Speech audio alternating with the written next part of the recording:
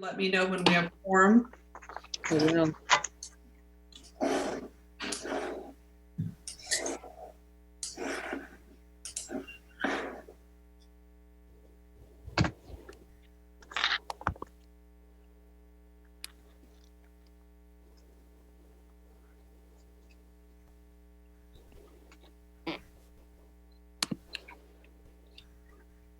Who's out here?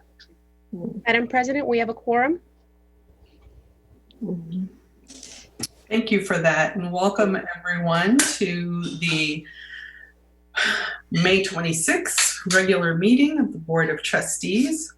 And we will start with a Pledge of Allegiance led by, let's see, who can I pick on? Led by President Gilkerson.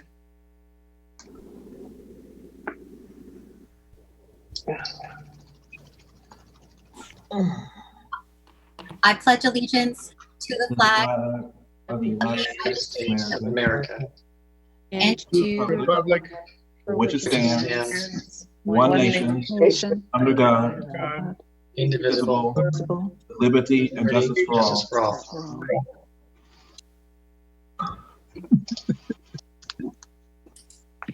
Thank you for that, President Gilkerson. And we will move to item 2.4, report out of actions taken in closed session. Madam Vice President.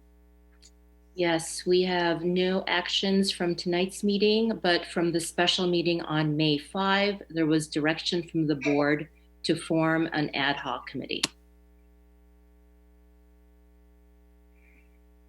Thank you. In addition to that, and I'll have more to add to that, the board officers are also considering an ad hoc committee for finance and budget and an ad hoc committee for board policy updates and revisions. And I'll talk a little bit more about that later. Any other report out from closed session today, Madam Vice President? No other report outs. Thank you for that. We will go ahead and move to approval of the agenda. May I have a motion? So moved. Moved by Trustee Withrow and second by? I second. And a second. Thank you for that. Madam President, we have agenda item 4.3, which is the risk management update. That's been removed from the agenda and will return to the June 9th board meeting. Thank you. Any other changes on the agenda? Seeing none, we'll go ahead and take a roll call. Thank you. Thank you. Student Trustee Contreras? Yes. Thank you. Student Trustee Stanley? Trustee Withrow? Yes. Trustee Brown? Trustee Handy? Yes. Thank you. Trustee Gonzalez-Yuen? Yes. Trustee Weinstein?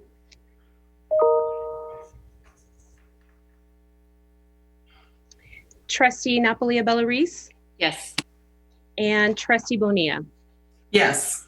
Thank you. Motion carries. Thank you. We'll move to item 2.6, approval of minutes. May I have a motion, please? So moved. Moved by Trustee Withrow and second by? I second. Second by Trustee Handy. Roll call, please. Just a correction, that was actually Student Trustee Contreras that seconded. Ooh, And we'll do roll call. We'll start with Student Trustee Contreras. thank you. Yes. Do we have Student Trustee Stanley in yet? Trustee Withrow? Yes. Thank you. Trustee Brown? Trustee Handy? Yes. Thank you. Trustee Gonzalez-Yuen? Yes. Thank you. Trustee Weinstein? Yes. Trustee Napoli-Bellarice? Yes. And Trustee Bonilla? Yes. Thank you. Motion carries. Thank you so much. Item 2.7, Associated Student Government Report. Students, where are you?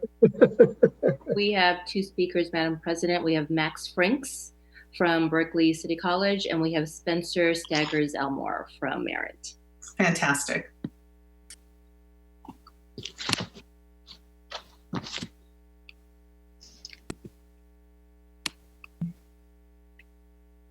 Hi there. Thank you for having me. For this past couple weeks, student body reports, we have successfully finished our graduation on May 22nd. Many students were very happy with the ceremony, and there were some nice features that complemented the online virtual graduation. Additionally, our elections are completed, and we have now elected a president for the next year, as well as a vice president of programs, public relations, and finance. We're still looking for a vice president of administration. And also, we are committed to providing virtual activities for the fall, and have been looking towards options to provide students with those types of activities in case of an entirely online campus and experience. So thank you. Thank you, Max. Spencer Staggers-Elmore. I'm here. Good evening, everyone. Good evening, Board of Trustees, student trustees, presidents. I just wanted to make sure I got everybody. I wanted to publicly congratulate our new president for ASMC, the one that's going to be serving for the 2020 and 2021 year, which will be Cooper. And I wanted to also congratulate Maya Henderson for winning the treasurer for the next year as well. I'm excited for both of them and what they're going to serve for the students, even whether it be an online learning platform or not. And I also wanted to say I am happy to see what the future holds for Merit. I'm happy. I want to give a shout out again to David. I see David's face. Happy to see our president rocking out. So hopefully everyone's doing well in the heat. Please be safe. Thank you for letting me speak. And that concludes my report. Oh, we're also going to have meetings to train these new senators as well. So over the summer, we'll be meeting with our presidents and making sure that everyone is trained up for the next year. So that concludes my report. My bad.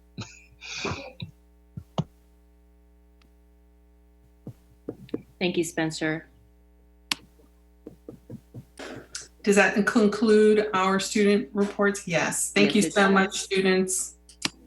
And happy graduation to all of those 2020 graduates. It was fun to watch. Unfortunately, I was only able to watch one of the videos because I don't think I had links to the others, but they looked amazing from what I was able to see.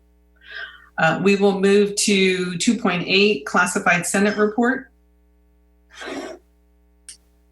Can everyone hear me? Yep. Good Yes. afternoon. Can everyone hear me? Yes. Yes. Yes. Good afternoon. Good afternoon, President Bonilla, members of the Board of Trustees, Chancellor Stroud, presidents, and guests. Tonight we have just one campus report. The report is from the Berkeley City College Classified Senate. The Classified Senate would like to congratulate the class of 2020 for their accomplishments and wish them much success in their future endeavors. This, by the way, is an acknowledgement echoed by all Peralta classifieds. The Classified Senate was rescheduled for May 28th to accommodate the Berkeley City College graduation. The following meeting is scheduled for June 16th. The Classified Senate is forming a group to attend and represent BCC at the California Community Colleges Classified Senate, aka the 4 Cs, Leadership Institute on June 8th through the 11th. They are hoping to nominate several Senate meeting members for area representative for the 4 Cs general constituency. The Classified Senate, finally, the Classified Senate will be forming a reopening work group to prepare for the eventual reopening of the BCC campus. That is the end of the campus reports. As always, thank you very much for your attention and continued support of the Peralta Classified Senate. Thank you so much for that report, Mr. Fisher. We will You're move. quite welcome. We'll move to 2.9, district academic support report. Sorry. Good evening. Can you hear me? Yes. Yes. Okay, thank you. This is Donald Moore, the president of the District Academic Senate. Greetings, President Bonilla, members of the Board of Trustees. I would also like to extend greetings to Chancellor Stanback Stroud, the college presidents, and members of the audience. This evening, as I sit at home at the board meeting, I am reminded that as humans, we are very adaptive to changing environments and conditions. Our faculty have finished their semester and are presently submitting their grades. I want to congratulate the graduates. This has been a somewhat tumultuous semester, but I'm sure they could all join, celebrating. I've had a lot around my house this weekend. Many faculty love the interaction with students. We are energized when the students light up when they understand a particular concept. The chancellor or vice chancellor will report on the number of EWs we have given by faculty or been asked for by students. For those faculty and students who are taking intersession at COA or are preparing for summer session, they know too that this summer will be mostly remote. Tonight, the Vice Chancellor Walters will give you a presentation on the budget cuts from the state for the next academic year that just starts very soon in July. The District Academic Senate has been very concerned with these cuts, and I have stated in the email that we will participate in discussions of the budget cuts for next year's budget, even though it will be the summer when most of our 10-month faculty are gone. In my 35 years as an educator, I haven't quite seen it quite this bad. We are waiting to see what the legislature and governor comes up with in June. In particular, we'll see if there's more cuts or whether there are more cuts in our categorical programs like we experienced 11 years ago. While we would have preferred all of us discussing the possibilities of major cuts starting in April, as we heard the state chancellor's office repeatedly tell all of us that it was going to be potentially worse cuts than the Great Recession we experienced 11 years ago. Having realized that we now know the degree of our cuts from the state, in the next few months, we will all have to work together collaboratively with the Senate, the union, the administration to come up with recommendations for the chancellor and for the board. I want to take a moment again to congratulate the graduates. I also want to acknowledge the caring and compassionate food distribution that's occurring at the colleges for the students and the community. I want to express my personal appreciation for the volunteers at COA who have distributed food on Monday, Wednesdays, and Fridays, these individual meals to those who have food scarcity. I have seen it grow from roughly 300 meals on each one of those days to today where they're going to be distributing over 800 meals. It shows you the need that's so great in our community. Thank you very much. Thank you, Mr. Moore. We will move into public communication. Madam Vice President, do we have any speakers? Yes, we do. We have 3 speakers, Madam President. The first speaker is Jennifer Shanowski. The second speaker is Andrew Park. And the third speaker is Chris Weidenbach.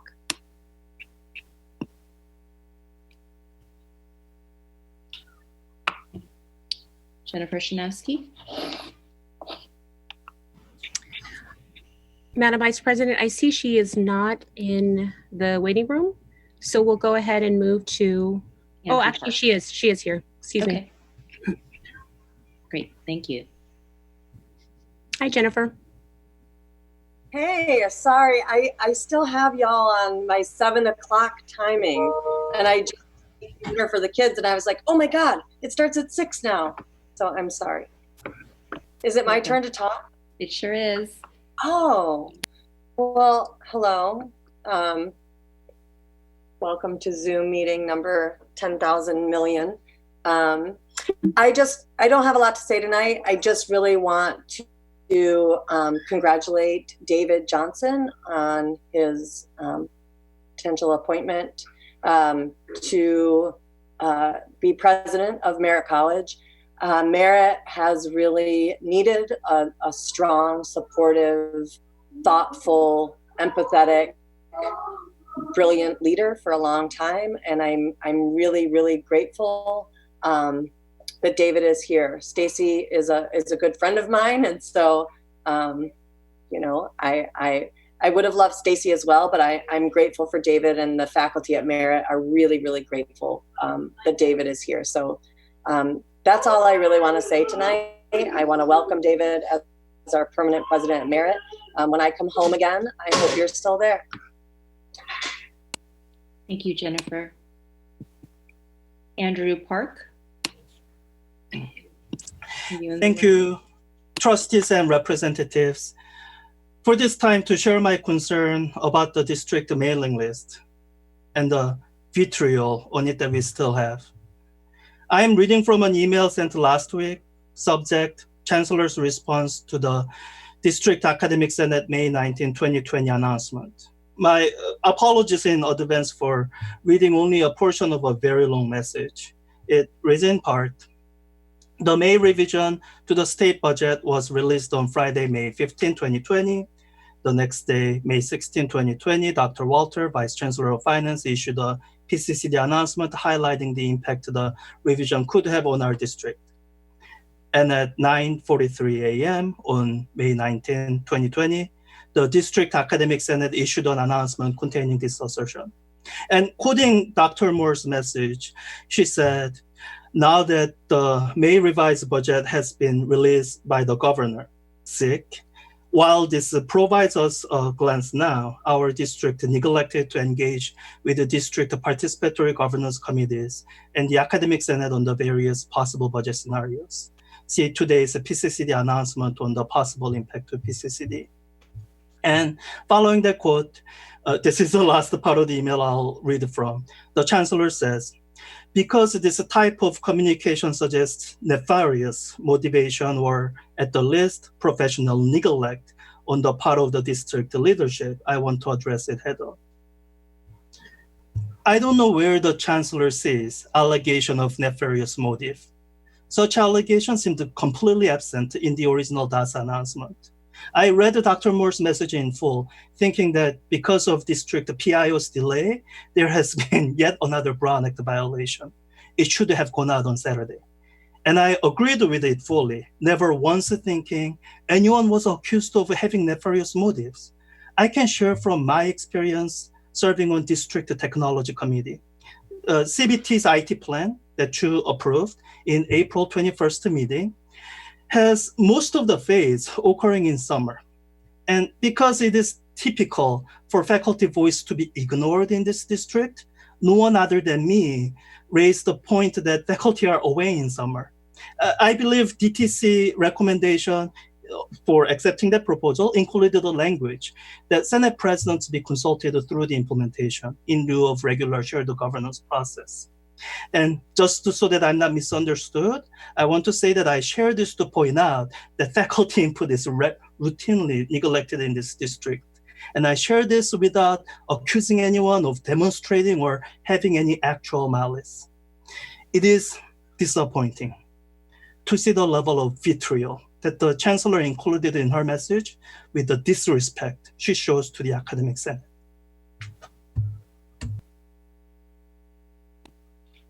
Thank you, Andrew. Let's move on to our last speaker of the evening, and that is Chris Weidenbach.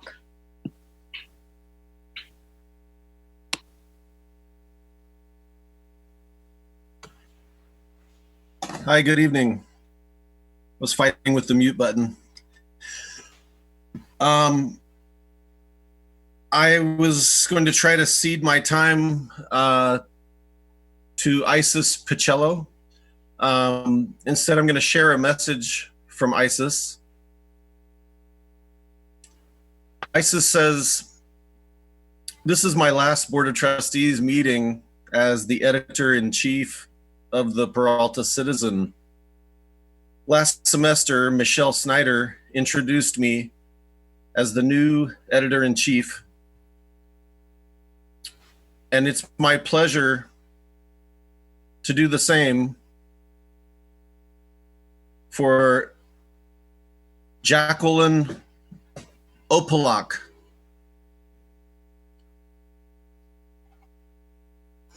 We have been honored to continue reporting remotely for the district and have never been more grateful to have transitioned fully online from the printed Laney Tower to now the online Citizen.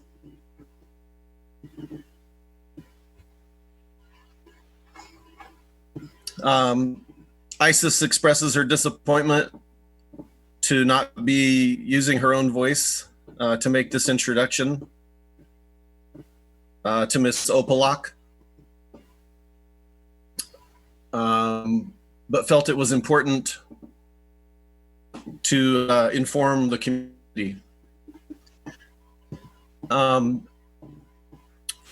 With a little bit of remaining time, I would like to echo what Andrew Park just shared. The efforts to replace what was a very useful function. In real talk, they're a mess. They're burdensome. They cause confusion. I'd be happy to share more details about that. I think anyone who uses these tools will tell you the same thing. And that's not despite people's efforts, I'm sure. Also, I'm going to leave you with a mystery. On your own time, please look up the word yammer and see if you find any positive connotations or definitions that fit with that word. I know that no one at Peralta invented the Yammer platform, but it couldn't have a worse name. Thank you all. I wish you all the best with conducting the real business of educating our community. Thank you, Chris. Madam President, that marks the end of tonight's public comments. Thank you, Madam Vice President. We will move into Chancellor's report. Chancellor Stanback-Schroeder.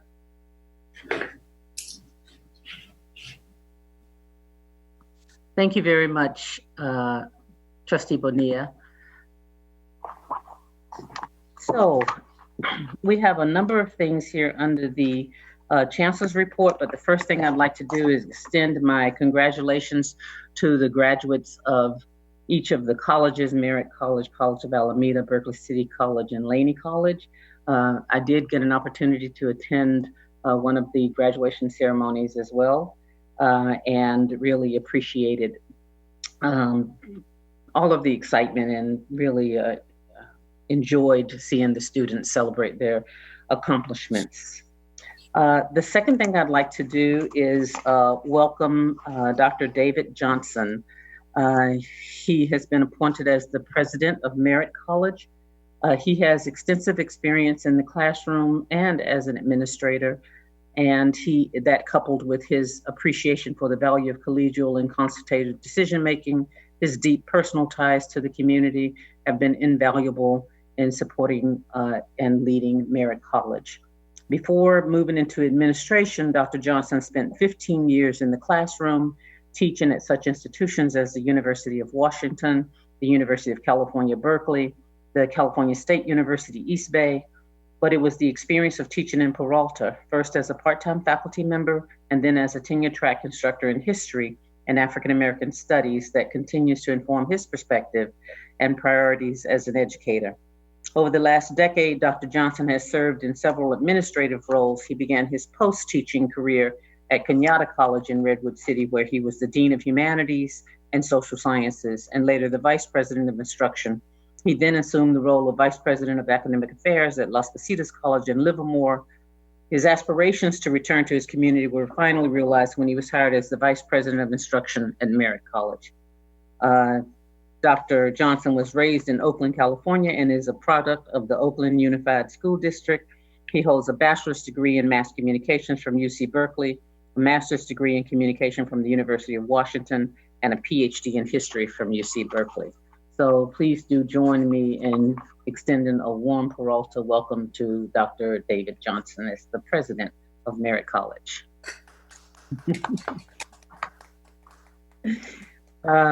The next thing I would like to share is, Brenda, should we do the, start with the resolution? We can do that. I'll go ahead and share the resolutions. Okay, thank you.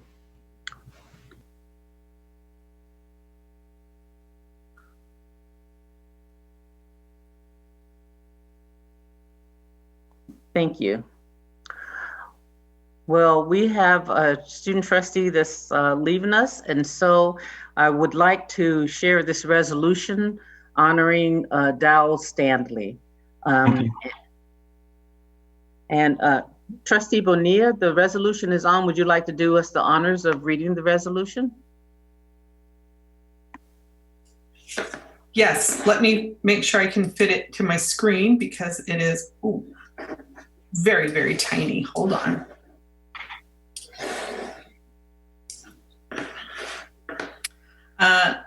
Yes, I would love to do the honors. So honoring Dowell Stanley, whereas the Peralta Community College District Board of Trustees strives to honor those providing distinguished and dedicated service to the district and wishes to recognize Dowell Stanley for his exemplary service as student trustee for the Peralta Community College District. And whereas Dowell Stanley has been a Peralta Community College District student trustee since 2019, now therefore be it resolved that the Peralta Community College District Board of Trustees honors Dowell Stanley for his many accomplishments and dedicated service to the district and students.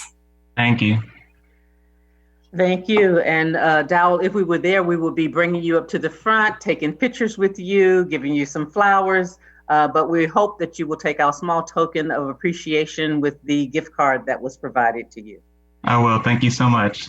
Oh, yay. Yay. All right. We're going to miss you. I'll miss you all, you guys too. I'll be sure to visit sometime. All right. We're counting on that. Dowell, I will miss you so much. All right. Brenda, thank you. Is that the end of the resolutions? Yes, it is. I can go ahead and share student trustee Contreras too, but it's similar, so. Yes. And is student trustee Contreras with us tonight? Yes, I am. Okay, well then let's see if you can, let's make that big, Brenda, so that Trustee Bonilla can read that one as well. Trustee Handy, you got your glasses on? I do. Let's have you read it. It's in both of us. If I can wait, can you move there? Okay. Here we go. Oh, of course, my computer's trying to lock up the screen now. My screen is locked. I'm sorry. I can read the first part, but then someone will have to pick up. It says, whereas the Peralta Community College District Board of Trustees strives to honor those providing distinguished and dedicated service to the district and wishes to recognize Romina Contreras for her exemplary service as student trustee for the Peralta Community College District. And whereas Romina Contreras has been a Peralta Community College District student trustee since 2019, now therefore may it be resolved, and my screen is locked, so someone will have to read the, oh, thank you. Wait a minute, hold up, wait, hold on. Okay, now therefore, may it be resolved that the Peralta Community College District Board of Trustees honors Romina Contreras for her many accomplishments and dedicated service to the district and the students. Congratulations. And Romina, thank you so much. You bring so much to the table. You have so much passion for what you do, and I hope you keep that and let it continue to propel you to whatever your choices are for the future. And for Dowell, you are an amazing absolutely sweet young man, but you also know what you're doing, and you bring a lot to the table. And I hope you continue to be successful in your endeavors as well. Thank you so much. Thank you. Yay. Yay. Hey, oh, look at you. Hi. I know you, since you guys never get to see me with my hair down. That's what it looks like. Thank you all. I appreciate every single one of you. You guys do tremendous for the students, especially during these hard, difficult times. Every single one on the board, all from the administrators to the instructors to the students. You guys have been amazing. And thank you guys for everything that you guys still do and keep doing for us as students. All right, thank you. Well, don't you guys forget about us. I won't forget. I won't forget. All right. And then also accept our small token of appreciation as well with your gift card. Thank you, Chancellor. Of course. All right, thank you. The next thing I'd like to share on my report, I shared a report of the California Community College Board of Governors presentation. On the 18th and 19th, the Board of Governors for the California Community Colleges received a report on the fiscal health monitoring of the I'm elevating my feet. They're swollen from the heat. Brenda, go ahead and mute Romina's. Yeah, thank you. Received a report on the fiscal health monitoring of the Peralta Community College District. That report came from Mr. Jim Austin, who has been serving as the fiscal monitor for Peralta. The board agenda item, I shared it with the board members, and it's available on board docs if you go onto the California Community College System Office website for the Board of Governors agendas. The board agenda item addressed a number of things, and then I was given an opportunity to provide 5 minutes of comment on the report that was given. I did provide some remarks, and in those remarks, let the Board of Governors know that, of course, these were some difficult times as people responded to the pandemic, and we have the release of the May revise, and we have what's on the other side of the hold harmless arrangement with SCIF.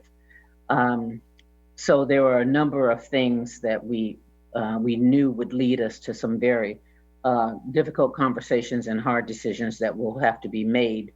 I also shared the progress on the FITMAC recommendations, where I reported 72 of the 75 recommendations have been addressed, and most of them are complete, and many of them are ongoing, meaning they're not designed to be complete. So for an example, if you are going to do certain communication or monitoring, enrollment management, that's all going. It's not a one and done thing. And then that there's a couple of negotiations, recommendations that require negotiations that we haven't started. But all in all, we have really done a wonderful job in addressing many of the recommendations. They inquired, asked a few questions, but expressed positive comments about the site that we set up that includes our regular ongoing self-assessment of the FITMAC, as well as the evidence that is listed to show it's not just that we said, yes, we're great, you know, but that we also showed the evidence that we met those recommendations. And when we did our self-assessment, we've done self-assessments, we did it in November and we did it again in May. It's been really wonderful to watch that score of 69, which represents a high risk, go down to what we termed as about 5.3.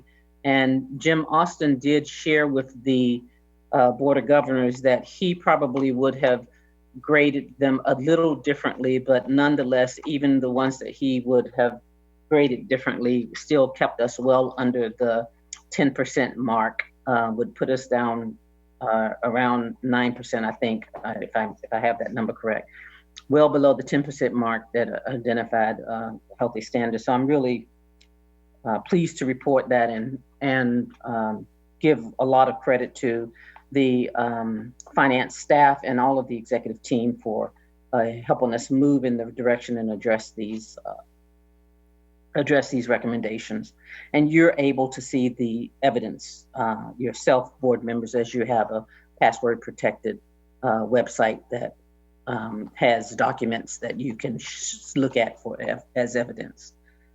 Additionally, Vice Chancellor Navarrete identified and Mr. Austin identified areas, one, identifying the improvements, but two, identified the challenges that remained. And those challenges include us responding to ACCJC and finishing out the FITMAC items, and board governance remains a major issue due to issues such as hostility towards staff, micromanagement, and conflicting agendas.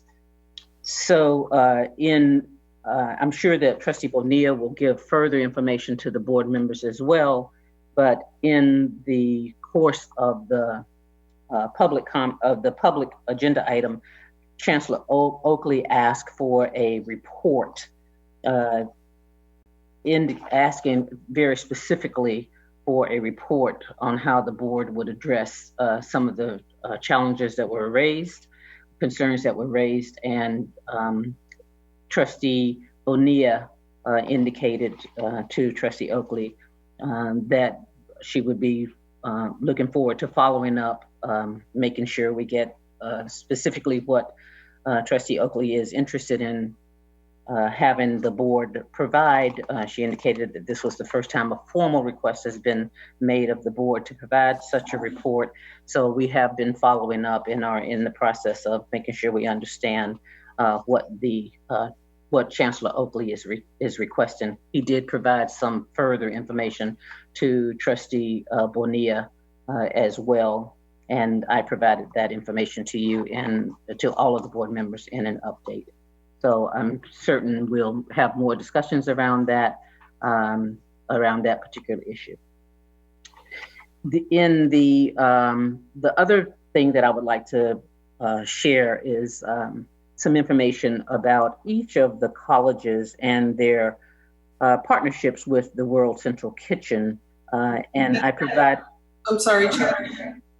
So before we move on to your college reports, I'd like to go ahead and tag team with you on the board, on the board's, my participation at the Board of Governors meeting. Sure.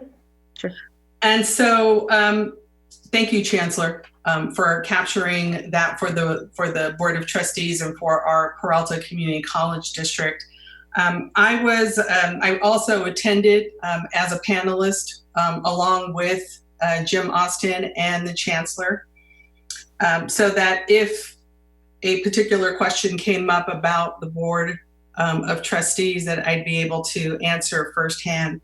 And what I did for them was I presented a context for them, reminding them why it is that we were here, we're here today before them.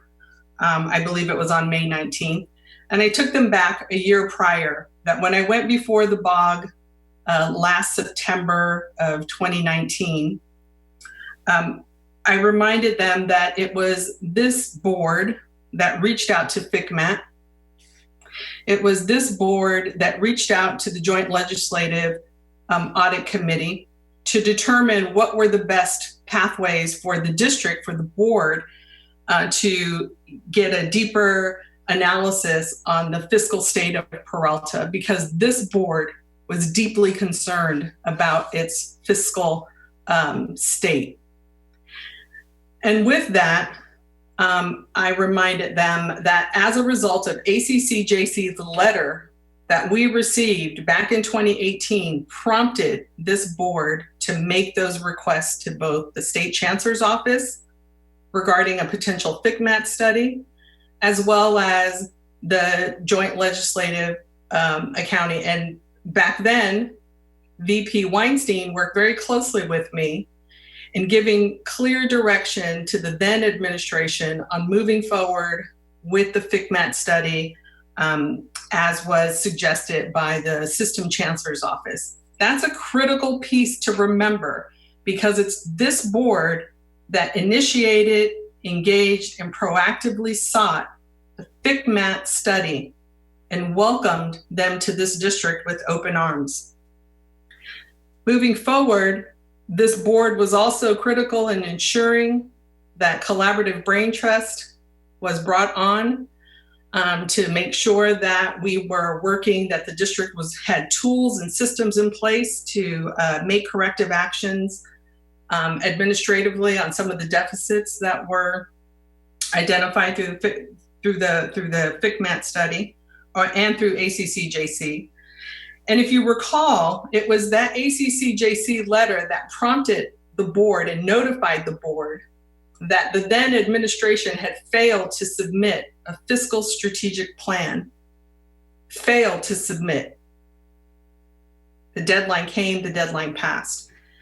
So this board has made some pretty significant strides, and I let the Board of Governors know that. And that it is this board who has brought you Dr. Sandback-Stroud, and this board who has brought you the restructuring and engagement of our OPEB. And so with that context that I laid for the Board of Governors, Chancellor Oakley then responded to a whole litany of a formal request, I should say, that the board provide a report. Now, I was a little taken aback by that because I had not been notified in advance that that could potentially be an ask. And so if the board would have known that there was going to be a specific or a formal ask of the Board of Trustees, I think our participation and our participation at this May 19th Board of Governors meeting, we would have attended with a different frame of reference. After that meeting, I responded to Chancellor Oakley and asked that I would definitely follow up with him to get more specifics and details about what type of plan he was anticipating, because again, this is a very non-traditional ask of the board. The board does not have tools from which they develop a set of reports or plans that we give anyone aside from ACCJC relative to board governance and fiduciary responsibilities of the Board of Governance standards. So Chancellor Sandback-Stroud reached out to Assistant Chancellor Oakley, and he responded directly to me with what you actually have in your board update from the Chancellor Sandback-Stroud. That detailed information is still unclear because we don't know what the dates are. We don't know what the format is. There's a lot that we don't know. But because we have already established an ad hoc committee that deals with CEO board evaluation tools and board development, I would imagine that we would be providing some feedback to the Assistant Chancellor's office. And then we thought about the board officer and myself, or I should say Vice President Reese, and I also discussed putting together an ad hoc committee for finance and budget, board policy updates and revisions, because that is what most closely aligns to the 13 or 14 specific areas under board governance in our ACCJC standards. So I will provide more context to you as that information becomes available to me. Thank you. And I can turn it back over to the Chancellor. All right, thank you very much. And I tried to share with all of the board members the extent of the information we had. I thought it was important for us because in the public comments, Chancellor Oakley did make reference to different choices and options that he would look to, and that included the appointing of a special trustee. And so I thought it was really important for the entire board to know the level of discussion that was taking place at the at the public Board of Governors meeting, and then have the details that Trustee Bonilla referenced.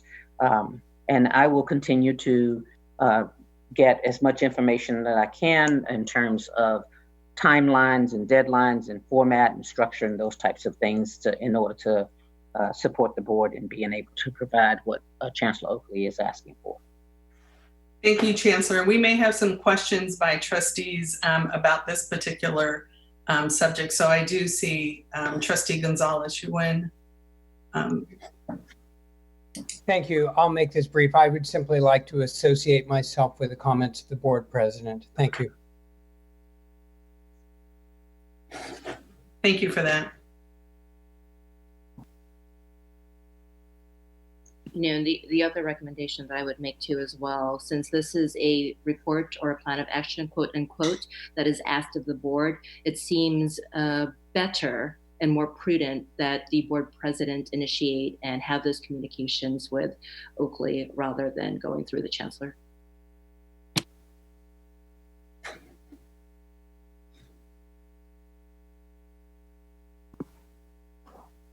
I'm able to support you in any way. If you, do not want me to follow through with that, that's not a problem. If you do want me to follow through, I'll be glad to, and however you think would be helpful.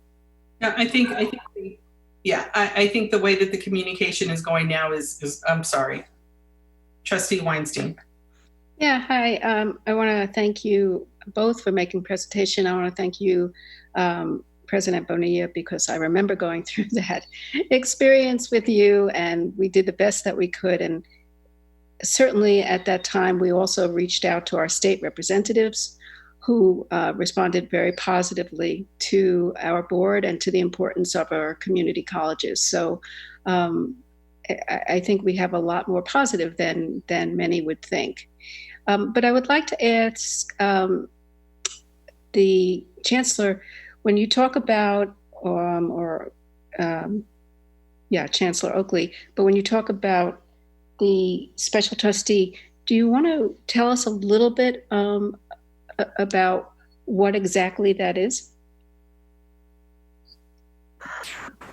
I don't know that I'm the best resource for the nuances of the special trustee. I know that Chancellor Oakley has a range of options according to the Ed Code, and that the appointing of a special, it could be anything from appointing a fiscal monitor, appointing a trustee that has a more limited role, and appointing a trustee who has the ability to remove one or some or all of the board members. So I'm sure that the Chancellor's office is in the best position to be able to, the State Chancellor's office, to be able to tell us the nuances of what the appointment of a special trustee would look like. My general understanding of this, and I know that in many cases there is history and there is context to be understood, but my general understanding from the presentation and from the comments that were made was particularly attention and concern around the governance, around board governance and the development of the board. And so I think that some of the things that have been contemplated in order to address those will be helpful. I think it will be very, very helpful for the board to look at its evaluation, its own self-evaluation, as well as some of the issues that were raised in the fiscal monitor's report, as well as in the Chancellor's comments. So, I'm sorry, Trustee Weinstein, do you have a follow-up? Yeah, I do. So thank you for that. I have two questions, actually. One is, I think that it's important that when the issue of a special trustee, whatever the definition of that is, I think it's really important that that be made public, because I think people are nervous about that. And if the Board of Governors is not explaining what it is, it's just something that I think is just frightening people, and I don't think that's the best way to move forward. So I'm hoping that we will get information about what that is specifically, and how those decisions would be made. Second of all, I do, and I do want to continue to support this. I do remember, I think it was in January or February, we were going to have Helen Benjamin come and speak with us about, or Dr. Benjamin come and speak to us about board evaluation. And so I do think that we made an effort. Unfortunately, COVID kind of stepped in, but I think that, as you mentioned, I think Dr. Benjamin will be coming back, and I think that's a very positive thing. Thank you. Thank you for that, Trustee Weinstein. I see that Trustee Ewan has his hand raised. Just to follow up, Chancellor, thank you very much for the clarification. In your clarification, you referenced the Chancellor Oakley's authority under the Education Code to appoint a special trustee and so forth. What specific sections of the Education Code are you referring to, please? I'll send those sections to you. Jim Austin did provide that to me at one time when I asked that question specifically. And if I said Chancellor Oakley has the range of options, but actually he has the range of options to make a recommendation to the Board of Governors. And okay, but you will provide us with the information that Jim Austin has provided you, yes, and any other information you believe would shed light on the Board of Governors' authority to appoint a special trustee. Oh, absolutely. In these circumstances. Yes. Thank you.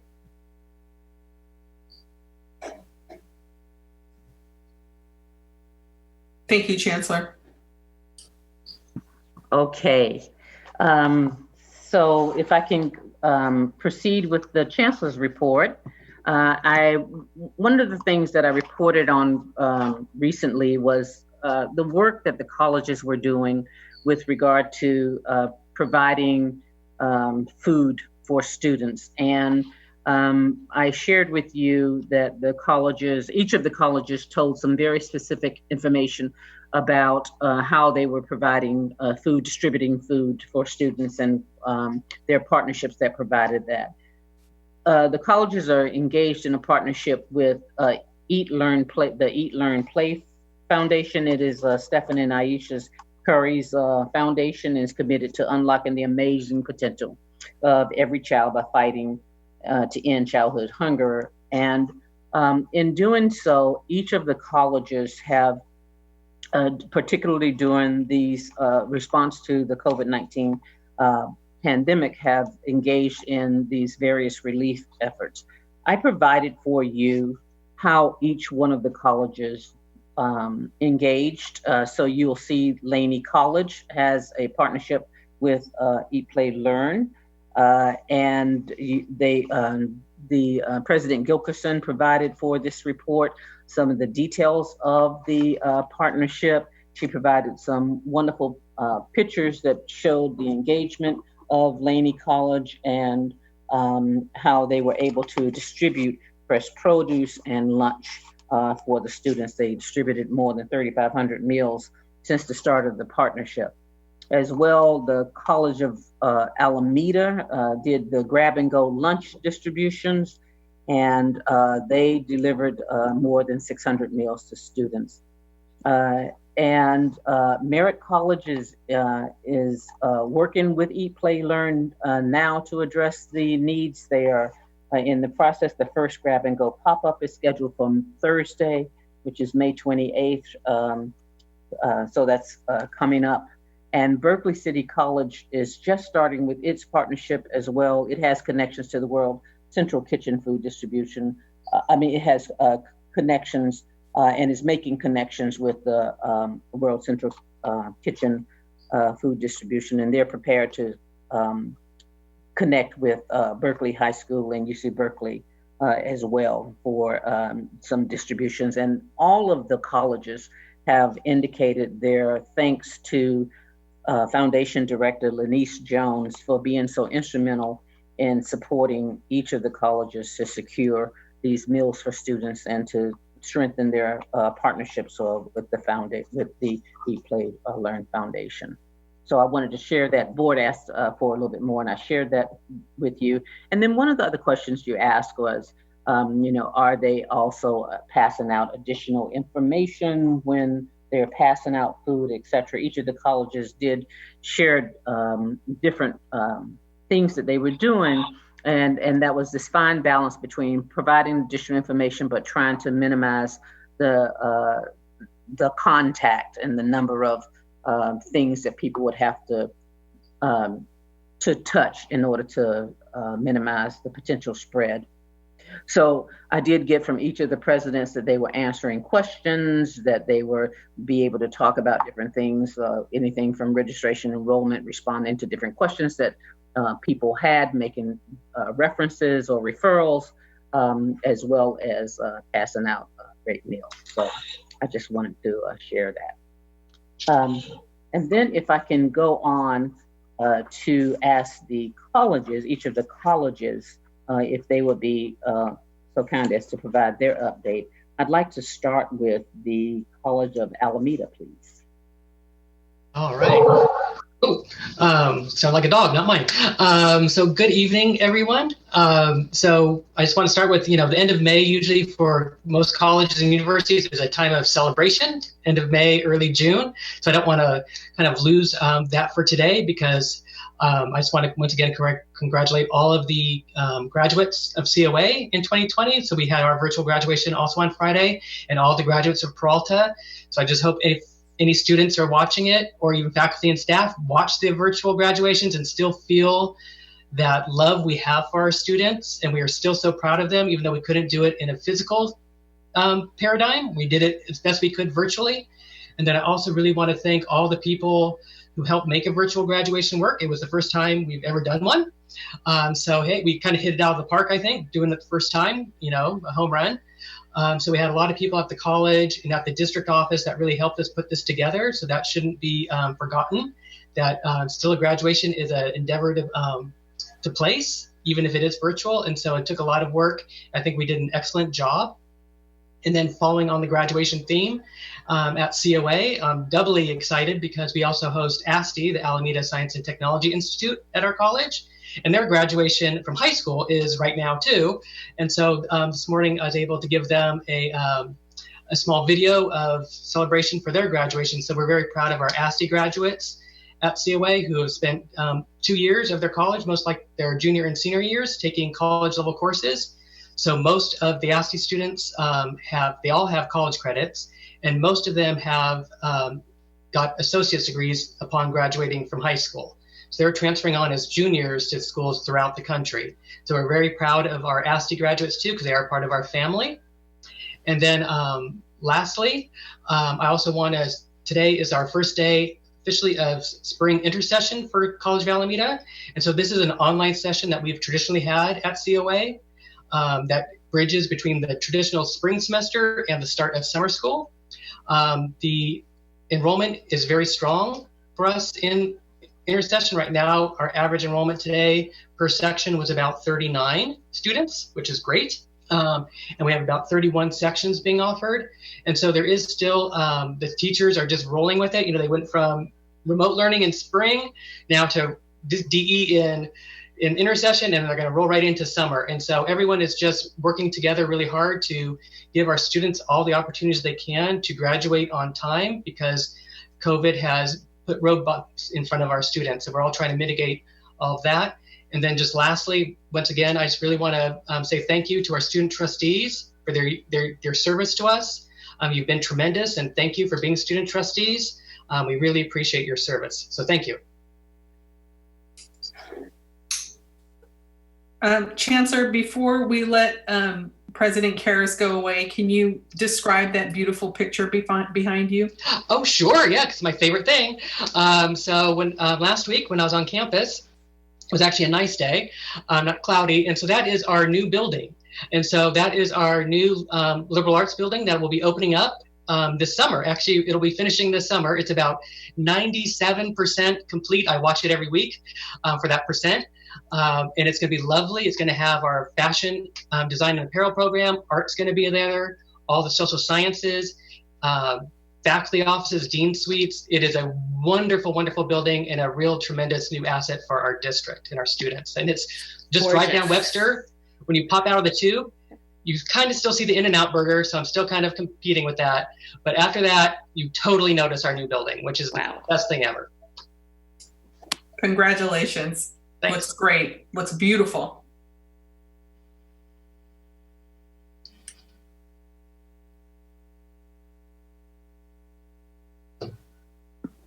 Okay, thank you.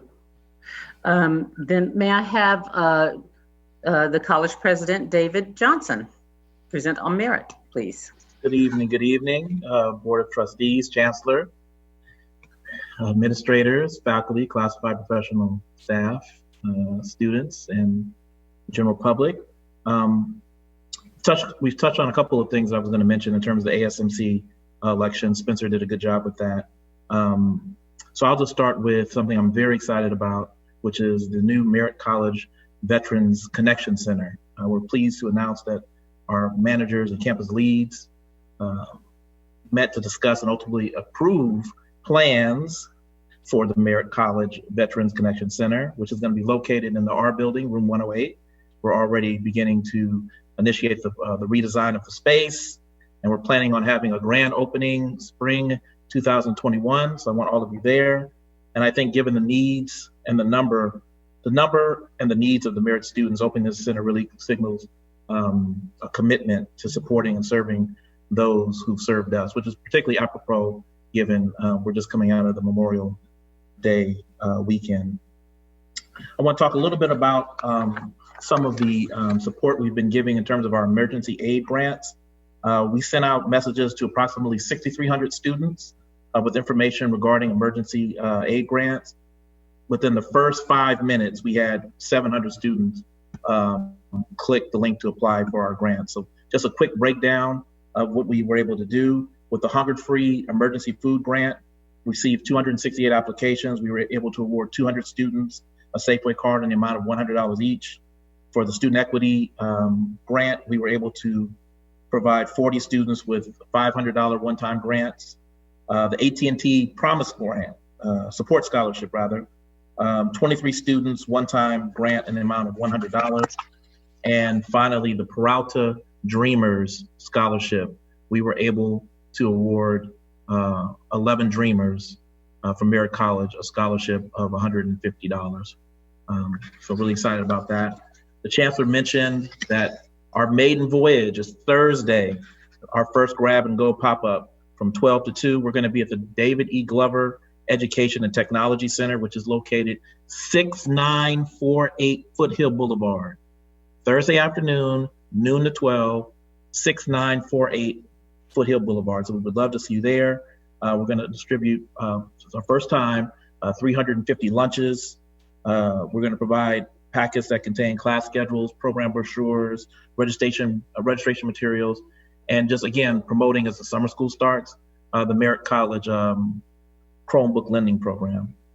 So we look forward to see you're all welcome to attend, and hopefully we'll see you there. And finally, I just want to say, just to echo something Tim said,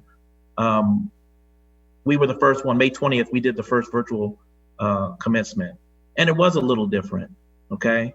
But I want to commend not only Doris Hankins on my campus, but I want to give a bit of a shout out to Delisle Warden, who helped coordinate all of the campuses to be able to participate on the contractual end. I know that's not always gets a lot of attention, but he was able to really help facilitate that process. And as I told the graduates, I mean, it's a virtual commencement. They're still entitled to wear that robe.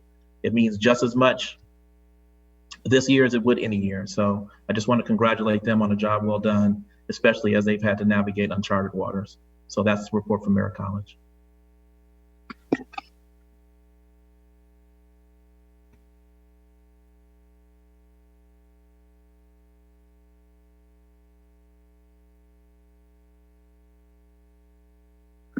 Here you are. Thank you very much, Dr. Johnson. May I ask Dr. Gilkerson to report for Laney, please?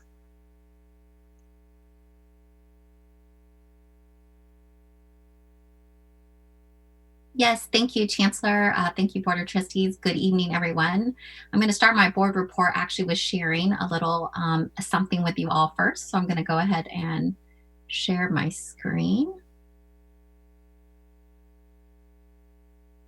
Okay.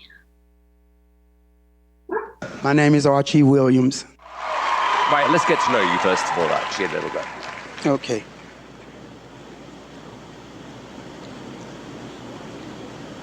I was just incarcerated for 37 years for somebody else's crime. Ooh. DNA freed me. Oh, wow. Oh, my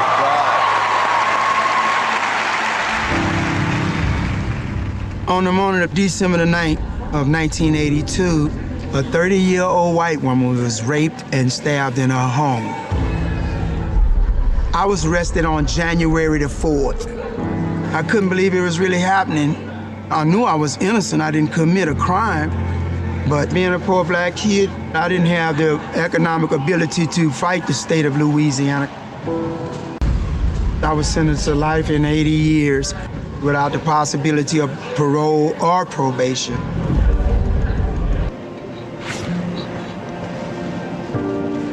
When you're faced with dark times, what I would do is I would pray and sing. This is how I got peace. I can't lie. No more of your darkness.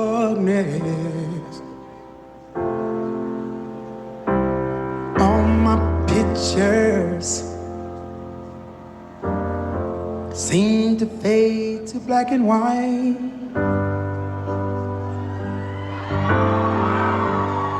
I'm going tired, and time stands still before me.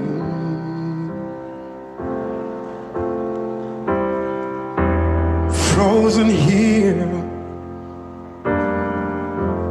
on the ladders of my life.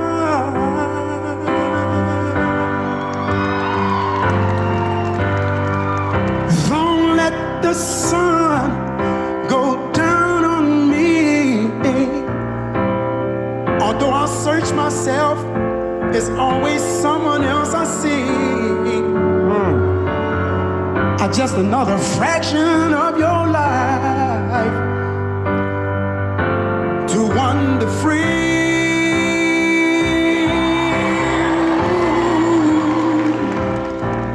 But losing everything is like the sun going down on me.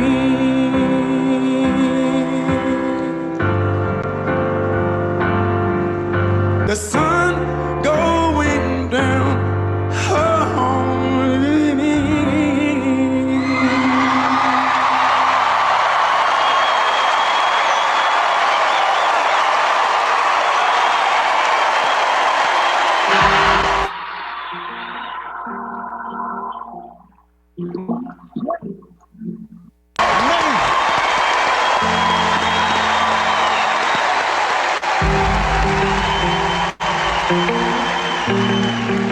Oh my gosh.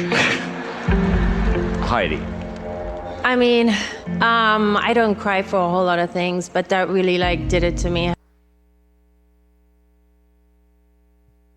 So I share this video, one, because I had the chance to meet Archie last summer with representatives from the Innocence Project and our Restoring Our Communities program director, Roger Chung.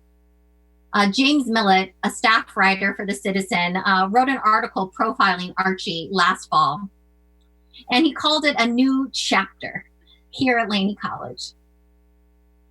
When we shared Archie's video on Friday, we were so proud of what he's accomplished and what he's been able to do in the face of sort of being incarcerated, wrongfully incarcerated for 36 years. And what he wrote back to us was, "I love my community college."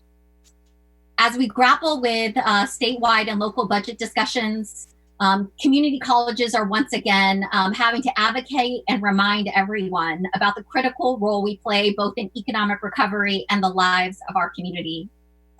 While celebrating the accomplishments of our students is one of my greatest joys, each year I am profoundly grateful for the classified professionals, faculty, and administrators who tirelessly work to bring light, understanding, love, patience, and unity to our community. You teach, you serve those who support. The recognition of our students is also a celebration of the strong commitment everyone at Laney and throughout the district make each day. We wouldn't have programs or things like this without the people who are here on the ground. These accomplishments are from that. So we are a safe place for students like Archie and so many others to write their stories wherever they want to start or begin or end. We are here for them. And so my profound gratitude to not only the graduates, but for people like Archie who trusted us with an opportunity to reinvent himself, take music classes at our college, and to put himself out there and love his community college. Thank you. Thank you, Dr. Gilkison. Thank you so much for sharing that with us. And, you know, just a side note, I actually saw that video this weekend because I secretly watch a lot of America's Got Talent. And I had no idea that he was connected to Laney College, so I'm so glad to hear of this connection. Okay, and then last but not least, if I can ask Dr. Angelica Garcia to share the Berkeley City College report. Thank you. Good evening, members of the Board of Trustees, Chancellor, my colleagues on the call. I'd actually like to begin by again congratulating Dowell and Romina for their acknowledgement today for your years of service and representation of the students, of the Berkeley City College students. Just thank you very much and wishing you all the best in your future endeavors. In addition to the items that were in the board report, I do want to take a moment to highlight a few components. And one of them is that before you this evening, you have the Puente Program project contract. We are absolutely thrilled at Berkeley City College that we will now take part of this statewide effort to support the Latino, Latina, Latinx communities, to reduce and eliminate the equity gaps that impact our students. And I'm thrilled to have faculty leadership with Adriana Regalado and Chris Leboplanas as the two faculty members, Adriana being counseling faculty and Chris being our English faculty, to help us roll out this inaugural cohort. I don't think that it's lost on this board to know and the work that we do in this district to support from a cultural affinity perspective, engaging with students and providing them with the academic excellence and the student support to view their stories and their cultural stories and the stories of their peoples as part of the academic curriculum is something that certainly is one that promotes student success, promotes community, and we're thrilled to participate on this statewide project now. As an added bonus, it's wonderful that the main office for the Puente project is at UC Berkeley, and so really looking forward to the work that we'll do with Julia Vergara as the director of that area, and hoping that BCC will, in rolling out this first cohort of 30 plus students, will gain momentum and success so that we can support our growing Latinx population of students, which is now at just above 26% and growing. So this is our effort to be responsive to the community needs. I also want to share with you that earlier this afternoon, the beloved faculty of Berkeley City College hosted a beautiful memorial for Joe Doyle. In this late afternoon, there were easily just over 80 participants, faculty members, classified professionals, administrators, former students who came together. And though they were not able to provide the memorial service in person, what a beautiful wonderful and rich opportunity to hear the many ways that Joe Doyle impacted so many people, and really his marks of leadership and creativity and faculty support and leadership engagement.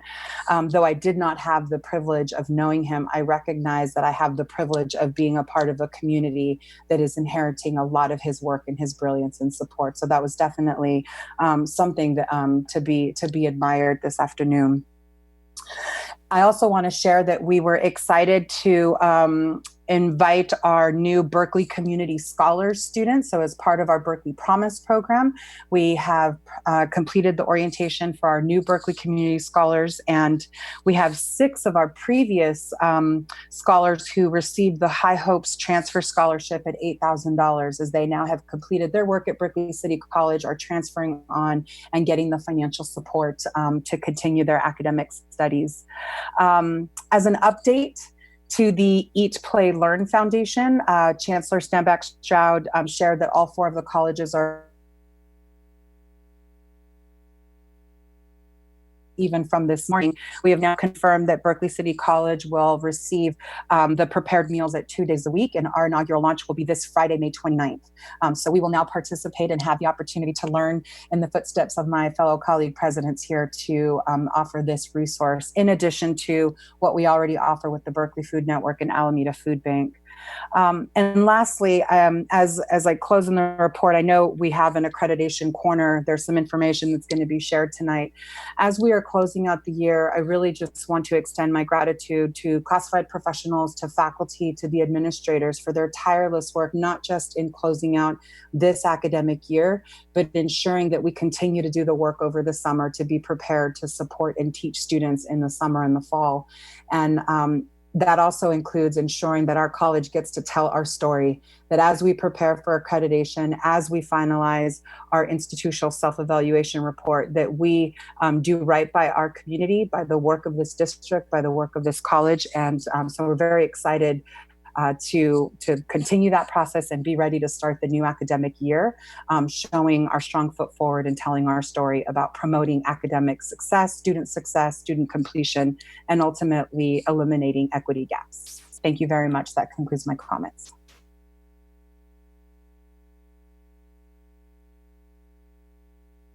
Thank you very much, Dr. Garcia. And Trustee Bonilla, with that concludes my Chancellor's report. Thank you so much for those reports. Trustees, do we have any questions, comments, statements? I will go to, doesn't look like we have any hands raised. And that will move us. Trustee Withrow is trying to get your attention, Trustee Bonilla. Trustee Withrow, yes. There we go. Thank you very much. I just a quick one, and get to the comments from the Merritt College and the establishment of the Veteran Center. I think that's the 4th in the Peralta district. But I'd like to. I'm on the executive committee for the Veterans Caucus for California, and it's something that we have found extremely valuable for veterans. Especially those that have been exposed to combat. And we have just an awful lot more than what we really recognize that have traumas. And it's important that you collect veterans together where they can chat among themselves, because nobody else that they talk to would understand what they're talking about. And the only point that I'd like to hopefully you'll get into is having a counselor that is VA trained. VA provides training for counselors to, and it's not a full-time job, but it's an important job to work with the veterans and have them focus on what their strengths are and how they can put it together within the educational community. That's all. Thank you. Thank you for that. Trustee Weinstein. Thank you.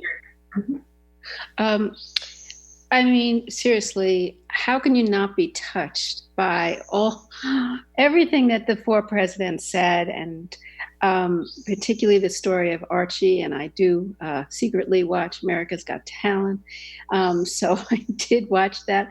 But he's an extraordinary person to have that resilience and to come forward. And I certainly thank the people in the community who are doing so much work in terms of the Innocence Project and the Clean Slate Program. But I just want to thank our presidents, because you're doing extraordinary work, and each one of you are really working so hard to get really good stuff going on in your colleges. And I just wanted you to know I'm proud of you. I think you're terrific, and I just want to thank you for the work that you do. Thank you. Yeah, I'll just quickly piggyback on that. Just hearing the four of you speak, one wonders whether we're actually in a pandemic, COVID-19, because you guys are doing such amazing stuff. And clearly, you all are forging ahead in innovative, creative ways that are responding to our students' needs. And you are not held back by our current circumstance. So thank you for your tireless work, because it's pretty amazing, impressive. And our students, all of them, are I'm sure incredibly grateful.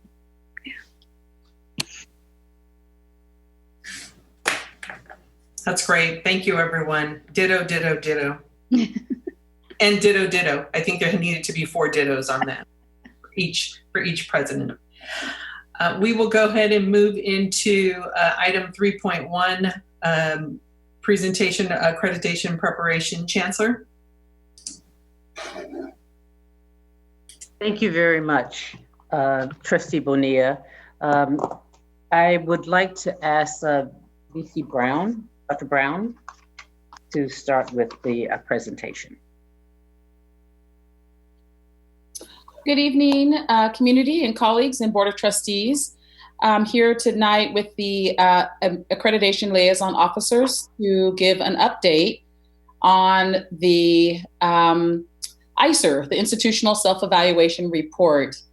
And I want to start this show here. I want to make sure everybody can see that. Is that a yes? I can't see anything. Okay. So far, it's just a black screen right now. Okay, let me try again.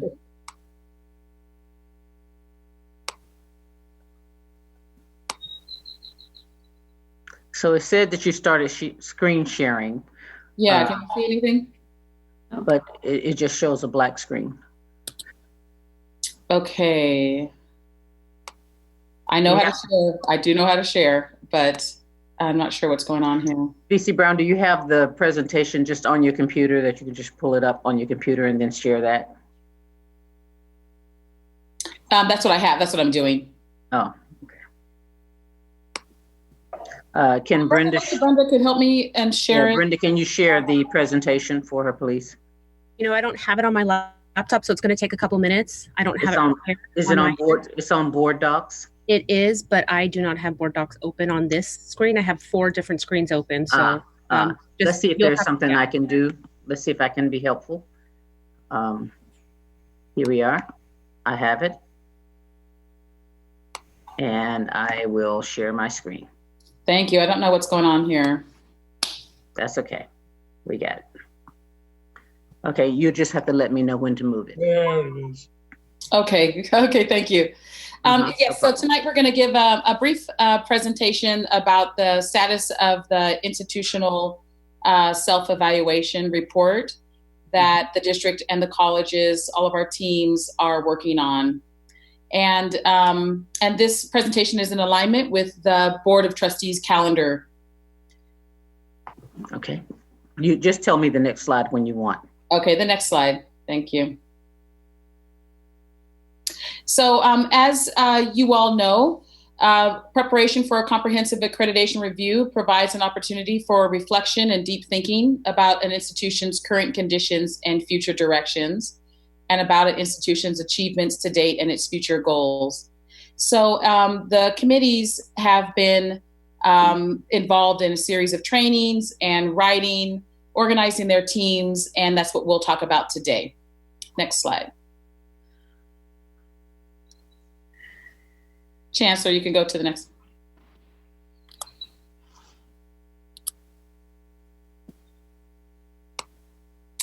So the accreditation standards are organized as follows. It's Standard 1, which is a reflection on the mission, the academic quality, and institutional effectiveness and integrity. And Standard 2 is organized around student learning programs and services, instructional programs, library and learning support services, and student support services. And Standard 3 is a focus on the resources, organized around the themes of human resources, physical resources, technology, and financial resources.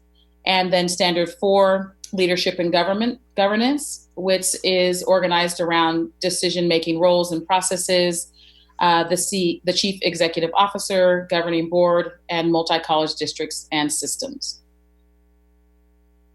Next slide. Thank you.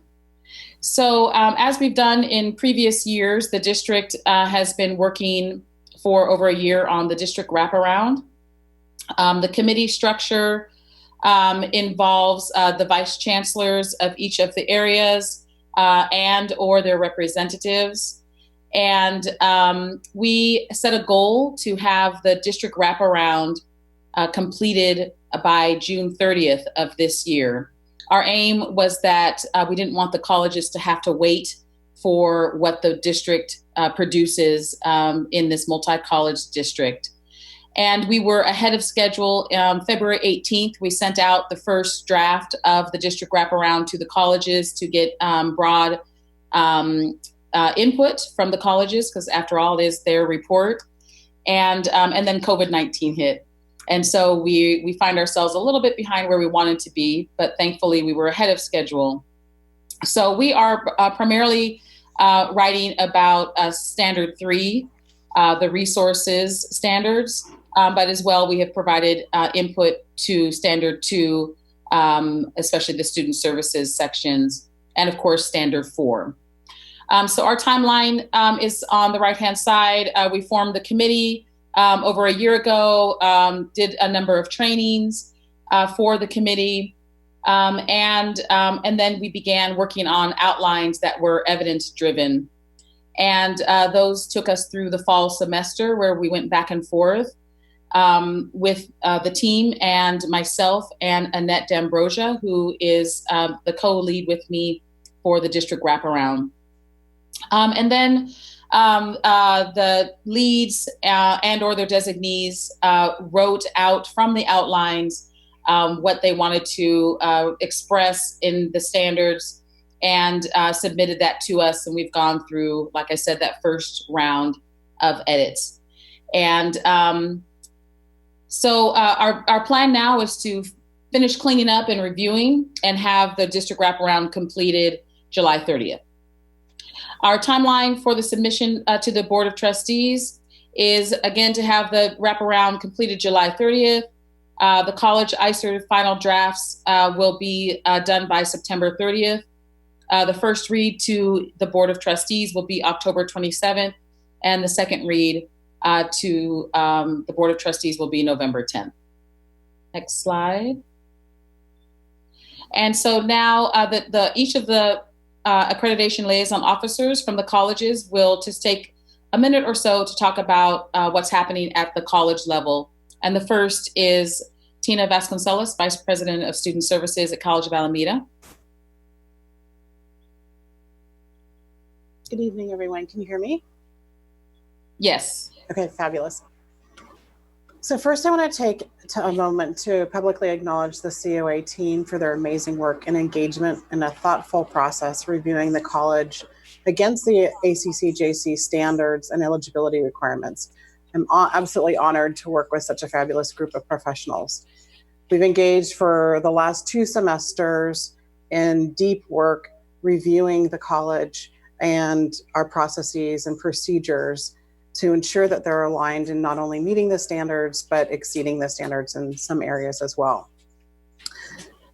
So our process is that I serve as the lead for our team, so to speak. And then we have the structure that we have at our college is each standard and substandard have a minimum of 2 leads.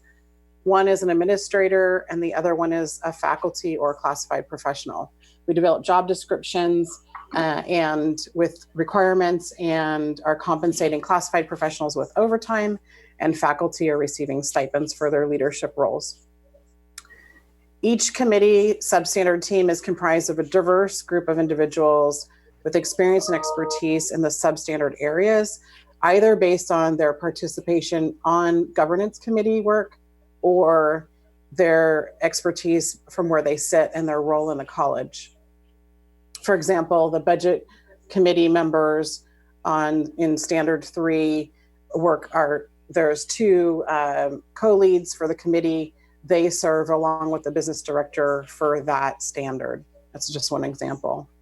We have approximately 60 classified professionals, faculty, and administrators that have engaged in a reflective review of the college over the past several months. The ICER status, which is the second part of the slide. The majority of the teams have completed their respective narrative responses and are finalizing the collection of evidence. A few are finishing up this week with a final deadline this coming Friday. A final draft will be completed by the end of June. And then in July, design elements will be added along with editing for one voice throughout the entire report. The college will continue to update evidence as appropriate throughout the fall semester as well, up until the visit. And we will have a review session during Fall Flex, as well as during September in the governance meetings to ensure that we have the broadest participation and voices. For the quality focus projects, for the College of Alameda, the way that we developed this was we worked with different governance committees and came to the college council in the end to approve. And so it's been fine-tuned over several meetings, over several times, with participation from administrators, classified professionals, and faculty. So ours is focused on full and seamless student services and instruction integration that's tied to the Vision 2022 goals. So the activities involved and the focus projects include guided pathway implementation. Essentially, it's continuing the work that we've been doing, but doing a deeper dive into really breaking down the silos and pulling together the college so that we're seamlessly serving the students, integrating student support and services with instruction. Obviously, continuing the mapping that we've been doing and achieving institution-wide reform. The other piece is closing the achievement gap or the equity gap. And this is capitalizing on the guided pathways work this year, which was completely focused on equity. We'll continue to focus on our marginalized and minoritized students to ensure that not only they have access, but equity and success. While the concepts have been vetted, the essay will be fleshed out in the next couple of months, and then will be vetted in the fall along with the full report through all the governance committees, along with the senates, including the student senate. Thank you. So next is Cooney Hay, who's the Vice President of Instruction at Berkeley City College, and she serves as the ALO. Good evening. Good evening. I would like to start also by thanking the entire BCC community for its really difficult work, especially under this COVID challenges that we faced this semester. But we charged right on with the planned timeline, and we are in a very good status right now. So I would like to start off with the broad participation perspective.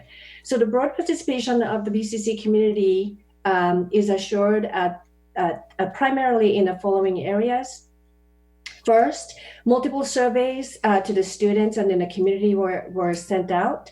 And so a new student survey was conducted in September 19, fall semester, and an ICER standard related survey was conducted in January 2020, which really helped us to really understand where the college community and then the community at large is at with the ICER process. So that the survey results are included in our reporting, and we were able to put it in the standards. Second, BCC community training with ACCJC and other entities as a large community such as California Community College Chancellor's Office, Statewide Academic Senate, and the research and planning groups held many trainings, and then as much as possible as a community, we participated in those training in the fall.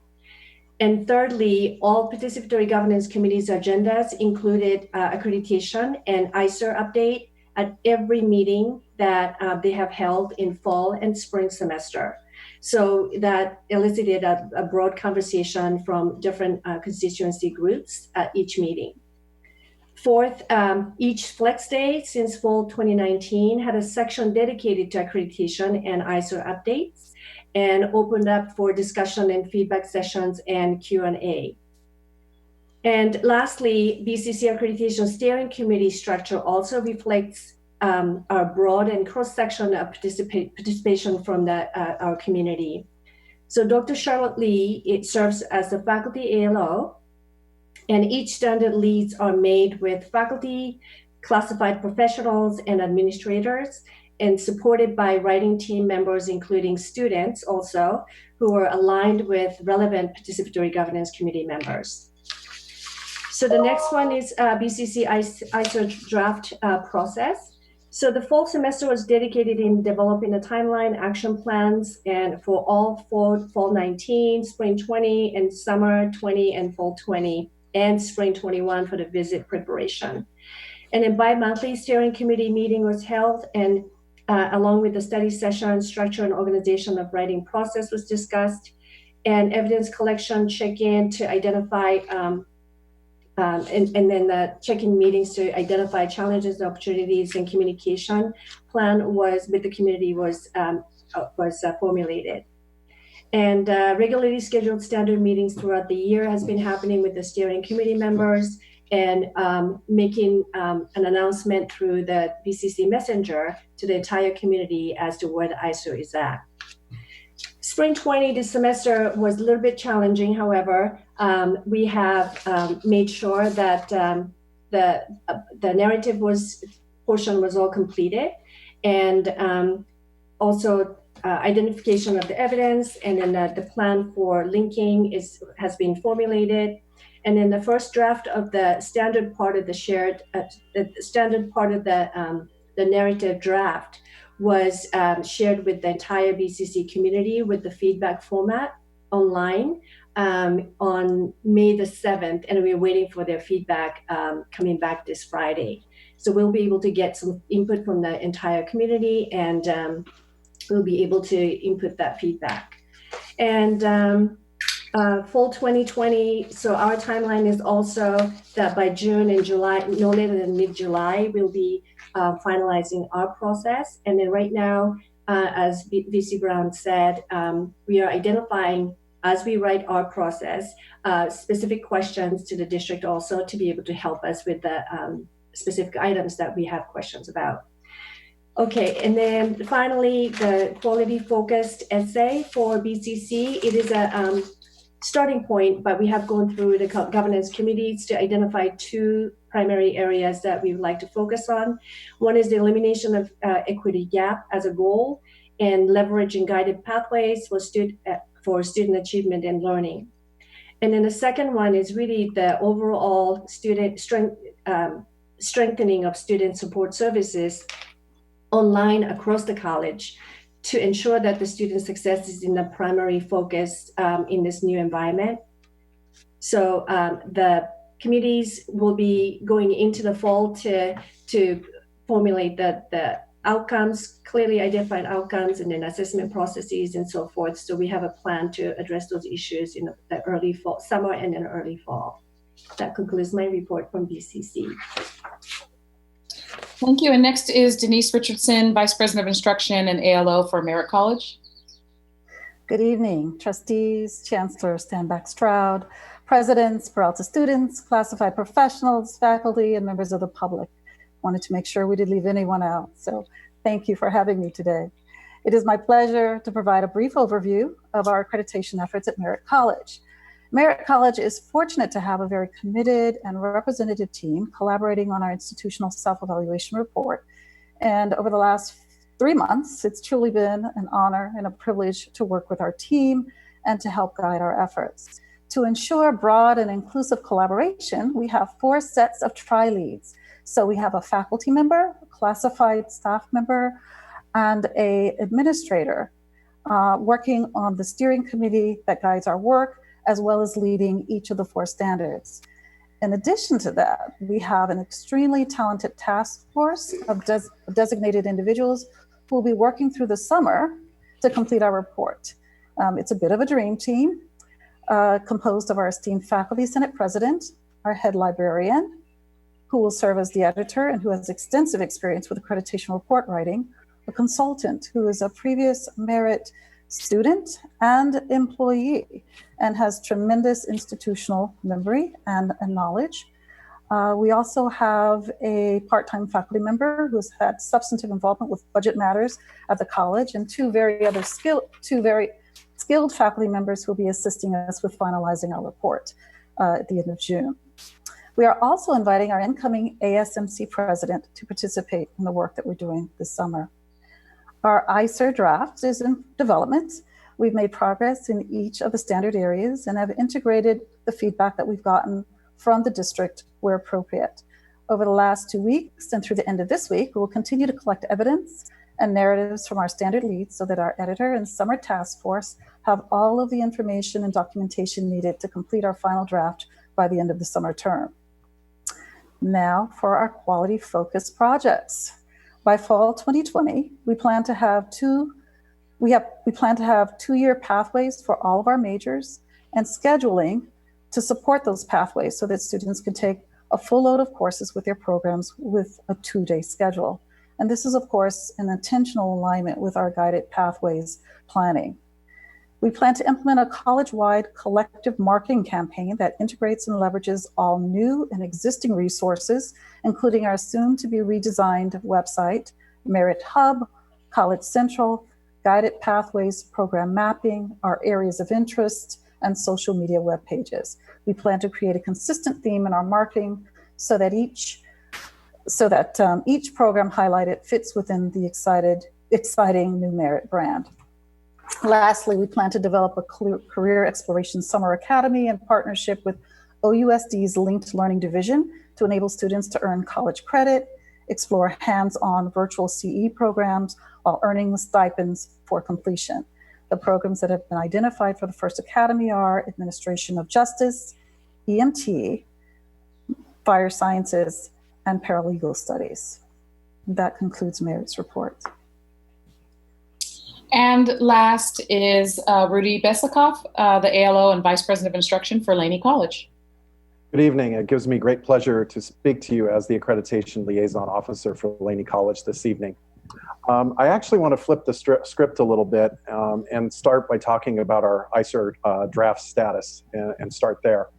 I'm so happy to report that we actually have had 3 drafts of the full document during spring semester that have made their way through our shared governance committees. But in seeing it, and I'll talk about this in a little while, they have been giving us nods of recognition rather than looks of surprise or awe. This last pass has included reporting through to our classified senate, which actually made a special meeting date to welcome me, as well as our faculty senate. We're going to be taking all of that feedback and going through our summer revisions, which I would call final touches, and we are on track to bring it back to our college and then to you as the board for final approval in the fall. A lot of this work I'm going to talk about today is due to the efforts of many, but I'd like to take this opportunity to acknowledge our accreditation coordinator, Chris Weidenbach, as well as my staff assistant, Casey Fromm, EOPS Cares Director, Cynthia Alvarado, and Chelsea Cohen, who have really given this thing shots of energy where it was desperately needed. So in talking to you tonight, and I see the bullet point here says broad participation, it actually is not participation at Laney.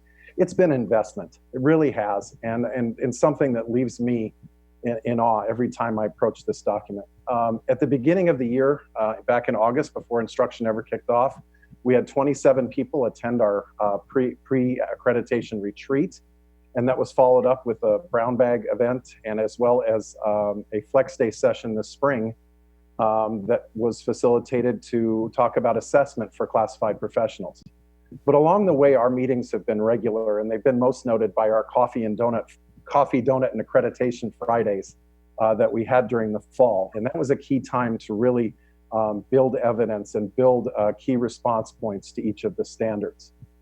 And really, it was a time of introspective thinking and introspective learning. And if you're going to learn, why not have a Canvas shell? And I have to express special appreciation to our distance education coordinator, Chelsea Cohen, who actually built a Canvas shell inside which we've done all our work with accreditation since August. It began with posting ACCJC resources, including the online training. And just as a fun aside, I'll tell you that everybody who did the training and had the certificate, we had almost kind of a running competition to have everyone post a selfie with their certificate of completion or their Bitmoji. And the first person to post, of course, was our fearless leader, Dr. Gilkerson. But along the way, within the Canvas shell, we also had our files where we built up our responses to the standards and essentially made it our sandbox for work, discussion, and production that went on throughout the year. Who did this work? Well, it wasn't committee structure. It was actually all of our committees. We aligned them with the standards. For example, for the standards that spoke to our schedule, we handed feedback for that to our Strategic Enrollment Management Committee. On the subject of awards, whether it be degrees or certificates, in addition to our curriculum committee leadership, we had our CTE advisory committee give input. As far as support services for students, the work of our tutoring coordinator, Ian Lotta, as well as the library staff was invaluable. But it was actually our distance education committee that undertook the work of giving feedback on that standard. And while the technology standards obviously would seem to be the technology planning committee, I would be remiss if I did not mention them, because they have probably, as far as individual authors to the standards, contributed the most to date. And really, it has been a collective process of all of us working together. And we have been completing, as I said in the spring, 3 complete drafts that we have posted for the college to view. So as we move forward and we look at kind of our eye into the future, that's our quality focus essay. And in terms of our hopes and our dreams as we move forward for our students, there are 3 main things that we looked at. Number 1 was the implementation of our guided pathways work. Our work group at Laney has done outstanding work with its inquiry groups to help us identify our students and their voices and hear what it is they say and work towards so many things. And really to talk about the steps that we're going to take moving forward with guided pathways, including the work we're doing right now as part of the statewide mapping project. That's going to be invaluable, and it'll be wonderful to tell that story as we move forward. Also, I appeared before you a couple months ago to talk about the work of our CTE online grant. Well, this is another point of focus for our quality focus essay, because it's the work and the great things we're going to do, they're not going to stop with that grant. They're going to continue with institutionalized efforts toward online education for students who have career education goals and aspirations. And then the final thing that's a point of focus for our quality focus essay is going to be the work, the great work that our college has done to address student basic needs. As you were aware, we actually hosted the statewide Student Basic Needs Conference in December. You've heard from our president about the many things that we do to serve students and to meet basic needs. Well, what we want to do is talk about that sustained effort and what impact it is having on student achievement. And that's something that is very important. So I'll leave you tonight with 2 numbers that really tell the story of the ICER at Laney College. First is the number 78. That's the number of people, faculty, administrators, classified professionals who have contributed this document literally by writing as part of our Canvas shell and answering our standards. And then I'm very proud to give the number 310, which is the number of pages we've produced so far. The ACC suggested page number is 250. So as we go forward, we have lots of great content to work with and many things as we tell the fantastic stories that we do about Laney College in our ISA. Thank you. Thank you to the ALOs, to the college teams, to the district team for all of the work so far. It's been great work, and especially in these challenging times, so it's greatly appreciated. And that's the end of our presentation. Thank you, Chancellor, for showing. Can I make a comment, Madam President? I have to say that I know that many people listening to accreditation may not necessarily be fun or titillating or very interesting. I love this. I think that this is such amazing work that you all are doing, and I'm glad to hear from each and every one of you and the ways that you had garnered broad participation. But also, when we think about ACCJC, when we think about accreditation, it is the most important thing, and there's several different ways that we could all go about doing it, right? We could say that everything is wonderful, and that's what it is. Here, we're going to send it to the commission. We could say that that we have challenges, and this is what that is, and we sent it over to the commission. But I think what's really important, and you all have worked with the different people on the commission as you write this and as you work with the trainers during some of the conference seminars, is that what the accreditation should do, and I hear from every single one of you that it's doing it, is that it brings people together that would maybe not otherwise work together in the way that they are working together on these particular reports. You're working collaboratively, and you're thinking introspectively about your particular colleges. Where are our strengths? Where are our weaknesses? Where can we get better? Where can we be much more honest about the ways in which things are not working well or are working incredibly well? And just hearing the four of you, I am excited to see your QFEs. I am excited to read your ISERs. And I hope that this was a very thoughtful reflection and active process that doesn't, after it's sent to the commission, stay on the shelves, but becomes part of your day-to-day. How do we continue to get better for our students? How do we continue to meet the needs and goals that we have put for ourselves? And with you all leading the task, I am thrilled and I am excited. So thank you for the hard work, you and the many people that have been brought together to write this incredible task and incredible report, Credibilizer. Thank you. Thank you, Trustee Reese. I have Trustee Brown in the queue. Thank you. Thank you very much for the report to the college presidents and to the Chancellor, and to Dr. Brown. Very much appreciated the work on these accreditation reports. I do have a question regarding the student success metrics, and I'm wondering about the measurement of the student success in the reports. I've been working with the Committee on African American Success for the community college system, as well as working with student services on reaching out to our students and trying to help them through the period that we're undergoing now with COVID-19 through a LEAD project.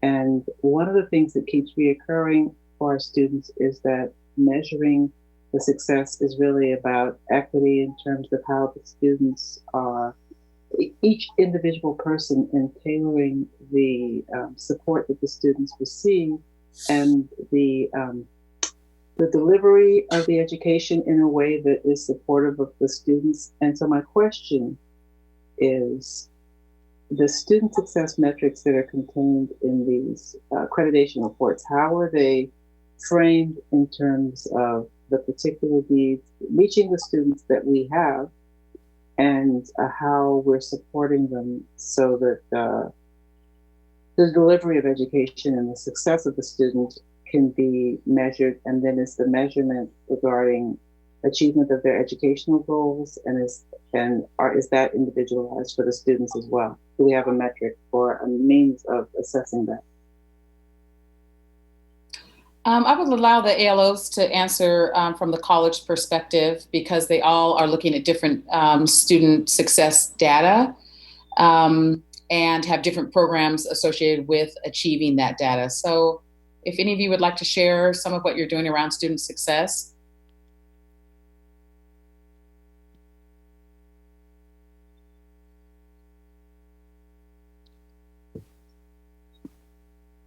You know, Trustee,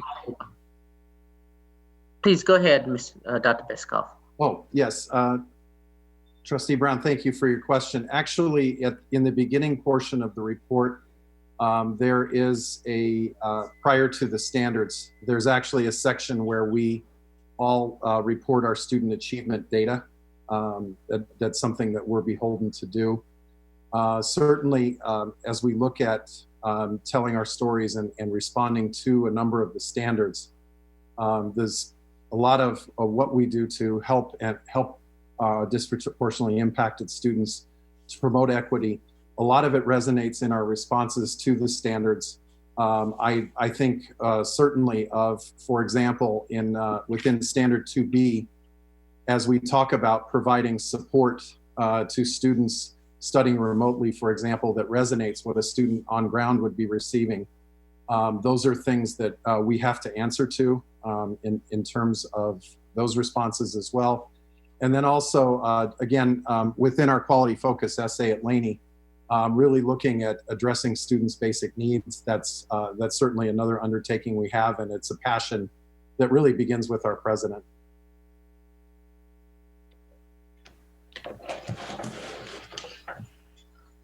Chancellor, were you also going to answer that question? Thank you, Trustee Brown. I was going to say, because at that moment, none of the ALOs were speaking up, that I can have them consider that question and provide it to me, and I'll make sure that you get a more extended response. Thank you. I appreciate that as well. All right. All right.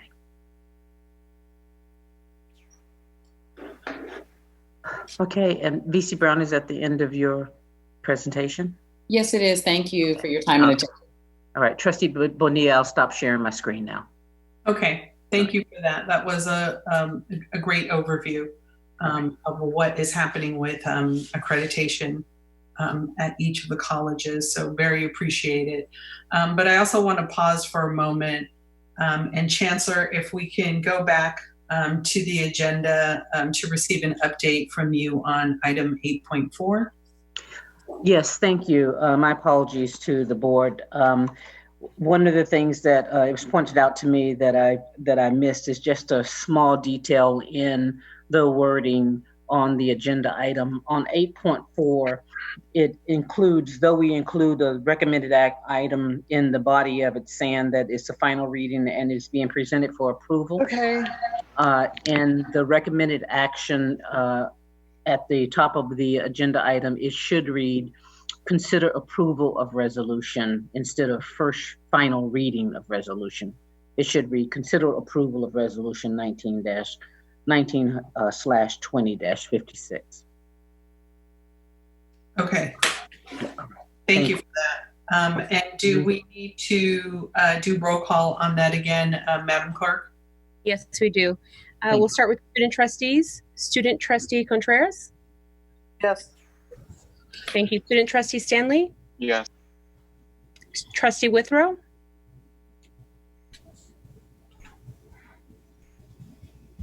Yes. Thank you. Trustee Brown? Yes. Trustee Handy? Yes. Trustee Gonzalez-Yuan? I'm sorry, could you please clarify what it is that we're voting on? We are. Go ahead. Sorry, go ahead, Madam Clerk. Trustee Gonzalez-Yuan, we're voting again on the approval of the agenda with the amendments that were made by the Chancellor on the resolution item. Yes. Thank you. Trustee Weinstein?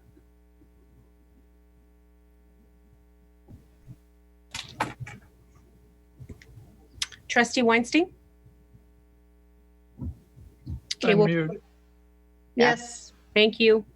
Trustee Napoli-Bellarice? Yes. And Trustee Bonilla? Yes. Thank you. Motion carries. Thank you. We'll move on to item 3.2, budget update. Chancellor? Thank you, Trustee Bonilla. If I could ask Dr. Walters to present the budget update. Sure. Thank you, Chancellor. Let me see if I can share my screen successfully.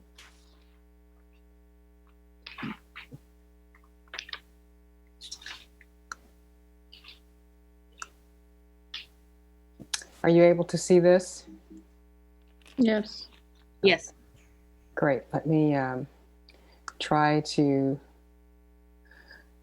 So, good evening, President Bonilla, members of the Board of Trustees, Chancellor Stanback-Stroud, colleagues, guests, and the Peralta community. Thank you for giving me a moment to present an update on our Governor's May 14th revised budget update. So the purpose of this presentation is to share an overview of what we know today, and then to allow some availability of some background resources, and then talk with you or share some of our tentative budget assumptions, go over a brief timeline, and then talk about the potential impacts that we might see from this May revision. And then remember that we are in a state of uncertainty, and then talk about some reflections if there are any. So I want to start with giving you an overview, and my overview is really a summary of the State Chancellor's Office and the Association of Chief Business Officers, of which I'm a member. And so my comments here will give you an overview and a context. It's not meant to give you a complete review of the actual text of the budget or what have you. So what I can say to you so far is that the May revised is a proposal from the governor to the legislature, as you might know already. And the Assembly and the Senate will each consider and modify the proposal from the governor. And the legislature will pass a budget bill in the middle of June. June the 15th is their deadline. And then the governor signs the budget bill at the end of June, on June 30th.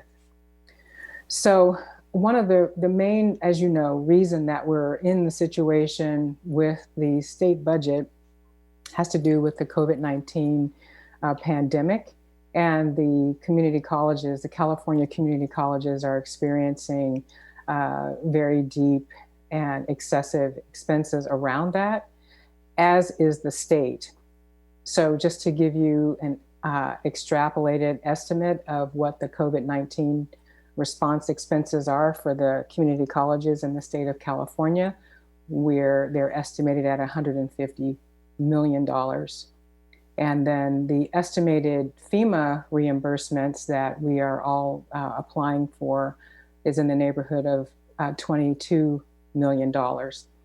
And so at the same time, many of the community college districts, including Peralta, has reimbursed students for their fees, and that comes to a statewide California community college total of about $58 million.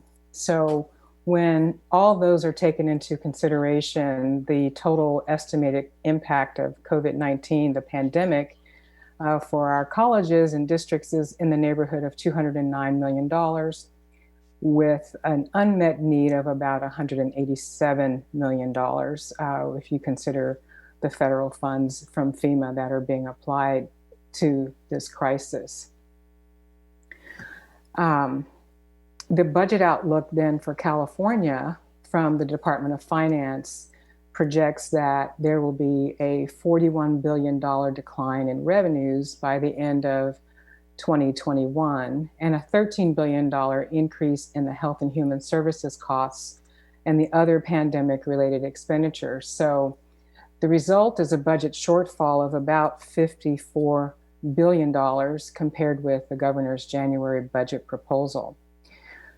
There is also uncertainty in the state and local revenues due to the deferred or delayed payments of tax revenues.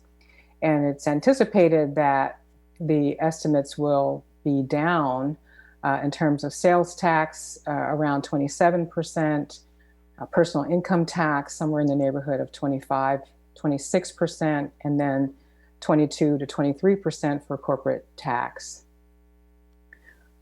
So At the same time that we're seeing these enormous impacts, the governor's May revision expects certain things from the California community colleges, and I will just mention a few of them. One is the expectation that we continue to provide access to higher education, especially for underrepresented students. And then community colleges and districts are to absorb the budget reductions without reducing the FTS and providing support for students' basic needs or services to assist the underrepresented students, and to continue focusing on expanding competency-based education and living within a Prop 98 minimum guarantee adjustment.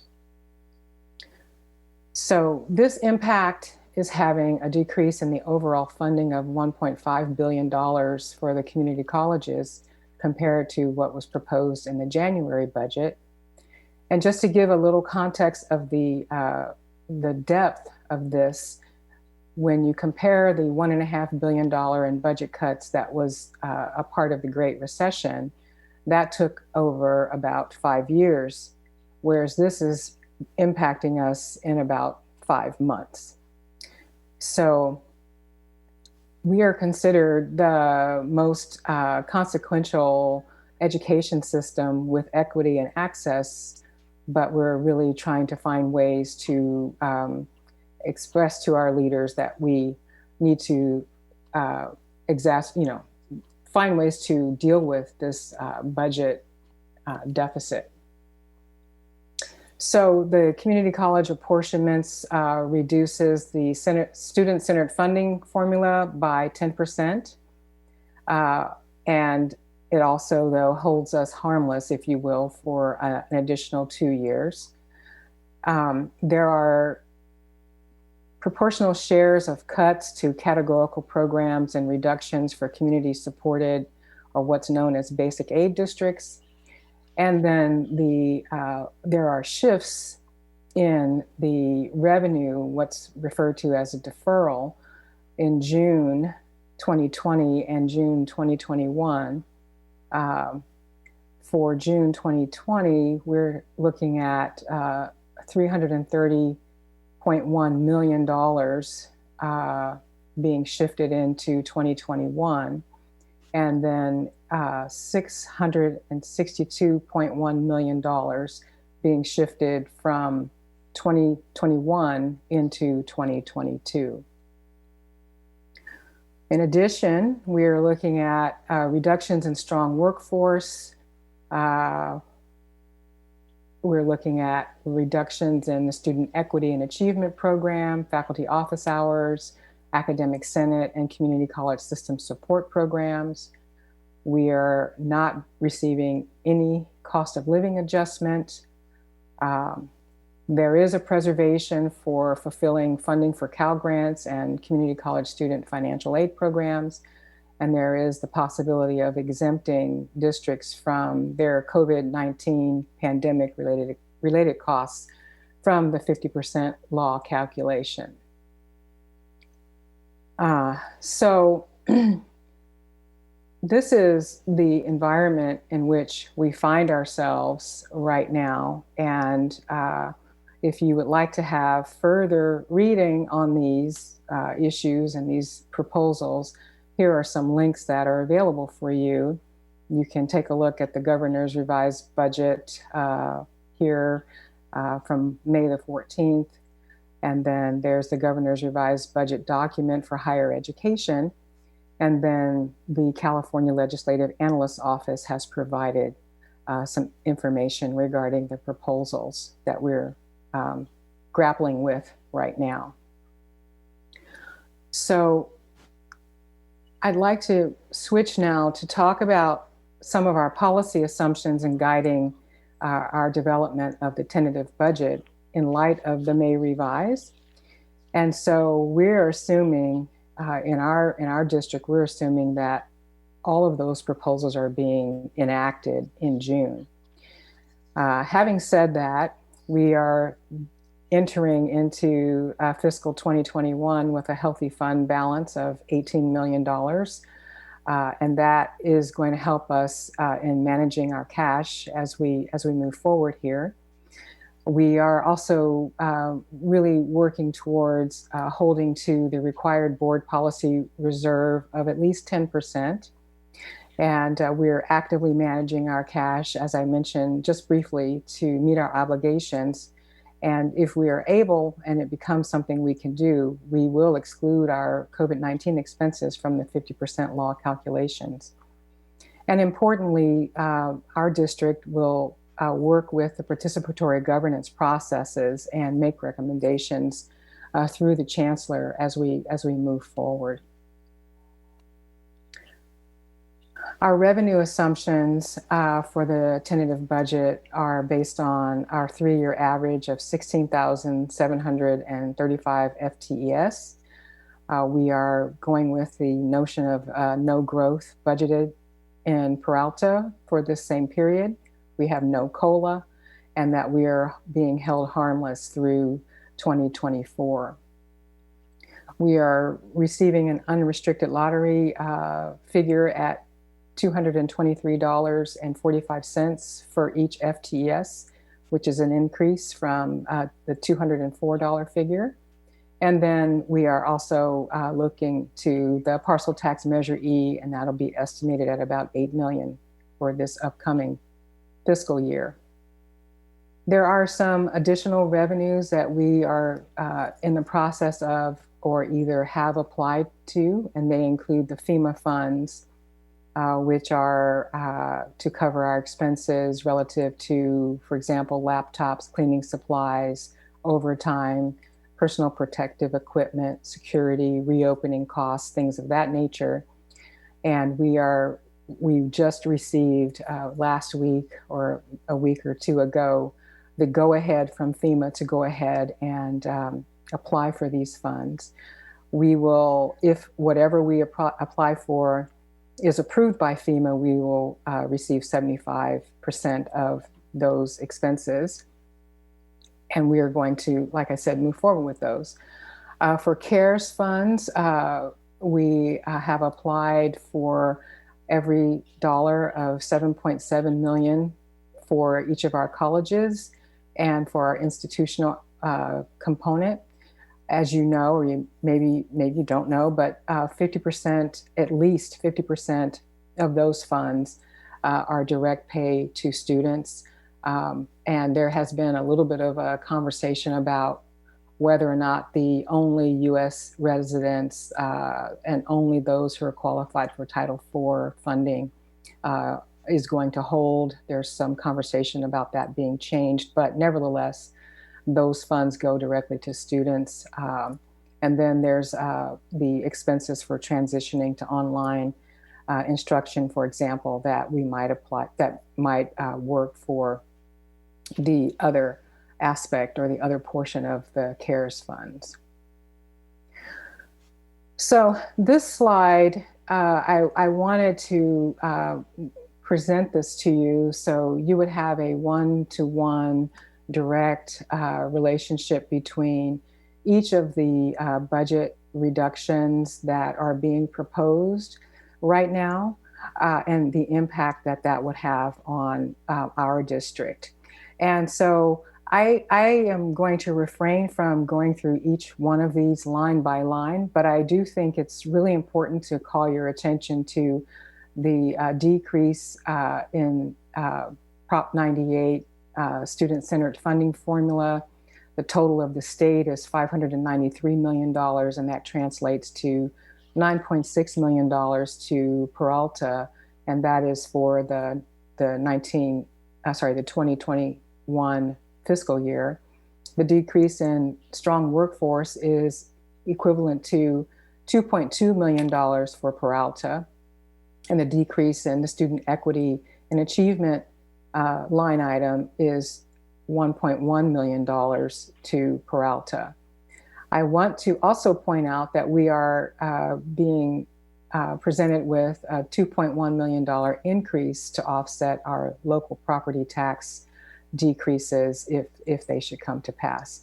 So in all told, we're, the picture is $16.8 million in a decreased funding for Peralta.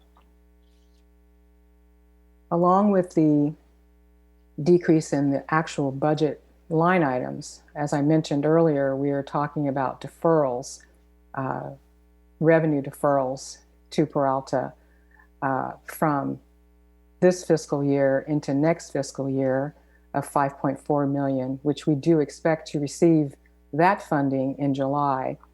And then the next year, a deferral of $10.8 million from what we would have received in 2021 being deferred into 2023.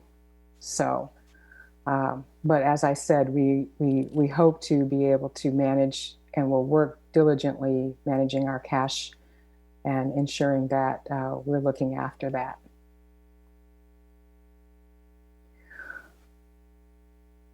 The governor's proposal also includes a STRS and PERS payment deferral.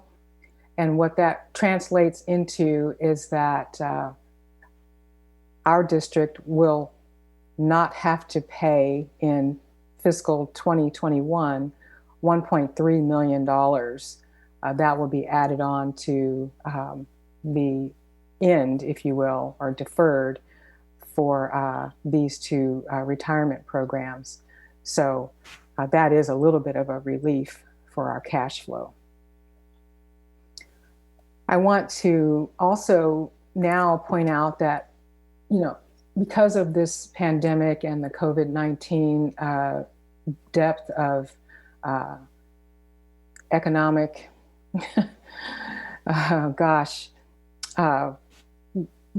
impact, we've got a special timeline for our budget adoption.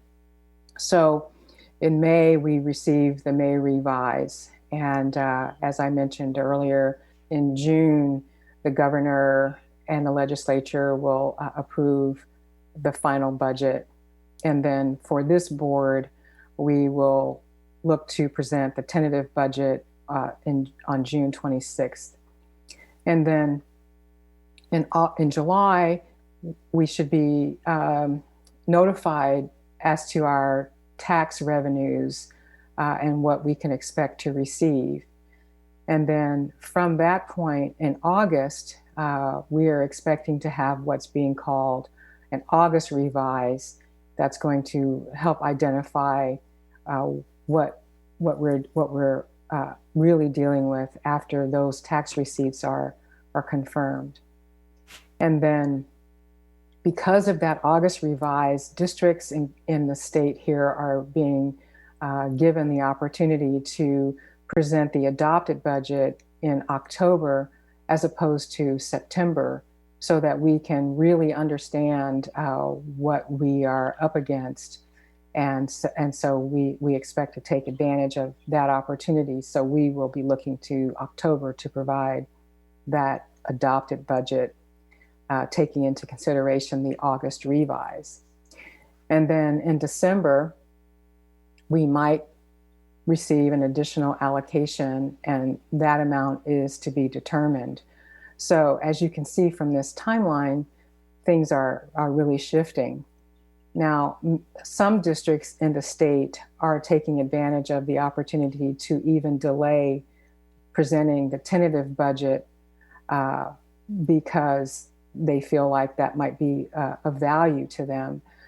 We have chosen, at least at this moment, we have chosen not to take that tactic, because with having an adopted tentative budget in June, it allows us to have spending authority as we move into July. So that's our timeline for the environment that we find ourselves in.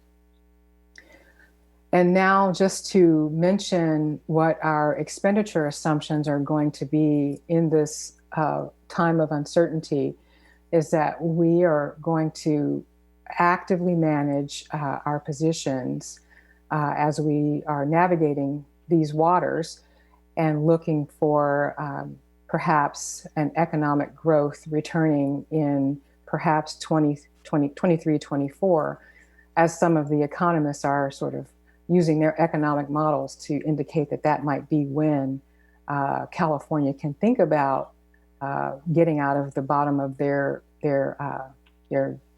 declining curve, if you will. And then we will work with our shared governance, our participatory governance groups, to develop the guiding principles that we might need as we move forward in these difficult times and making decisions that we need to make. So this next slide is really kind of an overview to show graphically that 2021, fiscal year 2021, we are looking at a decline, and we may begin to move out of it in 21, 22, and into 21, 22, 23. But we actually don't come, back right away, and it's questionable whether or not that growth will come back in 23, 24. But this is also demonstrating our commitment to really holding to that 10% minimal reserve as is board policy as we move through the future here with us. So just to summarize again, what we're considering, we're collaborating with our participatory governance groups, monitoring our external budget changes and impacts. We're formulating plans and ideas to develop options, including a potential early retirement program. We are providing those recommendations to the Chancellor, and we will be doing those very actively. We have to engage in a continual evaluation over the course of the remaining calendar year and into 2021. And of course, we'll adjust our budgets and forecasts with the August revise and look to present the final budget to be adopted by the board in October of this year. So that concludes my remarks for the May 14th State of California budget revise. And I'd like to, before I close, I would really like to extend a very deep thank you to the folks in the finance office who helped me with putting this information together for you, as well as all the other things that they do. So with that, I'll turn it back to you, Chancellor.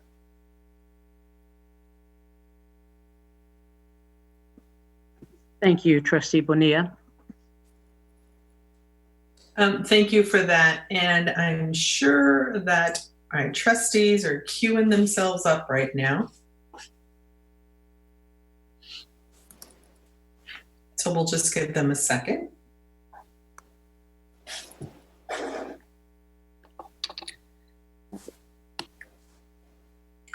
And I can just go ahead and call on a few of my favorites. Trustee Withrow.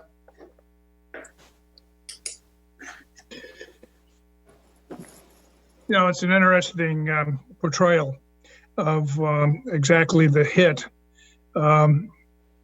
What tactic is the institution going to pursue to not only adjust to the downside?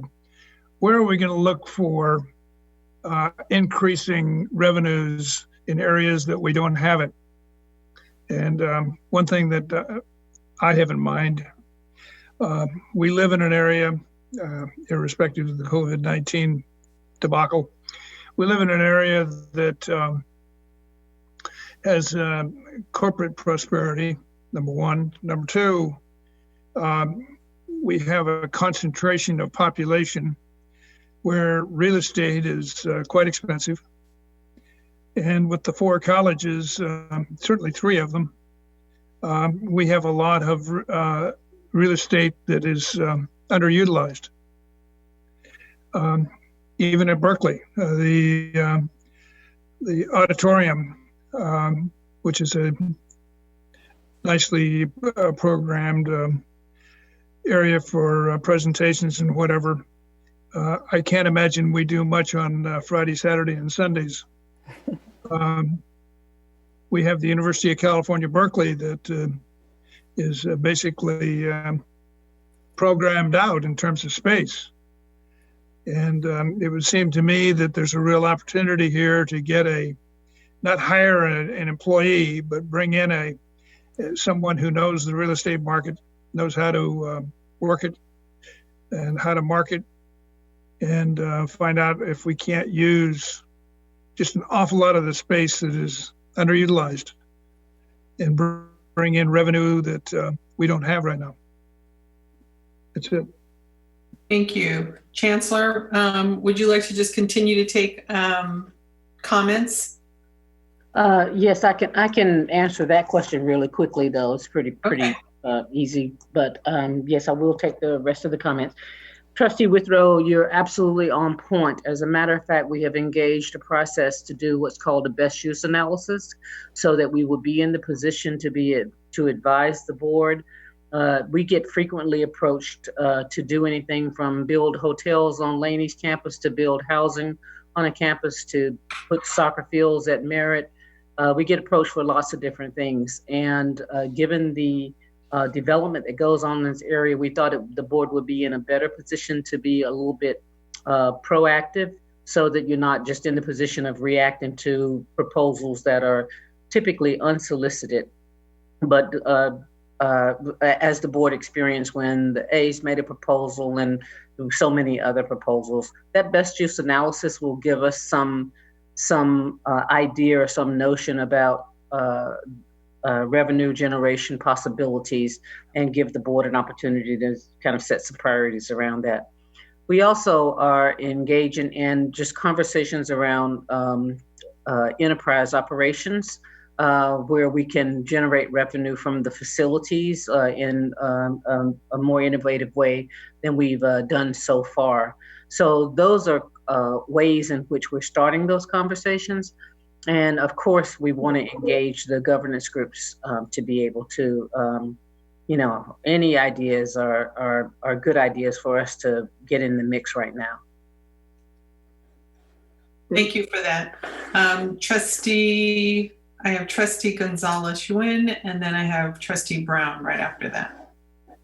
Thank you for the presentation. That was very helpful. And I just want to point out one thing. Sometimes we see these budget projections and then accept them in a kind of a passive way as a done deal. But budgets are political documents, and they're in flux. And I think there are a couple of things that in particular our district needs to be paying attention to influence the outcome and not simply just sit back and accept whatever comes our way. First of all, I think we need to be looking really critically at the funds that have been allocated towards the failed Calbright experiment. This was an experiment that most constituents in the state were opposed to from the beginning. It then reneged on its critical promises not to compete with other colleges. Now we have 114 fully online colleges throughout the state, and Calbright is just really this redundant waste of money, and that's a $20 million ongoing item in the budget, plus $100 million of startup funds that they haven't yet spent. They have all of about 500 students having spent millions of dollars to do that. So I think that's one critical thing that we need to be thinking proactively about. And then I think other people understand that even though we're in this hold harmless period, the whole student-centered funding formula really needs to be rethought, especially in light of the kind of changing modality of education, and then who's coming and how and what. And a lot of our students are being defined as failures because they don't fit into this funding formula. The last thing I'll mention just has to do with the inequity of the formula's treatment of high-cost urban areas like our own. Again, I mention these not because I mention these because I think we can't just sit back and be passive as political actors in this, accepting whatever comes our way. And thank you very much for the very clear presentation, Vice Chancellor Walter. Trustee Bonilla, can I provide a little bit of information on that too? Please do, yes. Yes. Thank you, Trustee Ewan. You're absolutely right. As a matter of fact, we are not sitting back passively. Here's what's going on so far. I had the opportunity to participate in a Chancellor's Office CCLC hosted a discussion with the Department of Finance, where we had the opportunity to ask Department of Finance and, quite frankly, challenge some of the things that were there, including the reduction in the amount of resources we would get, but the expectation that we would maintain the same workload and the hope that we would be able to provide the kind of access that we are committed to providing with such drastic cuts. As well, one of the issues that I did raise is a question about the allocation or consideration of the allocation of the resources that go to Calbright. I happen to not be one of the people that just is inherently opposed to Calbright. I understand some of the issues that they were trying to accomplish, but I think as we look at the way in which all of our institutions in a matter of weeks have become, predominantly remote institutions, that is a really good opportunity for us to redirect those resources so that these institutions are not jeopardized in being able to provide instruction and services, especially given, I think your number was 500, but that number for students with Calbright's ranges from anywhere from 60 that are actually in the program to 500 that have indicated an interest. The other thing is that they claim 500. They probably have something more like 60 actually enrolled. Yeah. You're correct on that. Thank you. The other thing is that I also belong to a CEO coalition where we are challenging the lack of the cost of living adjustment for the supplemental portion of the funding formula. And then finally, I'll say that even today, the legislators, some of the subcommittees of the legislators held a hearing, and they raised some of those very issues around the use of the monies, particularly that were allocated to Calbright. And we are also part of some larger conversations where we have raised through the McCallum Group coalition that we participate in.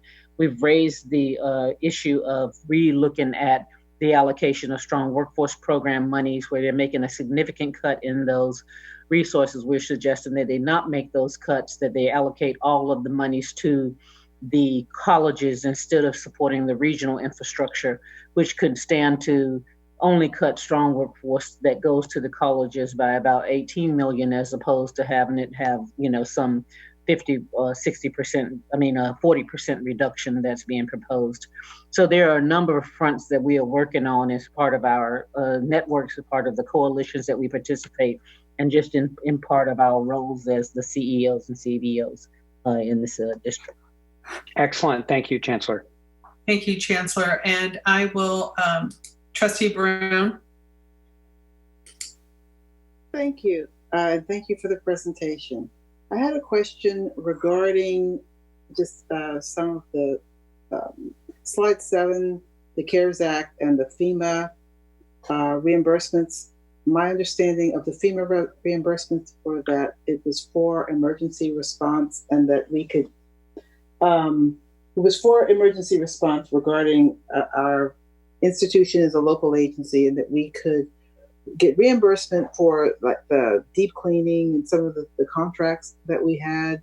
But I'm wondering if you could clarify to the extent, what extent we'd be able to get reimbursements outside of that. It was my understanding that only the CARES Act fund would be able to use for the students, and that as you had mentioned in slide 7, there was a Betsy DeVos had, I think, articulated some sort of limitation on the CARES Act that didn't allow it to go to our undocumented students. So it is, and that the league had sued to overturn that or to challenge that, but that we were trying to use other funds to support our undocumented students that were state funds in California. And so I'm sort of trying to figure out the reimbursable funds and whether or not that has been, the CARES Act funds have been factored in with regard to the overall loss. So and whether or not there'd be any adjustment in the deficit number once we have finished all of our applications and allocations regarding the CARES Act funding and any state funding that might be available. VC Walters, if you could take that. Okay. Thank you for the question. And what I can say to you or to everyone is there are specific guidelines around the FEMA funds that require us to show that the funding, the expenses are directly related to the COVID-19 emergency. So there are, when you read the material and you're thinking about what you can and what you can't be allowed, things like your emergency management team, your security, your reopening costs, the overtime and the expenses that are related to your force account, if you will, your labor, contracts that are let with outside providers to help with the crisis. There's an array of different categories, if you will, that allows us to submit for reimbursement. And they consider the FEMA, this particular opportunity with FEMA is considered an ongoing emergency. So we will not be looking necessarily at a closed window of time. So we're going to apply for all the funds that fall into the categories that FEMA deems as appropriate, and there will not be any type of retracting of that approach. And to your question, I think around the CARES funds, what I'm understanding is there has been, for example, there are districts that have sued the Department of Ed regarding which students can receive CARES funds. And I believe I read today, or I heard today, that the Department of Ed may be recanting their stance on the undocumented students. So should that come to pass, then we would be making adjustments. But having said that, there are also proposals, as Chancellor was mentioning, advocacy proposals that are being discussed that would look for additional funds should that stance of the Department of Ed not change, so that our all students would receive some sort of support, and we would not leave those students unsupported. That's the answer to the question as best I know it today, and things are changing, pretty much moment by moment. Thank you.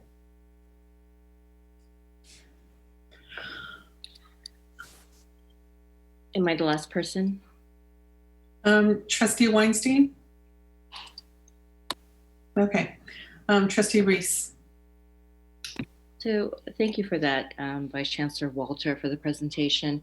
I have a few questions that I'm not sure whether you're going to be able to answer, but if you aren't able to answer them, I think they would be good food for thought for a later, more in-depth conversation. So I know that we're looking at 2021 in terms of the budget calendar, and so on and so forth.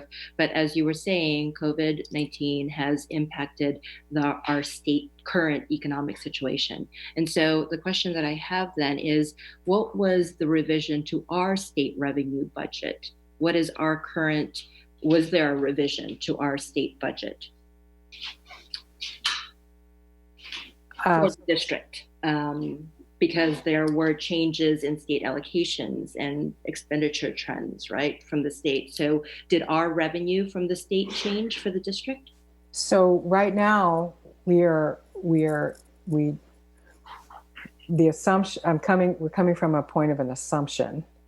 We're not coming from a point of actual, this is it.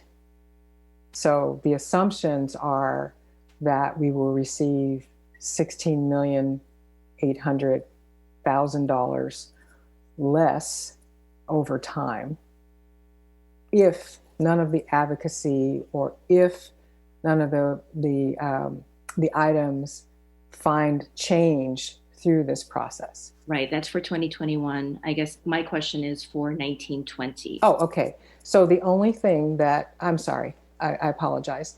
Right now, again, it's not in stone. What we are told is that we are only going to have, and notice I said only in relative to this other piece, the deferral of revenue, not a cut or a budgetary reduction, but a deferral. So that means that funding that we were expecting to receive in May and June won't come to our district until July. Okay. And have we started looking at possible budget scenarios in terms of what 2019-20 will look like, where we are right now, where we're going to be at the end of the fiscal year, 21, 22, 23? Have we started looking at those budget scenarios and kind of started talking about or having conversations about our reductions, planned reductions, conversations about planned reductions? We had a Planning and Budget Council meeting last week, and we have begun that process of talking about or looking at different scenarios, particularly how they may play out over time. We haven't formulated anything final, and so we are going to work with the participatory governance groups to move that forward. So we expect to be able to provide information of different scenarios over the next week or two so that they can weigh in. Yeah. And that will be shared with us too as well, because it'd be good for the board to be able to know kind of where we are and how dire and what the changes and modifications are going to need to be as a result of these changes. Right. Let me just reach in here just a second. What we want to be able to do is there are a number of strategies. We want to work with the committees in identifying what are some of our underlying assumptions. We also are working with the committee in order to identify what are some of the strategies we might do, anything which relate to things like the managed hiring and SERP and those types of things, including the colleges going through their processes for possible budget cuts. And we will bring to the board a recommended tentative budget that is a balanced budget. Okay. And we're talking about this year. We're not talking about 2021, right? No, that's the 2021. This year's budget is established. The revisions don't affect this year's budget, except they affect when we receive payment. Right. For this 3 years budget. The deferral, right. But right. We probably would need to actually factor in potential kind of expenditure decreases too as well, maybe. For 2021? For our current year because of the situation that we've been in. And then if not, that's no. We're not going to be putting in any different expenditure scenarios. DC Walter, you can correct me if I'm off on this, but my understanding is that the only impact to this year's budget is the deferral of payment, not a decrease in the apportionment or allocation. Correct. That's correct. Okay, then let me just move on to a couple different questions that have to do with your slide, a few of the slides. So on the CARES Act, I was just thinking about the language of the CARES Act, and it said that for the students, anybody that's affected by COVID-19, which is all of our students, right? But then it also said that it had to do, the grants would be given or the monies could be given if it was due to housing or loss of income. Is that correct? There were only 3 that were articulated or delineated, but I thought that the understanding, and I could be wrong, so again, please correct me. I thought that the understanding was that these grants were available, of course, if they were individuals that would be approved on FAFSA or financial aid. And of course, not undocumented students, not international students, but that all of our students, because they're affected by COVID, could actually access the grants, and it's up to the different colleges to decide how to disperse. But it wasn't just the 3 factors that were outlined on your slide for CARES. That is correct. The factors that were outlined on the slides were, subset of the legislation. It is not an exhaustive list. That is very true. And you are absolutely correct that each of the colleges defines the mechanisms through which students receive funds. That is absolutely correct. Great. And then the other question that I had was on slide 8, and this could just be my addition, but I am looking at slide 8, the potential impact to PCCD, and I don't get 16.9. So again, if you could just check that. Okay, I'll check on that. Okay, because I only got 15 million. And then my last and final comment, thank you for this presentation. As I look at the 2021 budget now and your timeline for the 2021 budget, and of course the different state timelines and revisions are going to continue to happen to August, as you had said. But my question is, we have a particular approval date for the tentative, and then you have October as our adoption date, tentatively, right? Can we think about moving that adoption date to the board, so a reading to the board in October a little bit earlier on, just so that I don't know when you're going to have to submit it to the Chancellor's office, but if we're right at that point where it needs to be submitted, it'd be good to actually get a budget a little bit earlier than that. And there's a lot of time between the July 27, which I think you had there, and the October date. So, Chancellor? So let us take a look at that. Great. Thank you. Thank you. That's it. Those are my questions. Thank you for that. Let me see any other questions. I have just a few. So again, Vice Chancellor Walter, thank you for the presentation. And earlier this week at the Board of Governors, we heard from the System Chancellor who did not have a definitive answer on the hold harmless. And so I know that it's an assumption here.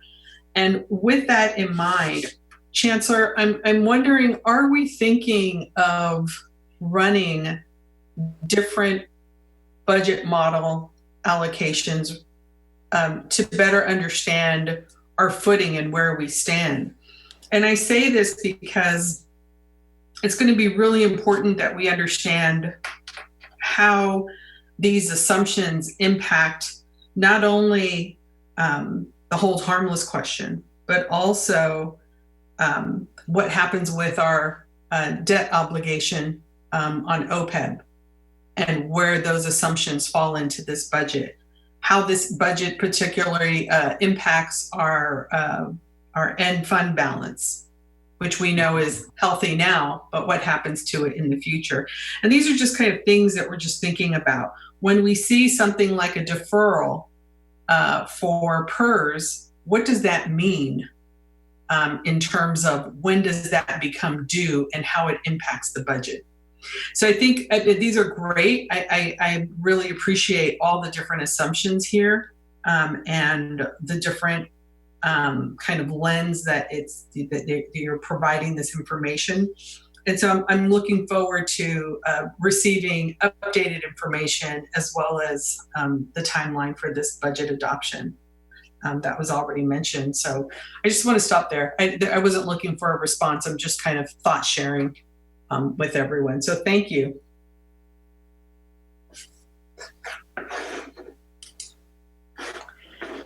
And if there are no more questions, which I don't see any hands up and I don't see trustees waving me down, I believe. So thank you, Vice Chancellor Walter, for the presentation, and Chancellor.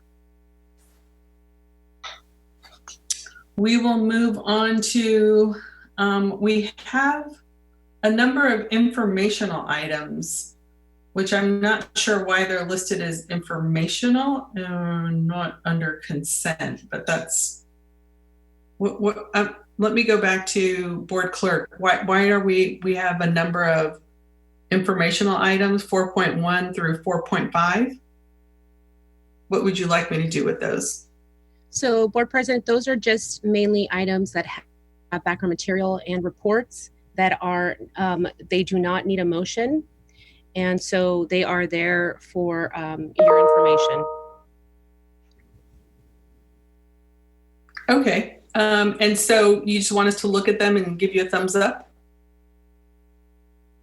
You can look at them at your leisure. If you have any questions, you are, if you have any questions on it, that's different, but they do not require a motion. Yeah, it's just a formal submission of information to the board for their review, not requiring any motion, and it's just documented that you have it for review. Right.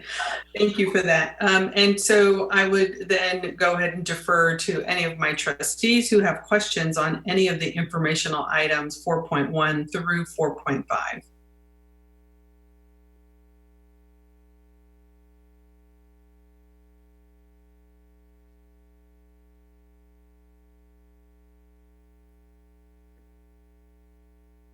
Madam President, one item here that, because these are informational kind of things, but the status of all maintenance and construction projects, I think that's pretty important. I'd like to hear what the Vice Chancellor has to show us on where we stand.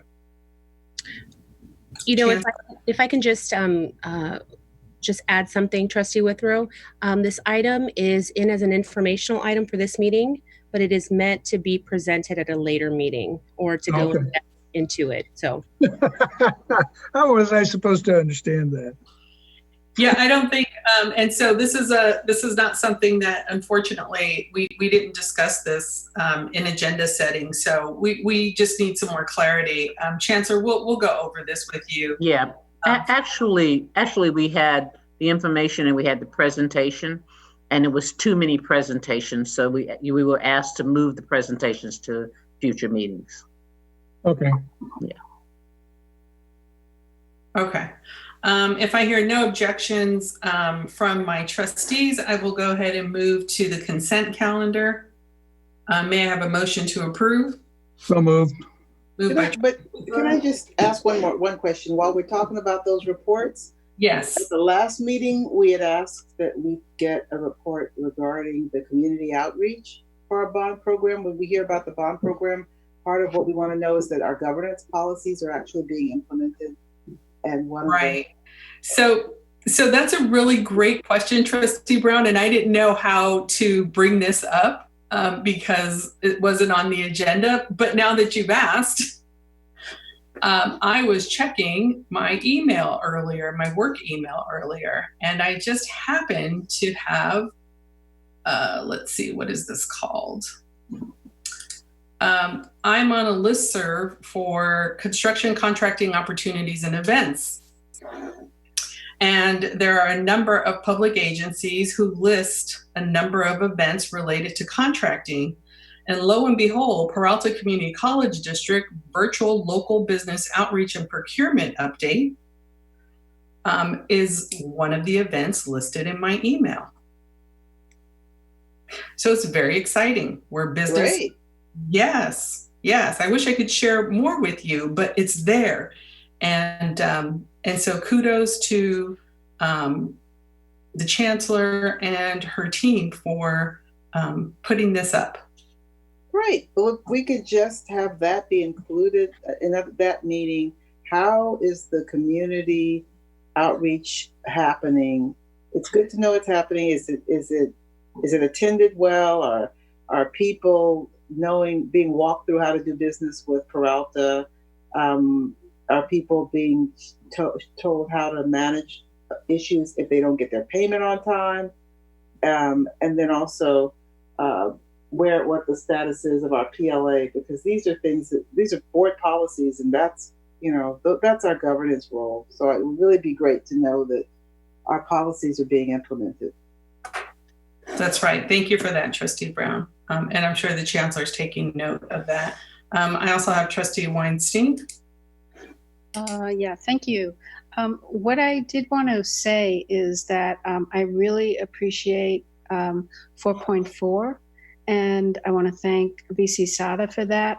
In terms, I know we could have more of a discussion about that, but I appreciate that you've put it into categories so that we know where we are with each of these buildings and the things that we're working on. So again, I want to thank VC Sada for his work on that. That's great. Thank you. Any more comments on the informational items? And thank you, Trustee Brown. I was trying to figure out how I was going to get that in there appropriately. So that would mean that I get an assist for that one. That's right. So we had a motion to approve consent calendar from Trustee Withrow, I believe. And do we have a second? Second. Second from Trustee Handy, and we can have roll call. Thank you. Student Trustee Contreras? Yes. Thank you. Student Trustee Stanley? Yes. Trustee Withrow? Yes. Trustee Brown? Yep. Trustee Handy? Yes. Trustee Gonzalez-Yuan? Yes. Thank you. Trustee Weinstein? Yes. Trustee Napoli Abella Reese? Yes. Thank you. And Trustee Bonilla? Yes. Thank you. Motion carries. Fantastic. Thank you. We're moving into action item, and we have action item 8.1, consider approval of the Oracle Cloud Services Agreement in the amount of $6,339,602.95.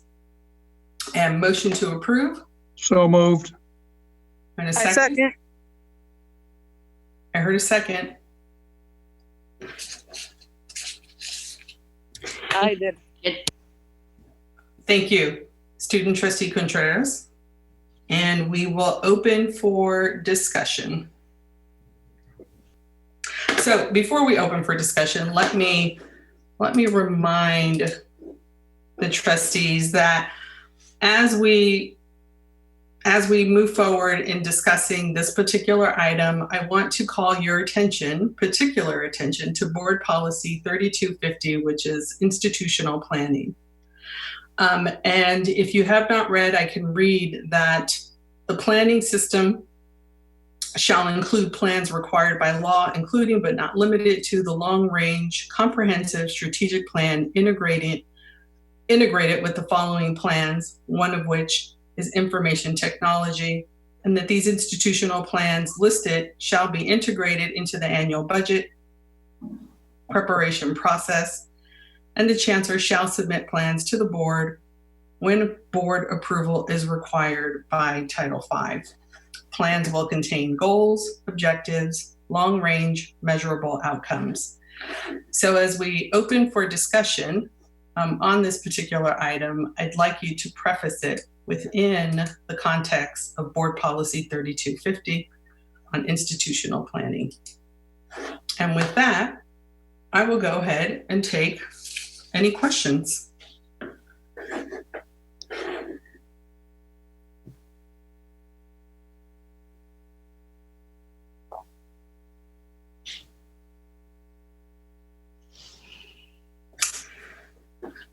Trustee Handy. Yeah, I was actually surprised that no one else had any questions. I've looked at this, I've looked at reports, I've listened to the study session, which revealed no new information. And I still come to the same conclusion. This is something that we didn't have money for before.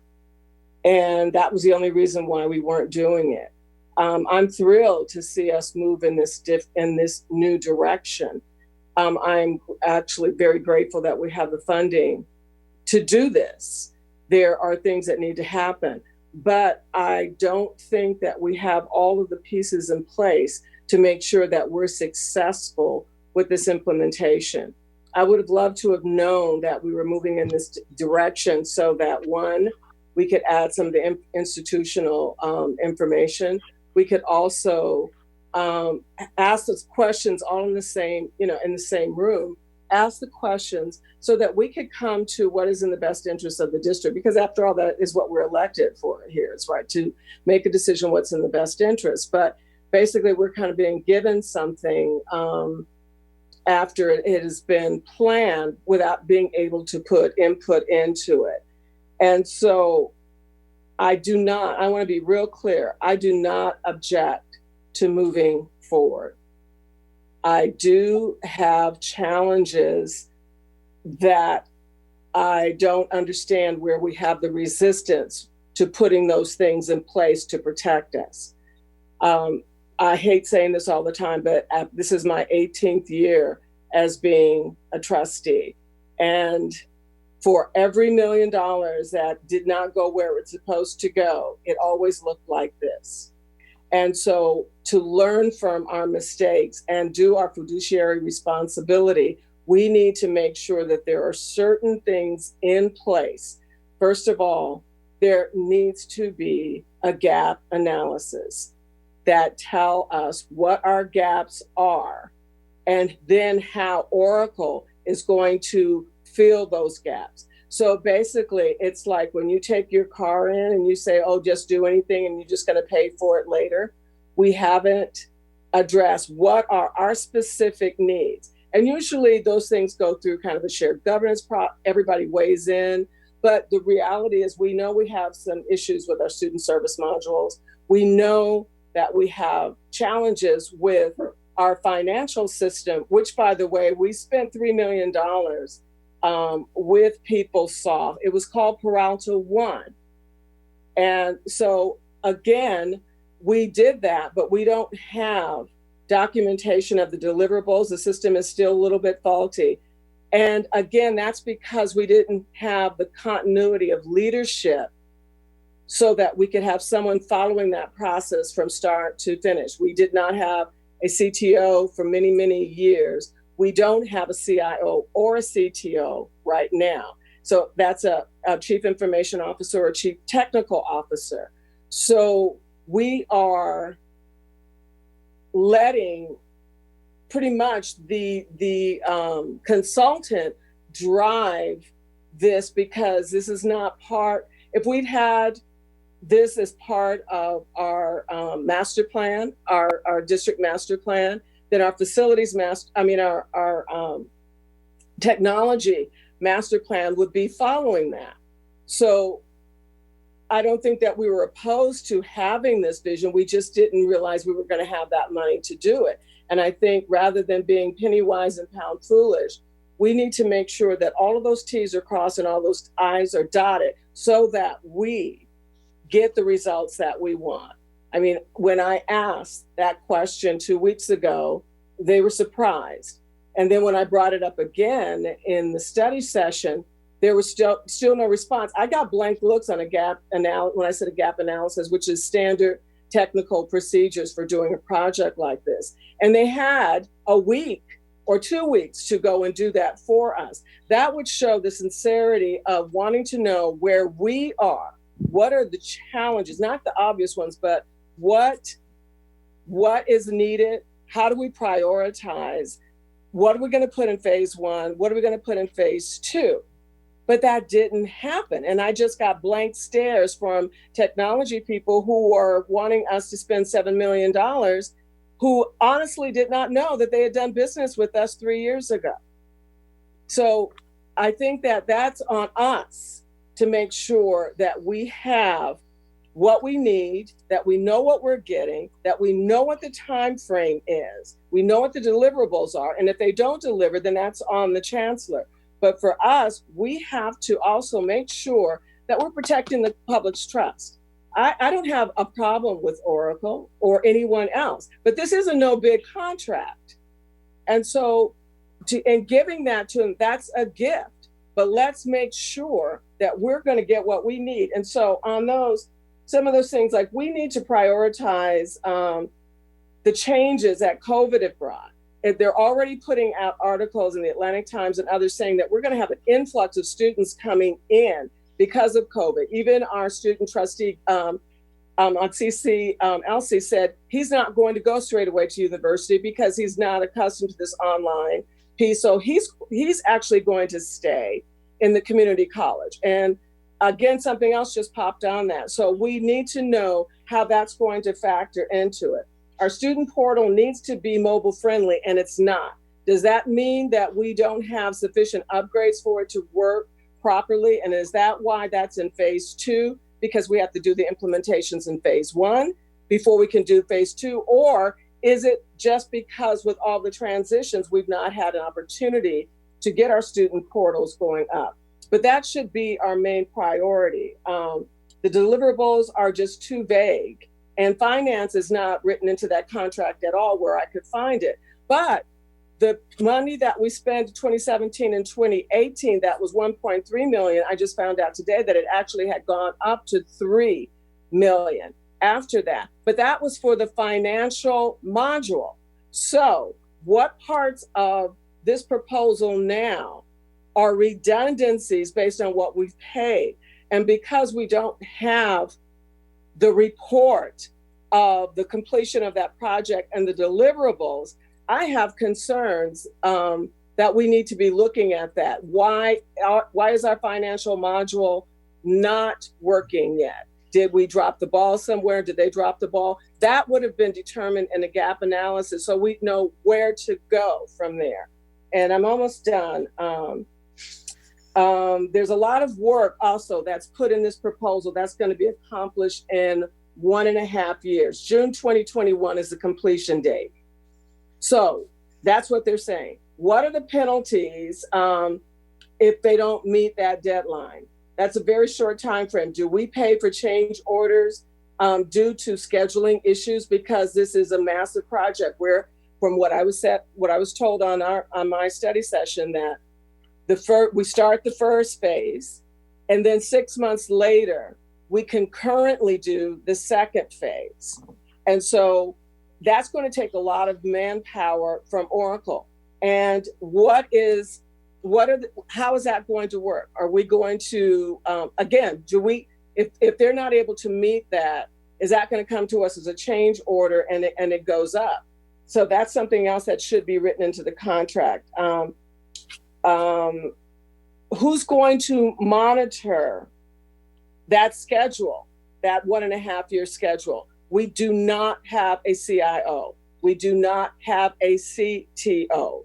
Those are crucial for the design of this contract in the first place. How can you monitor it? We had 2 people who had those skills. None of them are with us anymore. So would you do this in your own home project? Would you set this in place? Consultants can't direct employees. So those are the pieces that I think that need to be filled out. Who's our technical liaison? I don't care if we hire a technical liaison, but we have to have someone in place. I don't see where we're looking for a CIO or a CTO. We can't do the cost savings there. That would be penny wise and pound foolish. So I am absolutely in support of moving this project through. I think it's much needed, and I'm just really thrilled to know that we have, part of it will be from, Measure G, and the other will come from the general fund. But before we make that commitment, we need to know that we are absolutely covered. I don't know about you guys, but I live here in Maxwell Park, and these people are expecting me to use my voice to make sure that their taxpayer dollars are used properly. And if we make another mistake, and every time we have made a mistake, it's always looked wonderful. We've always heard and seen the right things, but we have been burned so many times by not getting what we completely asked for. And this time we're not really asking for specifics. If you read it, and I've read it many times today, again, it's still vague. So I am not saying that we don't do this. I do have a problem with the 5 years, because one other thing, if we'd had a discussion with all of our trustees, I think we could have had a very good discussion about how other people are moving completely to the cloud. And so we are looking at continuing on with this, with PeopleSoft, which people have told us for years that we needed to move away from. We know that Oracle is not planning on supporting PeopleSoft as of 2030. So when we complete our 5 years in 2025, we have 5 years left before what we're doing may not be supported. I've heard people say that we need to look at taking our things to the cloud, keeping all of our employees who are going to manage it. But when we move those things from the cloud, like when we had our breach for 4 days when we were down, if we were moved to the cloud, when it went down here, it would still have been able to be put back up remotely. Those are the types of things that we need to be looking at. There's a new way that people are operating. And so I would really like to see us do the 2 years. I'm not at all ready to commit to 5 years. I went to Safeway today, and things were a quarter of the price that I paid. Never, ever do I go to Safeway and find bargains, but that's what's happening because of COVID and excesses and people going out of business or whatever. So to lock ourselves in a time where we don't know what this is going to look like and what our needs are going to be, I think we don't have to rush it. I think we need to do it, but I don't think we should make the decision without all of those pieces in place so that we know exactly what we're doing. We know who's going to be reviewing it, and we will know that we're fitting those timelines. But the 3 years after the year and a half of the first phase, I'm not seeing that, because we don't know what is going to be happening at that time. And we don't want to be committed to something that may or may not be serving us based on how we choose to address the needs of our students in light of COVID and online education. So those are my things that I've been struggling with for weeks now. And I just want you all to hear me when I say this is always what it looks like. So let's do our due diligence and make sure that we really get all the accessories and everything that fits our needs. And that gap analysis has not been done. And that we are very, very clear and on top of it so that we can protect the public's trust in us, but also our students will benefit exponentially when we get all these systems up, including HR and finance and all those others. Thank you. Thank you, Trustee Handy. Are there any other trustees that would like to share, make a comment? Trustee Gonzalez, and then I have Trustee Withrow. Thank you. And thank you, Trustee Handy. You covered a whole range of things that I think raise a lot of food for thought. But so given your concerns, Trustee Handy, what I'm interested in hearing is what would this item look like with modifications in your mind within the context of institutional planning? Because I think really what you're saying is we haven't done our planning as a district very well, and we keep getting burned because we're not doing our planning. We've got this 5-year contract coming out. We all want these modules implemented, but our experience is that we sign these things, and then the administrators who walk us down the street, we look 2 years later and they're gone.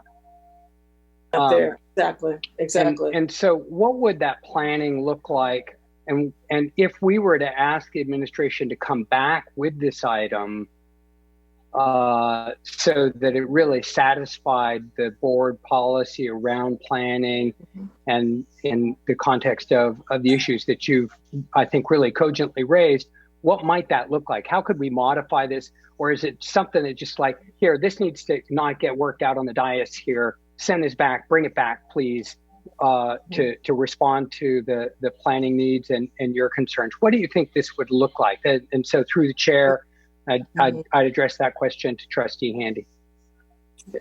I actually think that first of all, they need to go back and do that gap analysis and come back so that we know that what we're doing is filling our needs or fitting our needs. But there are things that we need. The upgrade in the modules, we don't need to have a 5-year plan for that. We need to do that. Regardless of what else, that is something we're going to have to do. The financial modules. But I don't think that we have to rush to say, let's sign the 5-year contract. Anyone else, we would bring them in just as we brought them in before. Do this part. Within a few months, we will have our plan that everything else will balance off. People say, oh, well, I want to see the technology master plan. The technology master plan is based on the district's master plan. It is not a separate entity. It follows, it doesn't lead. So while we have a gap analysis done, we also need to be determining what our needs are going to be, and we would have some insight for that. And because of the information collected to do this, they could have done that in a week to 2 weeks. We could have that done quickly. I still think that we need to look at the things, whatever we can do to get our mobile apps, our mobile piece going, whatever has to happen, whatever has to be upgraded to move that, just break it into a different time frame. I'm not saying delay any processes, but I'm saying delay a 5-year commitment until we know exactly what we're working for. We might turn around with some tweaks and say, this is everything we need, except we would have specific deliverables and timelines to look at, and we would know who our liaison is. We would know who we have in place. But basically right now we are ordering something, but it's like you're ordering a whole slew for a banquet, but you don't have a cook. So that order doesn't have anything to do with what's going to be fed or anything like that. It needs to be, there's just some basic parts that need to be very clear. What are our gaps? How are we filling those? Who is going to be our liaison to make sure all of this happens? And it cannot be a non-technical person. It cannot be a person who does not have years of experience with implementation and all of that. Because our last CIO actually saved us and redid contracts where we were paying a lot more money than we needed to because of how they bundle things. Selling is very different than implementation. Those are two different people. So we need to have someone who is leading that. And that way, then we can rest assured that we're getting what we are paying for, or we hold the people who are responsible for oversight on that, for managing it, and the responsibility falls in their hands. Unfortunately, the responsibility can fall in all of their hands, but our faces are always the ones that pop up on the newspaper. So I am really, really excited about our district moving into the 21st century. I have no problems. We have known for years that we're backwards and our systems are antiquated. We were running COBOL along with our program when we were starting doing our implementation, and we ran those dual systems for forever because we didn't have someone who knew how to move it all over. So let's not repeat any mistakes by not having a full comprehensive layout of what we're doing based on our needs and where the college is going, where technology is going. But that doesn't mean that we do nothing while we're working on that. Thank you, Trustee Handy. I did have Trustee Withrow, who looks like he stepped away for a second, but I do want, that's okay. I do want to share that if I understand correctly, so based on my own experience, and I will hold off on my own experience because Trustee Withrow is back. Thank you very much. I'm sorry for the delay. First of all, I need to put out on the table, I'm not a fan of an enterprise system. Wasn't a fan of it when I found out that we inherited it from 2003, 2004. And it's got a lot of constraints and a lot of difficulties in terms of administrating it. However, we have it. We have this system. We really don't have any other alternative. And we're behind the power curve in terms of an IT system that is effective and efficient in terms of operating our institution. We're definitely behind the power curve. And what I heard, well, and I also heard something similar to what Trustee Handy talked about in terms of Oracle walking away from the enterprise systems in 2031. I don't know whether that is a corporate decision or whether that's an estimation on the basis of whatever talent we had that was briefing us, but that was there, and we do need to look into that. But I look at this as not only something we need to have, and certainly the CBT and FICMAT people would concur with that, but it's also an investment. They've calculated that by investing the $6.3 million, we're going to make, in addition to that, $1.8 million profit. And those are the kind of things that I like to hear. What Trustee Handy talked about in terms of a gap analysis certainly is definitive. I don't know. I know enough to know I don't know. I have no, but during the briefing that we had, it sounded to me like they, in fact, had done a gap analysis between Oracle and and Peralta, and that's how they define the various incremental elements of this contract. But the big thing that I definitely agree with Trustee Handy is the administration of it and the management of it. I mean, this is something you go to sleep on.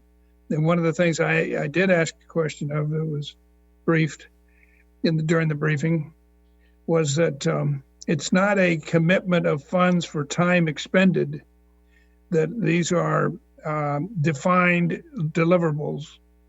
And like many contracts, if they don't get it on time and they don't get paid until there's a consummation of that deliverable. So anyway, the bottom line I see is that, again, I'm going to reemphasize, coming from somebody who does not like an enterprise system. I don't care whether you call it a PeopleSoft system or whatever. It's a process control system with a huge amount of constraints. But we've got it. We got to live with it, and we got to get moving. And I see this as a good investment that we need to have ensured that we're going to administrate it and follow up on it and ensure we get what we're going to get. Now, at this point in time, I also would like to request that our Chief of Staff address the issue of the gap analysis.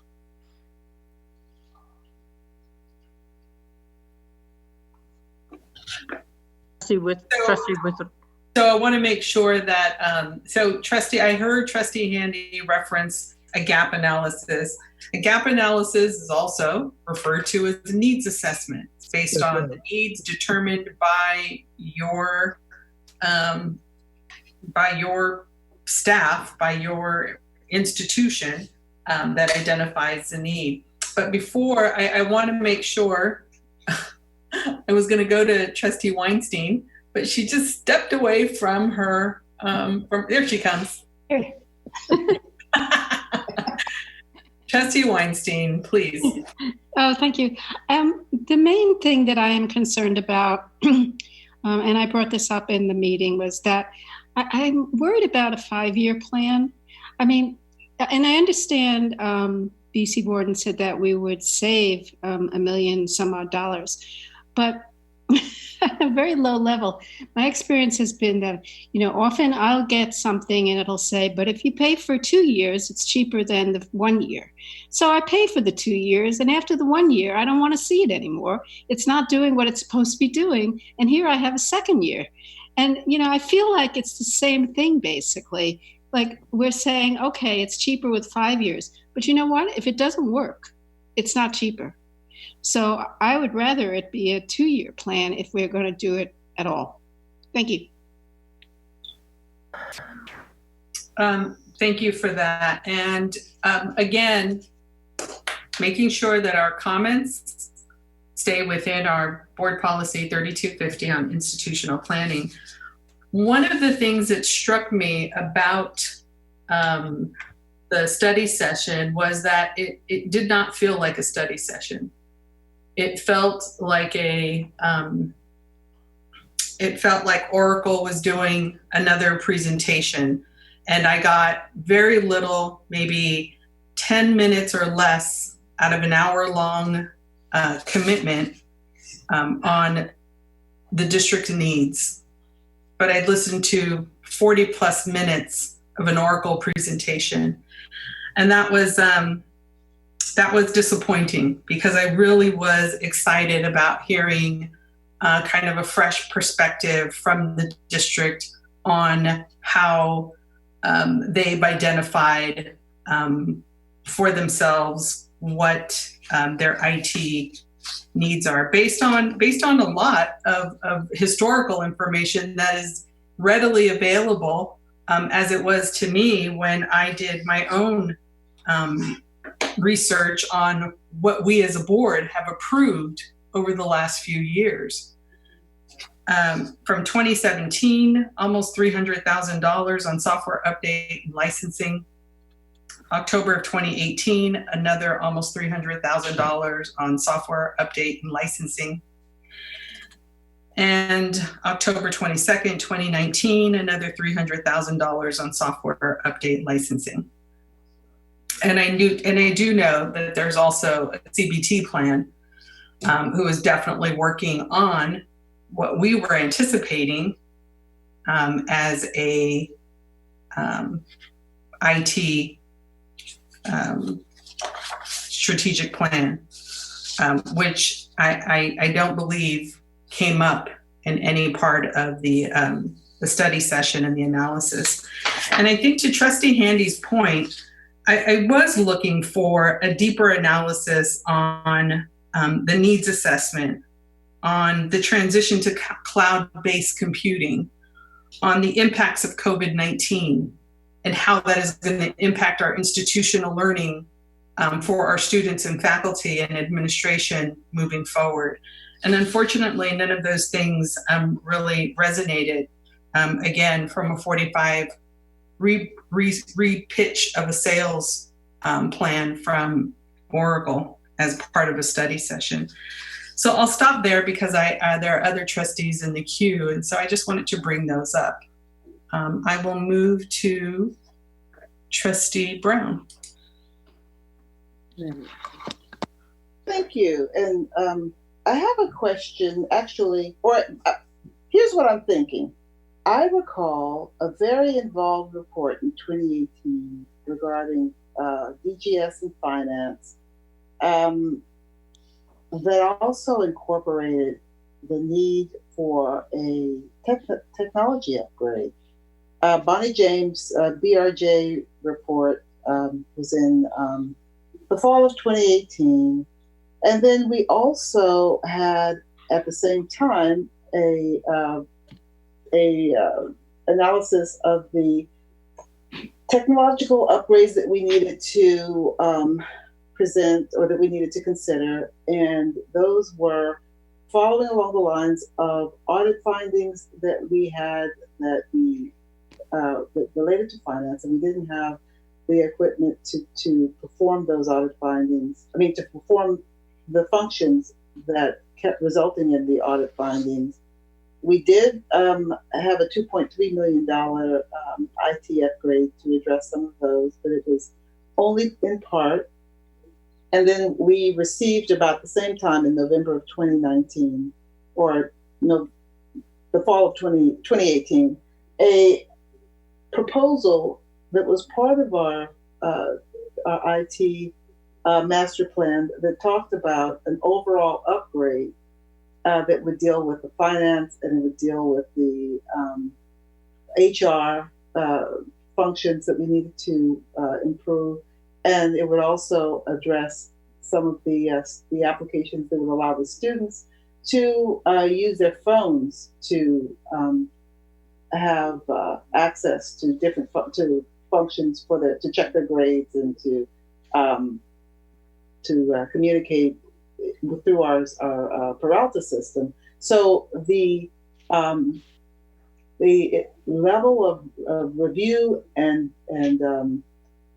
planning and reporting that we've done over the last 2 to 3 years has been extensive, and it's cumulative because the problems still exist and haven't been resolved.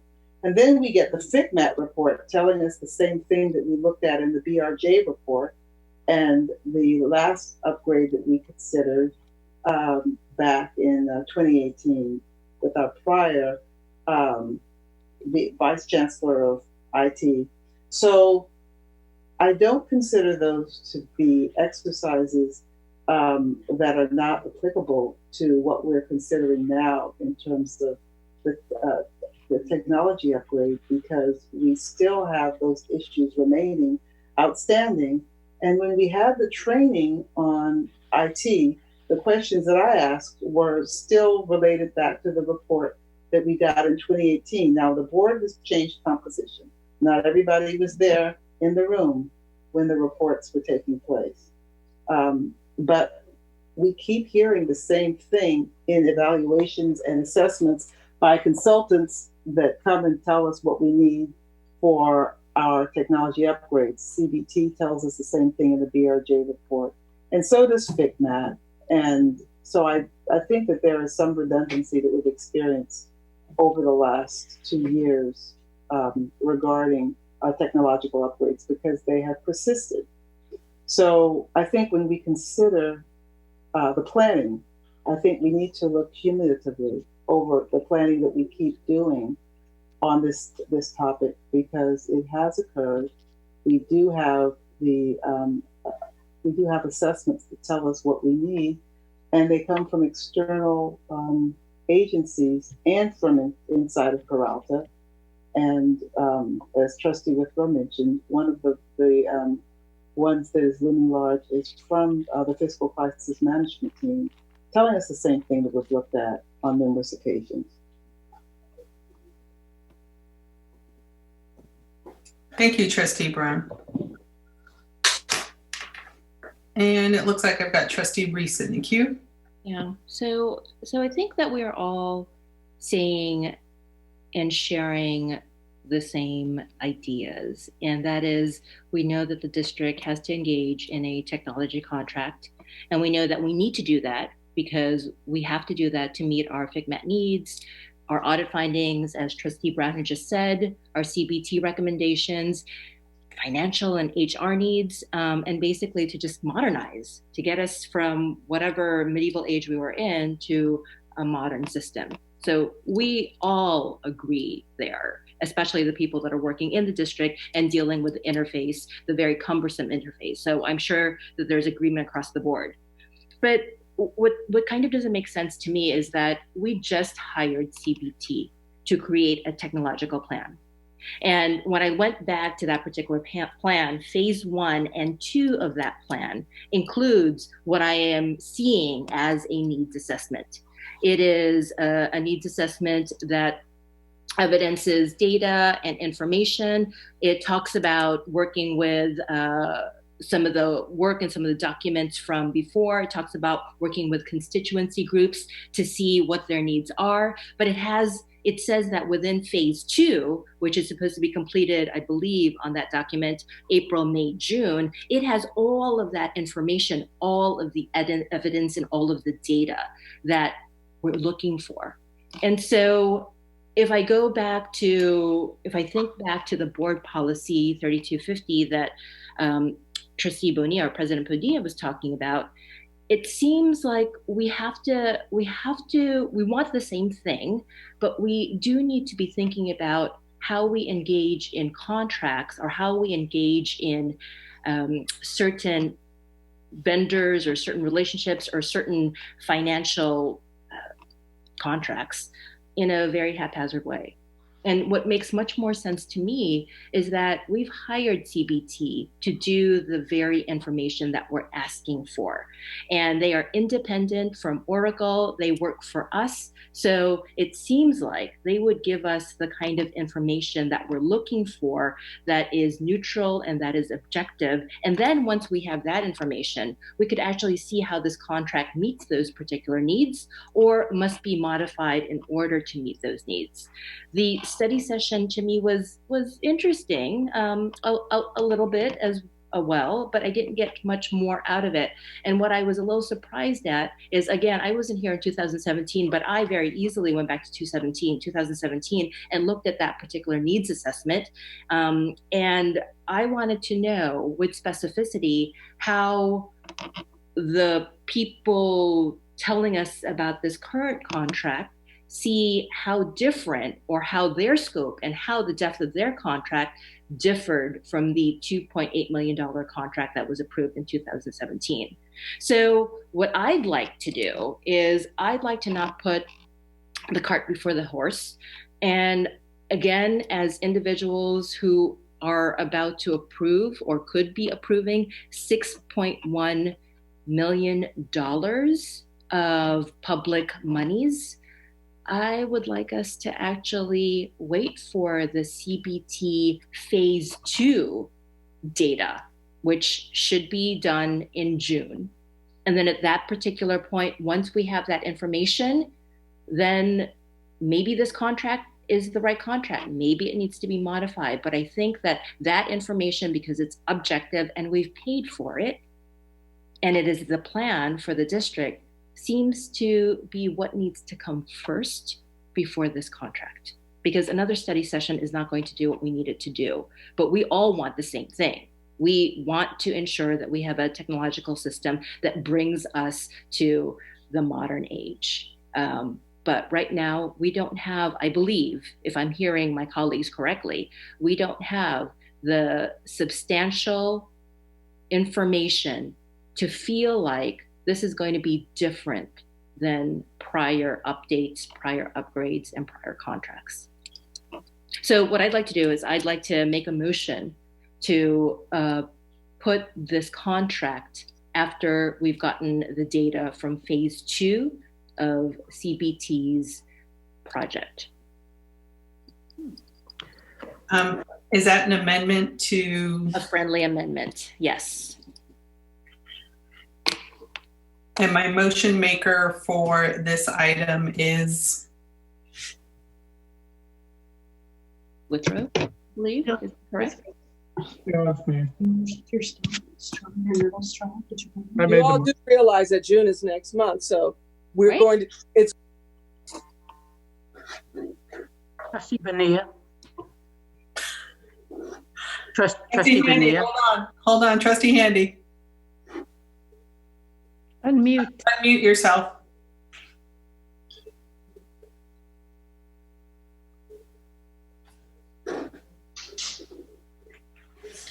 Brenda muted me. No, what I'm saying is June is next month. But again, we have, like we said, we have all those reports. What we did not hear was that the information was extracted from that.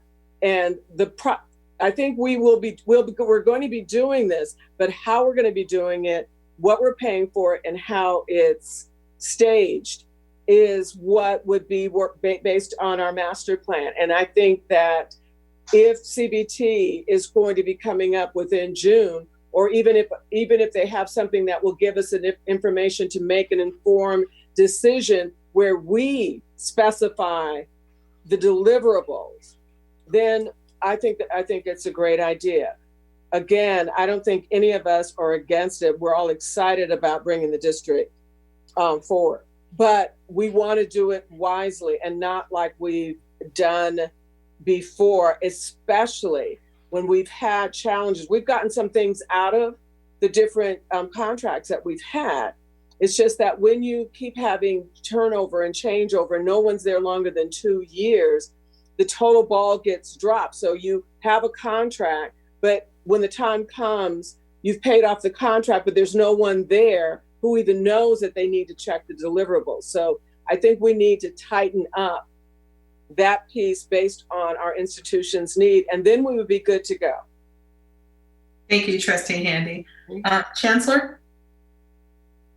Yes, thank you. I have a number of things to comment on this as you have had your discussions.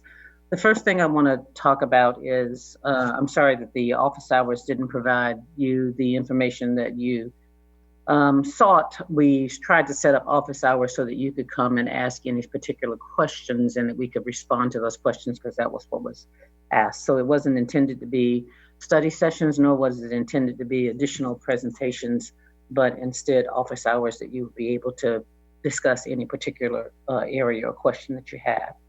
The second thing is the conversation about the gap analysis and the needs assessment. There is an expiring technology plan that we have come to you and asked for CBT to help us do the next technology plan. But whether you look at the new technology plan that comes, the old technology plan, the CBT recommendations, the FitMac recommendations, whether you look at any of the reports that you've seen, the audit reports, all of those identify your needs. And particularly if you look at the people who are working in this district every day, trying to do today's work, keep these institutions going using outdated technology, where literally things are being done with paper and pencil and Excel spreadsheets, and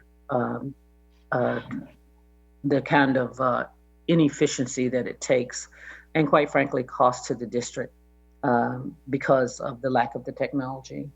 In terms of what you get, the district has at different times made the decisions that it needed the student portal, that it needed the human resources, being able to manage your position controls, being able to do your benefits management, your payroll, being able to have greater security.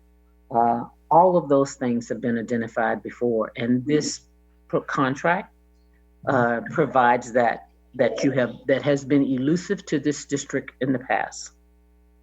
The other thing that the professionals that have worked on this, the experts that have worked on this for you, that includes your staff, my staff, as well as working with the Oracle representatives, is they've negotiated a way in which we can really save the total cost of ownership by a good 30 to 40%.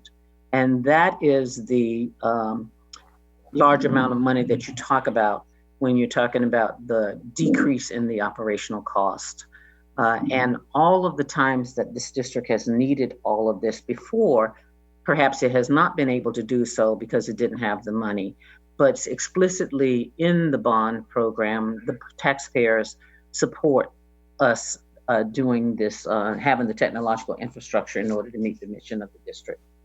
So what I want to say to you is that I would encourage you to accept the work that has been done, support the contract that is before you, allow us to have access to the kind of technology that enables us to be able to do our jobs effectively and efficiently, bring this district up into the 21st century as far as the technology is concerned, increase the security by being able to go onto a single source of a migrating to the cloud system, and being able to move forward. It is not separate from or exclusive from the actual ongoing planning, assessment, evaluation, and implementations that we have to do on a regular basis. As a matter of fact, the technology plan will continue to go forward, and all of the things that we have in our operating system will have to continue to be considered on a regular basis. If this district were not behind, if it were comparable to most other districts that have a system, I don't know of another district that's doing paper pencil benefits calculations, benefits management. But if this district were not in that situation, you still would need to have ongoing technology planning, which is what we have. And then finally, the contract that is before you was negotiated in a way that we could realize those savings, and part of that calculus was in the long-term commitment that we included.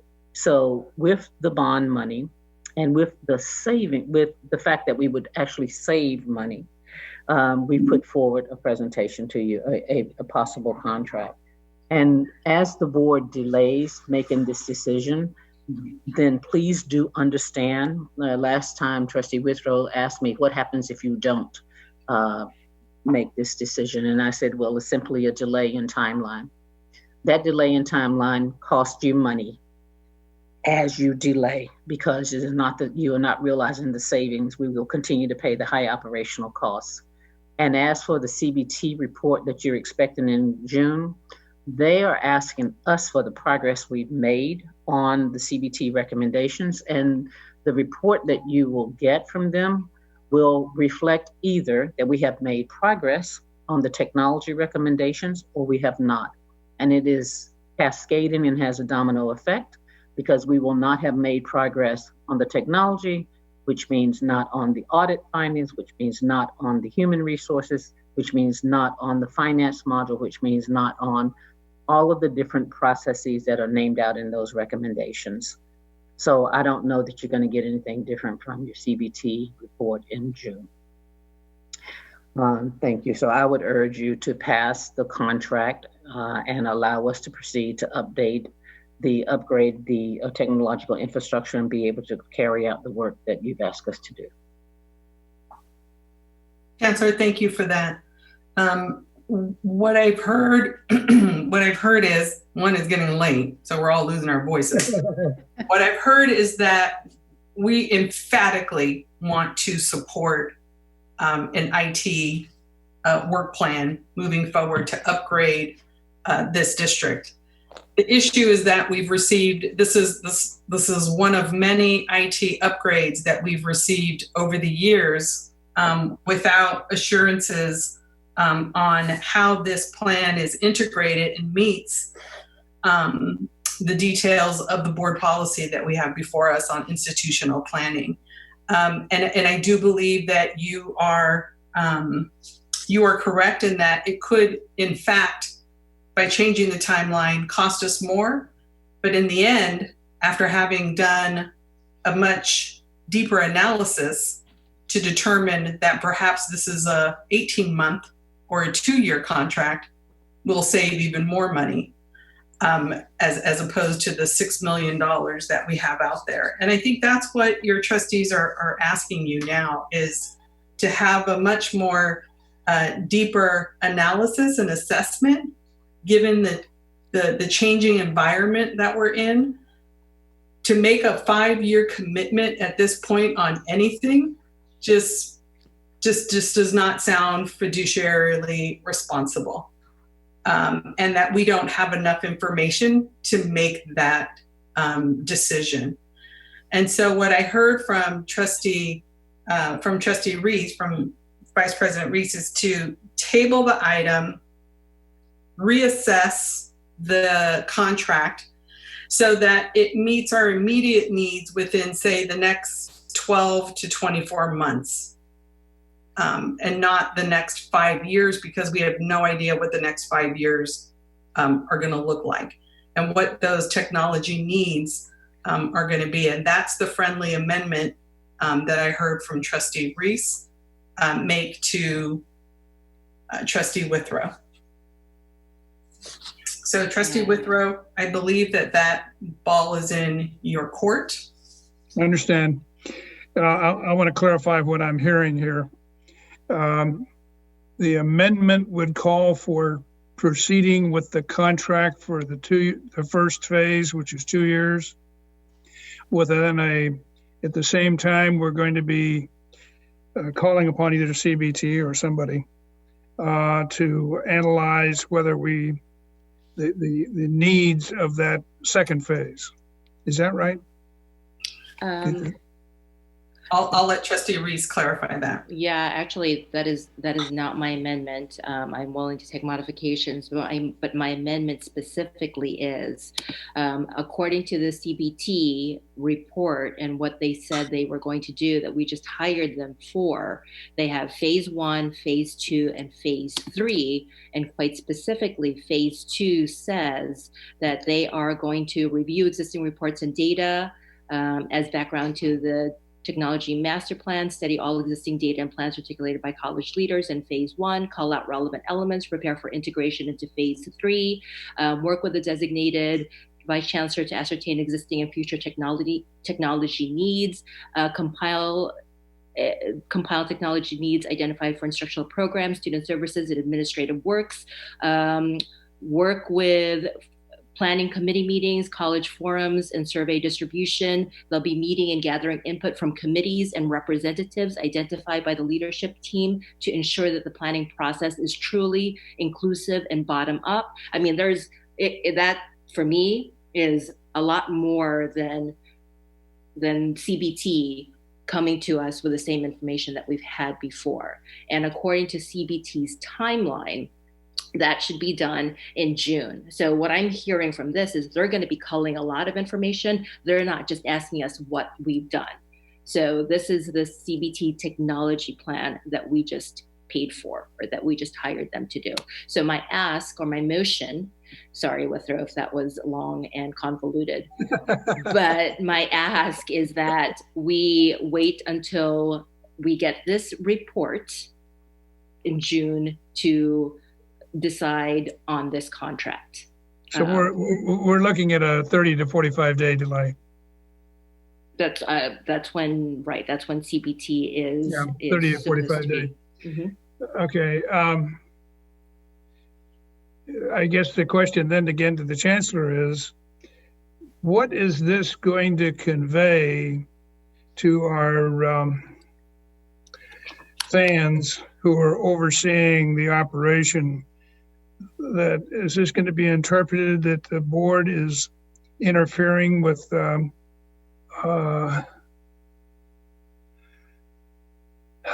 move to make this operation more efficient, which everybody says we all concur with that. We all concur with that.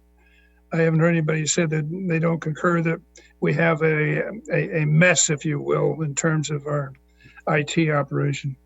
What you're saying is that what you're proposing is that we wait 30 to 45 days and see whether the CBT analysis corroborates what the Oracle has stated.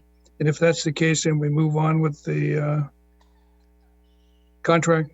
Yeah, we unless we have the information, unless we have a needs assessment, unless we have all of that information, we can't know whether the contract actually meets needs because we don't know what understand. Needs. Yeah, right. I hear that.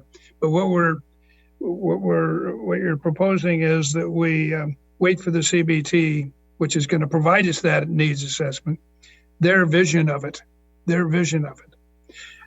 So we're looking at a 30 to 45 day delay. If in fact CBT's analysis corroborates the Oracle contract, then you support going with the 5-year plan? Of course, if it doesn't have to be amended, if it doesn't have to be changed, if there is a sync, and I think we would all see that, because remember, the commonality, as I'm hearing, is that we all want to do this. Right now, we don't feel like we have enough information to commit to $6.1 million of public funds. Yeah, public funds. I hear you. I hear that. Well, I guess then the question to the Chancellor is, what's the downside to waiting a month and a half? You can talk June, let's say July. So I think that there are a number of things. One, it's not a 5-year it's not an implementation of a 5-year plan. It's it's a 1-year thing. It's a 1-year plan, but it goes. We incorporated the operations out 5 years. So that's one thing that needs to be really clarified. I think that I don't know how others will view it. I'm sure that it can be viewed that the board is trying to carry out its fiduciary responsibility in terms of the trust of public funds. I don't have a comment on that. I do have I do want to say that I'm dismayed at the direction that the board has taken, because it does seem that we have been desperately trying to provide the board with the means to put the district in a good standing technologically, and it seems that it's the board that each time is the one that is not willing to move forward on that. So it's a little disappointing in that regard. I understand that there's history and the board has some things that it has experienced, but we've tried to pay attention to all of the work, all of the needs, all of the issues, all of the recommendations, and it just doesn't take very much living and working in these conditions to see the needs. And perhaps that's not something that you can see from the position that you sit in as board members, but I can tell you it is something that we live, eat, and breathe every day as we try to carry out the work of the district.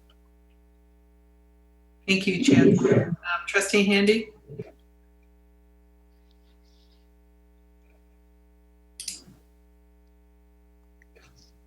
Okay. All right. Okay. So I want to say a couple of things that might clarify things. One, I don't feel like we're all working on the same team here. I think that we, as trustees, do not work at the district, and we have a responsibility that we're trying to fulfill. What the other people who are working at the district, they have their individual jobs and they know what their needs are. We are not trying to stop any of that. We're asking to have the information so that we know that we're making the decision that is going to make sure that they get what they needed. Because if people had followed through on the contracts, we wouldn't be in the position that we are now. But that being said, I want to clear something up with Cindy and Bill. My position is this: phase one, there are processes. There are modules that need to be upgraded. I don't see delaying that at all. I'm saying that we need to move forward with processes, but how those processes are going to be operated. That's what the chancellor's job is. But when Oracle puts that in, they're putting in the program. The chancellor's putting in the people part of it. So even when we go through all of our analysis may reverse the prioritization. I think the analysis is probably going to come back and say, yes, you need to do this. We know we need this module. We know we need that module. We know that. I'm not saying that we delay that.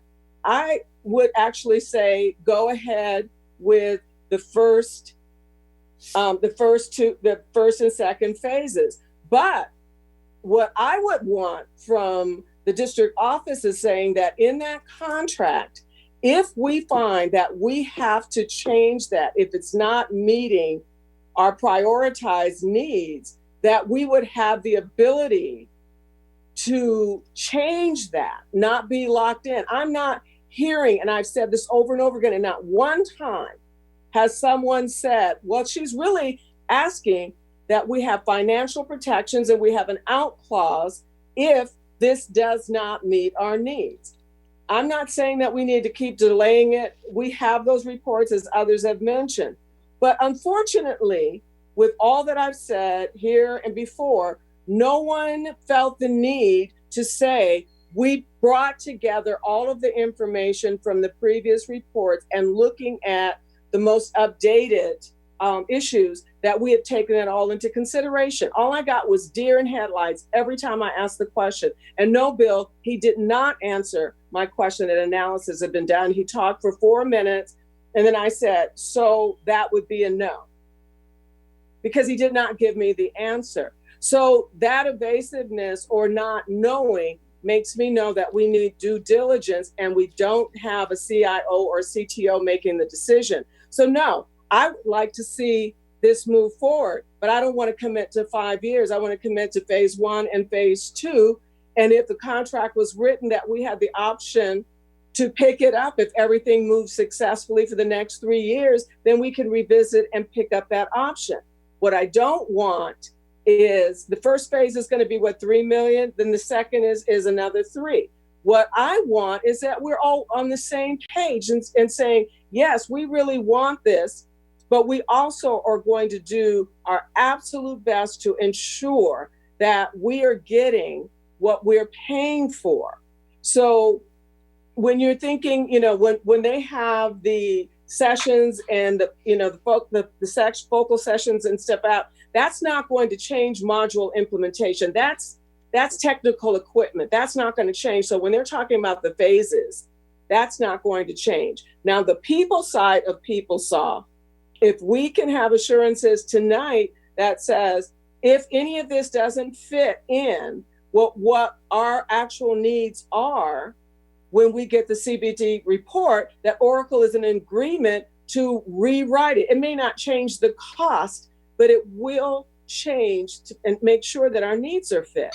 So I'm not one for saying, let's put this off for 1 or 2 months. I'm saying we need this. We need these modules. We need prioritize. I still don't have an answer. Do they have to upgrade before we could get the student mobile modules? If we have to do that, I understand why it's in the second phase. But if we don't, I would like to see that prioritized, because now that we're online, we really need the students to be able to do that. So I'm not really saying, I'm asking that if an amendment is done, Cindy, that it is one that gives us the assurances that we say move forward for the next 2 years, and based on deliverables and on-time performance, we have an option to take on the second part at that time. And also that all of the people parts of this that we're doing, if our CBT report comes and says that we really sincerely needs to be doing something differently, then let's do it. But understand, whether we vote for this tonight or we vote for this next month, they're not going to see any immediate changes in any systems for months. And that's what he said to us on Monday. Right. The changes are not going to be right away, but the planning for those changes. But since they inherited the system, they should be able to move us quickly through it. I just want what we would have had if we had been in the conversation early on. We could have said, these are what our needs are. They could have had a full understanding of what our concerns were and address that, and we could move on with this. So if there's going to be an amendment made, I would like to see it made so that we can move forward, but with those pieces that allow us to make the change. We will be the ones with the change orders for a change instead of being charged for it on the other end. And Trustee Handy, I appreciate that clarification. The issue that I have is that we as the board could not direct the administration to alter or do anything to a contract other than we can hold the administration accountable to adhering to institutional planning. And if the institutional planning, according to the board policy 3250, has not been completed to the satisfaction of the board, then we're at a crossroads. We don't have the information that we need in order to meet the board policy, the mandates of the board policy, and that's the critical part of where we're at. I think it's incumbent upon the administration to listen clearly to what the board is asking, which is a clear, concise plan on information technology that meets the current needs of the district. The current needs of the district have drastically changed in the last 3 months.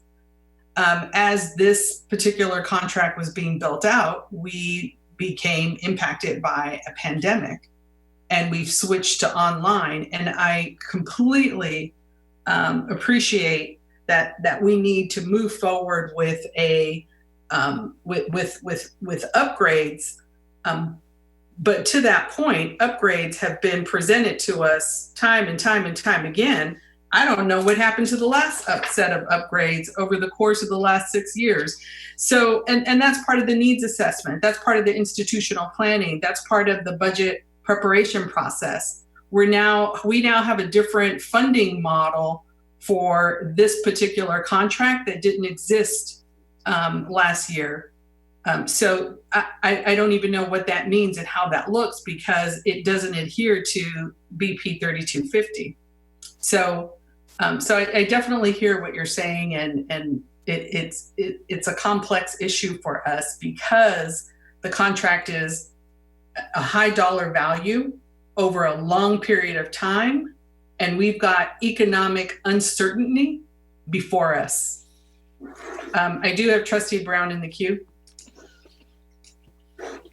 What I heard Trustee Handy saying was that the multiple reports that we've gotten over the last 2 years are still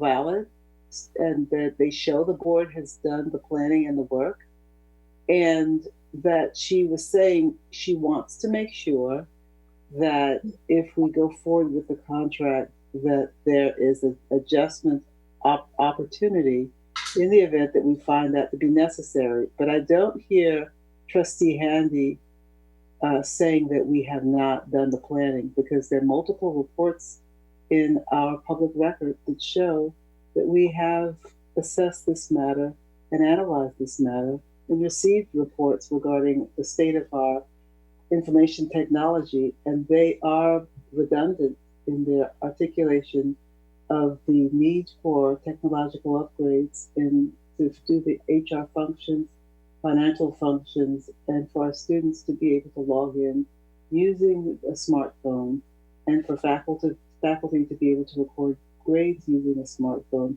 We've heard these things on multiple occasions, and the reports exist. That's not what I hear Trustee Handy saying, that there hasn't been a compliance with board policy. I hear her asking for an opportunity where there's an aspect of the agreement that would permit there to be an adjustment if we find that our needs change, or if there is a reassessment done. And for that, I would like to hear the Chancellor's response. Thank you, Trustee Brown.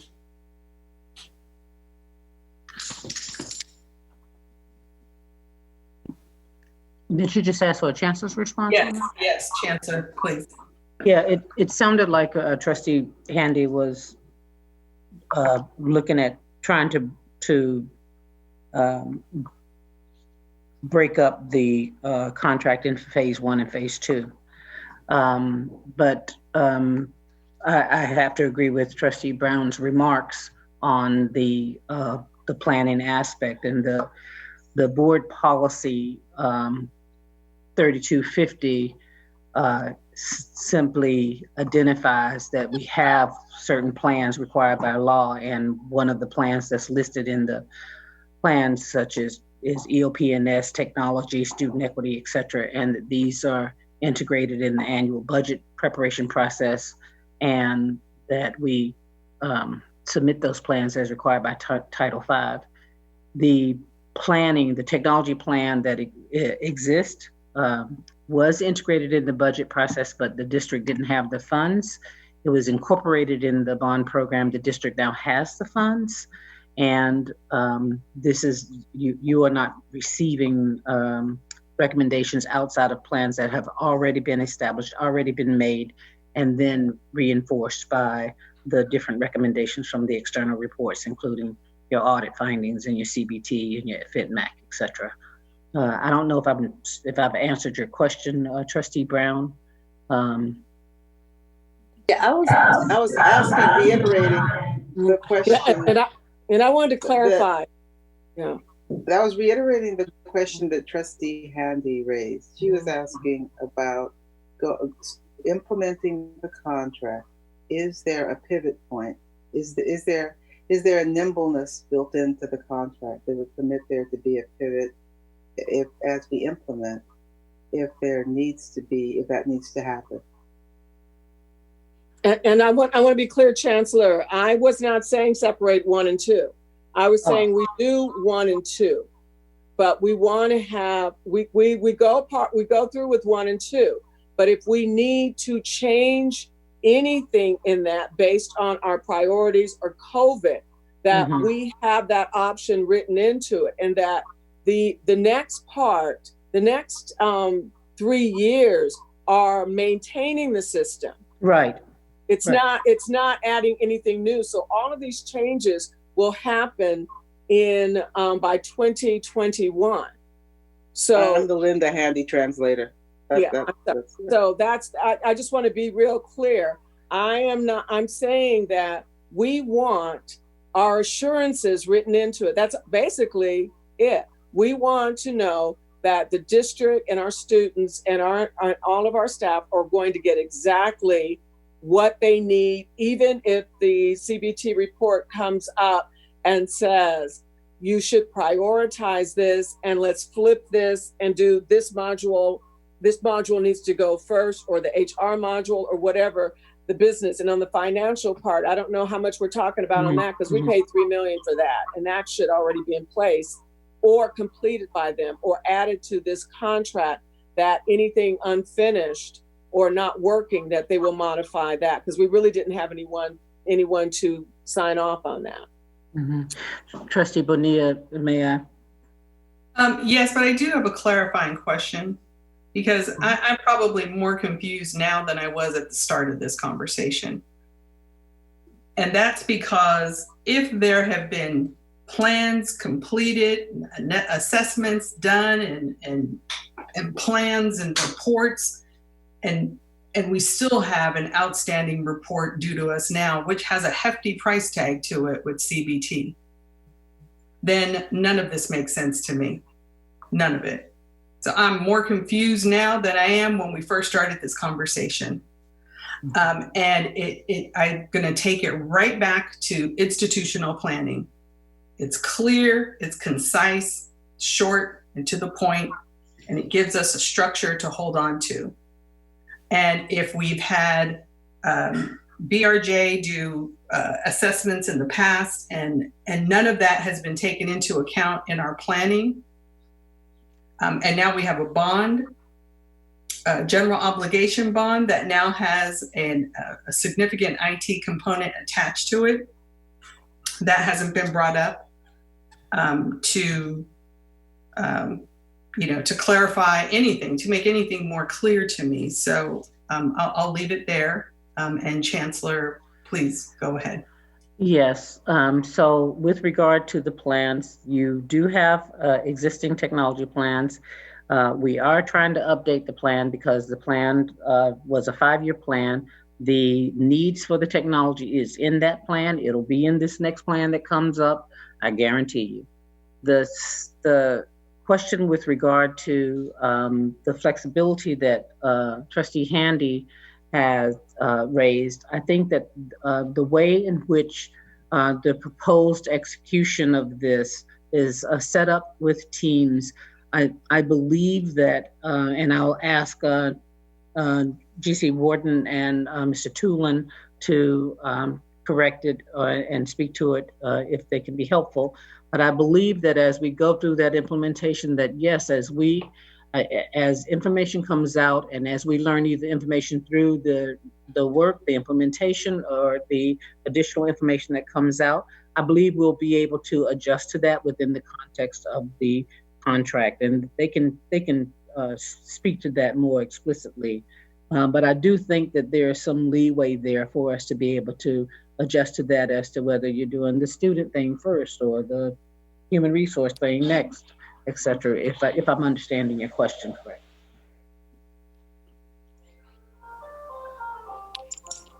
And Trustee Bonilla, do you have any objection to me asking GC Warden to speak to it?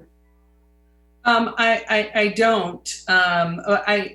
Here's part of my issue with this, is that we've had quite a bit of explaining to us that has not been fruitful and helpful, and we are coming upon 10/15, I'd like to hear from the trustees what direction they would like to go in at this point.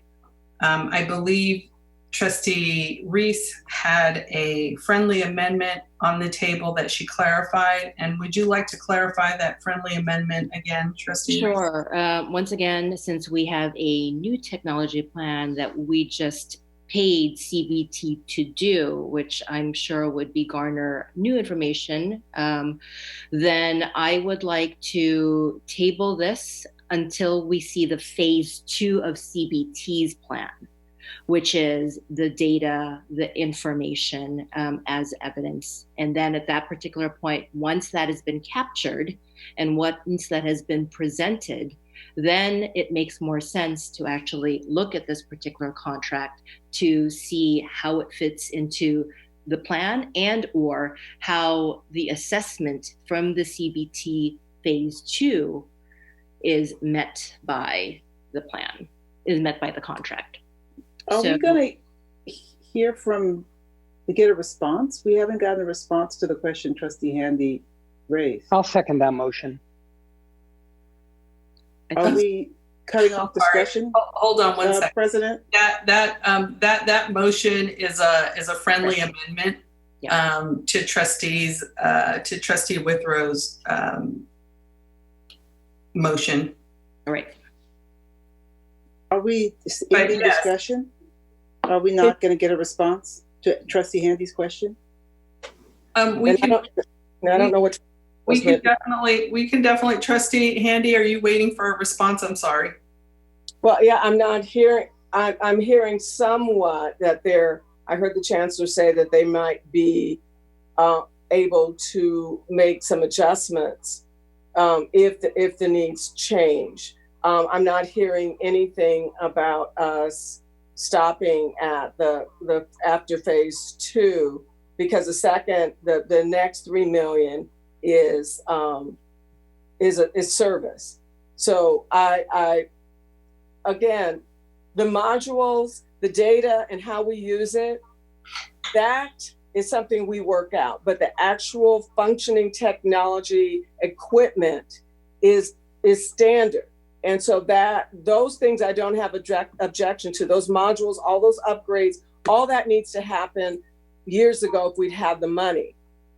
The other part, in terms of what CBT says, a gap analysis it's analysis only of technology needs, not all the other part. Is what equipment do you have based on what you're trying to do, and how I bring that equipment of what you have up to what you're trying to do.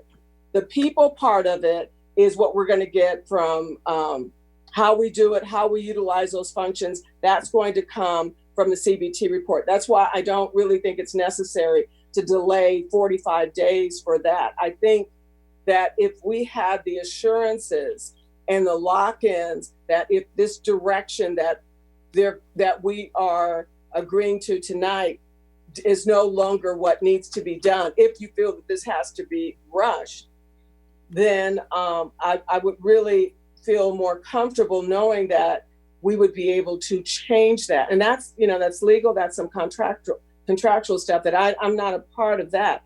I just don't see committing to 5 years, but I do see committing to the first 2 phases for what needs to be done. Because that's just going to be implementation. You're not going to see any changes until later. But the training, how we're going to use that, who's going to use it, that's what's going to come out of that CBT report. But the HR modules, we need that. The upgrade, we need that. The student services module, the financial aid modules, all of those things are absolute needs. But those are modules. That's the implementation is the technical aspect. It is not the usage of it or anything like that. So I just want to be real clear on that. But I would like to hear that we, in light of the fact that we're moving ahead before we're getting the reports that we're actually paying for and bringing those all together. If we need to move quickly, then I would like to have those assurances. Okay, Chancellor? Mm-hmm. Yes, my question was in order to try to provide that information, do you have any objection to me asking GC Wharton and Mr. Tulin to speak to it? I think that's what Trustee Handy wants, yes. Yes, thank you. Okay, GC Wharton? I think you're on. So I'll make a point of clarification and then ask Mr. Tulin to add on to my comments. With regard to, I think there's some confusion regarding the 60-month period, which is the operational support. The reason that's done or is proposed as not proposed, but is in the contract for 60 months is there's actual cost savings in doing it that way. Because for these services, year to year, there are increases in the amount that's charged. But by doing it for 5 years, that support service essentially means we're locking in current prices and we have cost savings over time. Then in terms of the implementation period, there were some misstatements earlier. The implementation period for phase 1 and phase 2 is 12 months.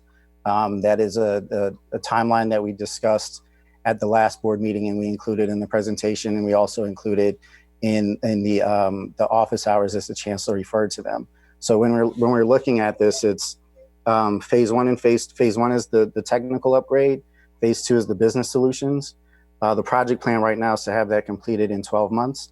And then with regard to the ability to adapt and make changes as necessary, that's incorporated into the contractual agreements in the sense that we talk, the contracts discuss the necessity of having working teams and essentially having, essentially that the Peralta staff will provide information to the Oracle team throughout this process so that particularly for phase 2, that the business solutions put in place are actually meeting the needs of the organization. So just to be brief, and then I'll hand off to Mr. Tulin, the implementation for phase 1 and phase 2, that's the technical upgrade and the business solutions, is 12 months. The ongoing support is at 60 months because that provides cost savings to the district. Mr. Tulin, I'll hand it over to you for additional comments. Thank you, everyone. Good evening. So thank you, Mr. Warden. A couple points. We did take, I know there's been a lot of discussion around the fit gap analysis. We most certainly used the historical report that was delivered by Deloitte back in the 2018 upgrade. We also took into account the FCMAT report that was provided to us. That's how we built our proposal and our contract. We did also include, as we mentioned, phase 1 and phase 2 actually start in parallel because phase 1 is, as has been noted tonight, is largely technical. So we engage initially, we have project plans, we set up the teams, and then my team kind of goes away and does a lot of the work behind the scenes. We do the technical passes, we do the technical upgrades. And during that period of time, in parallel, all of the business requirements will be fully vetted and reviewed with the Peralta users. So we'll have several sessions around the HR functionality, the student portal functionality, and HR functionality. And then when we come back during that design build phase, we'll have a very complete, fully agreed to project plan that will identify Peralta's business needs. We've taken some other steps to mitigate the risk of this. First and foremost, we've provided a fixed bid for both phase 1 and phase 2. We understand exactly what you guys are doing. Look, we know the modules that are being implemented. We've done the technical upgrades and migrations from on-prem to cloud or on-prem from another cloud to our cloud, literally thousands of times. So that's something our team can basically do in their sleep. And then we've also structured the contract with payment. Payments are quarterly in arrears. So after 3 months of work have been completed, we'll present not only the invoice, but also that piece of the project plan to the Peralta governance team. We'll review and agree that the work that we committed to doing is done. And then, and only then, will the invoice be cleared within Peralta for payment. So you've got kind of the hooks into us as you've requested. To Mr. Warden's comment about the 5-year term, it does save the district just shy of $2 million over the 5 years. with the savings that we're taking out of the operational model that you currently have. There is no annual escalation or unknown escalations. We've locked in everything into the contract, so you know exactly how much to budget for every year.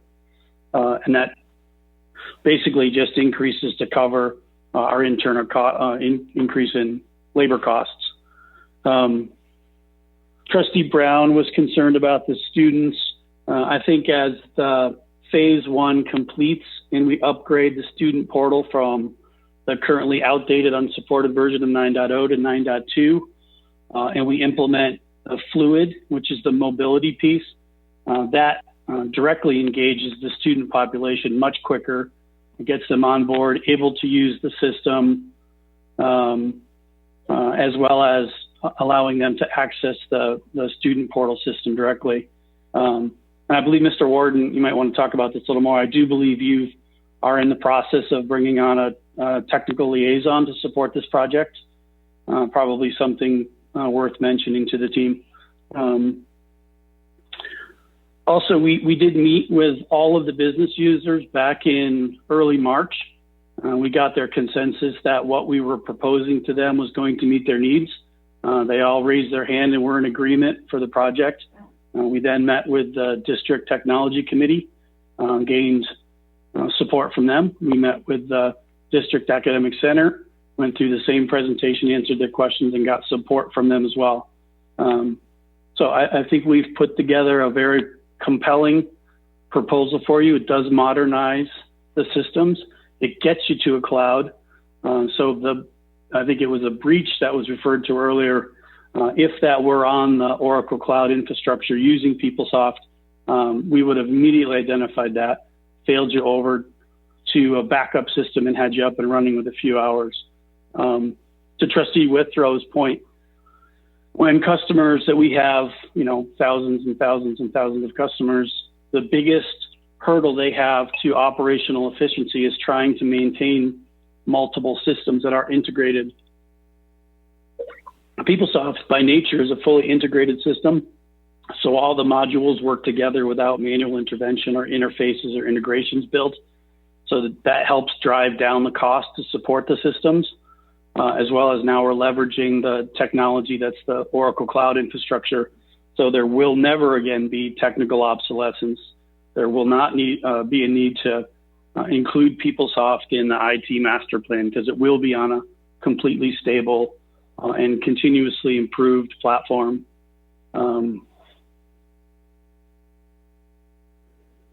I think Thank you. That's it for me. Thank you. I just wanted to respond to some of the comments I'm seeing in the chat window. With regard of day-to-day management of this project, the Chancellor has identified me in his Chief of Staff role that I'm working on this project. And then in terms of my background, I worked for Hewlett-Packard Enterprise as a program manager. I sat above all the project managers. I reported directly to a senior vice president who was, we call them L1, L2, so degrees of separation from the chief executive officer for that company. I reported to a senior vice president who was an L2. I've done more than $120 billion of IT deals with technological implementation, separation, when we're talking about basically one of the largest technology companies in the world. So I'm quite comfortable stepping back into place here. We'll have all the different types of documentation necessary to ensure that the different parts of this project are done correctly. As I've spoken to the Chancellor before, that what we call that at Hewlett-Packard, we call them swim lanes. The swim lanes are essentially equivalent to business lines. And so in terms of day-to-day management, that's not an issue. In terms of having the technical resources, that's also not an issue. We've looked at staffing. Those issues have been addressed. And so I hope with that, those types of questions that I believe I've answered already in the past is also answered again to your satisfaction. With that, Chancellor, I'll hand it back over to you unless you have particular things that you'd like me to comment on. No, to Trustee Bonilla, please. Thank you. I'm sorry, I keep. It's getting late. All right. So, Trustee Handy, you got responses from both GC Warden and from Oracle. Are you satisfied? At this point, I'm just going to be real honest with you. We are being made out to be the bad guys for doing our fiduciary responsibility. The information that just came across to us was information that if we'd had that initially, we wouldn't have had the same questions. We still, again, who's going to fill that position? We need this the colleges need this. We finally have the money. I believe that we need those things, everything that I've stated, everything that I've asked. I think that those assurances should have been something that were brought to us in the beginning. I do not have an objection to our upgrade. So anything that blows, it hangs around someone else's neck and not ours, because we have expressed our concerns. Our concerns seem to be brushed off as interference or whatever. My concerns are added up to $60 million of it always looking like this, and we had more infrastructure in place. So I would have loved to have had the assurances, because I wouldn't have to waste my day going over stuff again and obsessing about more than one day. I have a problem with us not working collaboratively to do this, because that is our job as trustees, and we could have had all the information before. I don't like having this played out in the court of public opinion. We need to have this done. I'm not trying to be the bad guy that stops us from doing it. I'm just saying that due diligence needs to happen. I think that VC Warden is stretched very thinly. 10 minutes popping into an IT meeting is not what it's going to take. I don't believe anyone in the Bay 10 will have an IT department with a multi-million-dollar contract and no CTO or CIO in place. And I'm just going to go on record as saying that. I will support what the rest of you support. But I think that those pieces that would make us feel comfortable, those amendments that would make sure that we know that we can work out any changes that come due to COVID, that those things are addressed. But if they're not addressed, then the responsibility goes where it is. We have stated our concerns and the reassurances that we need to ensure that the district gets what it wants out of here. And if we get it, then we all win. But right now, I feel like we're not working together on this. So I'm done. I've stated my concerns, and I hope that none of these things will be problems in the future.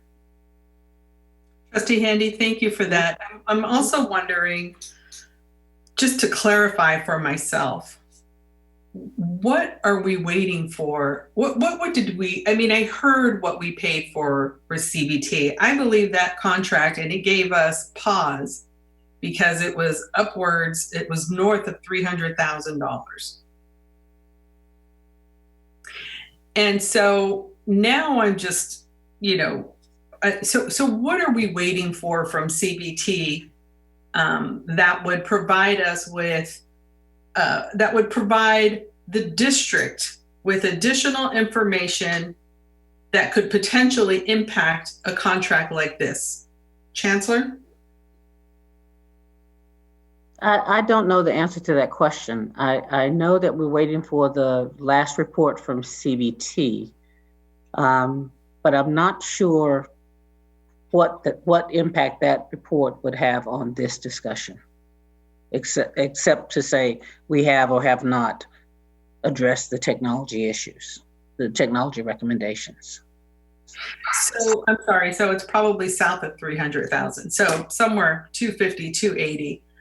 That's a sizable amount of dollars that we've committed to IT, because the district, this was the recommendation brought to us by you, Chancellor, that we accept that CBT technology consultant piece from CBT, because it was going to, I would imagine it was going to inform the district administration on their pathway forward with IT.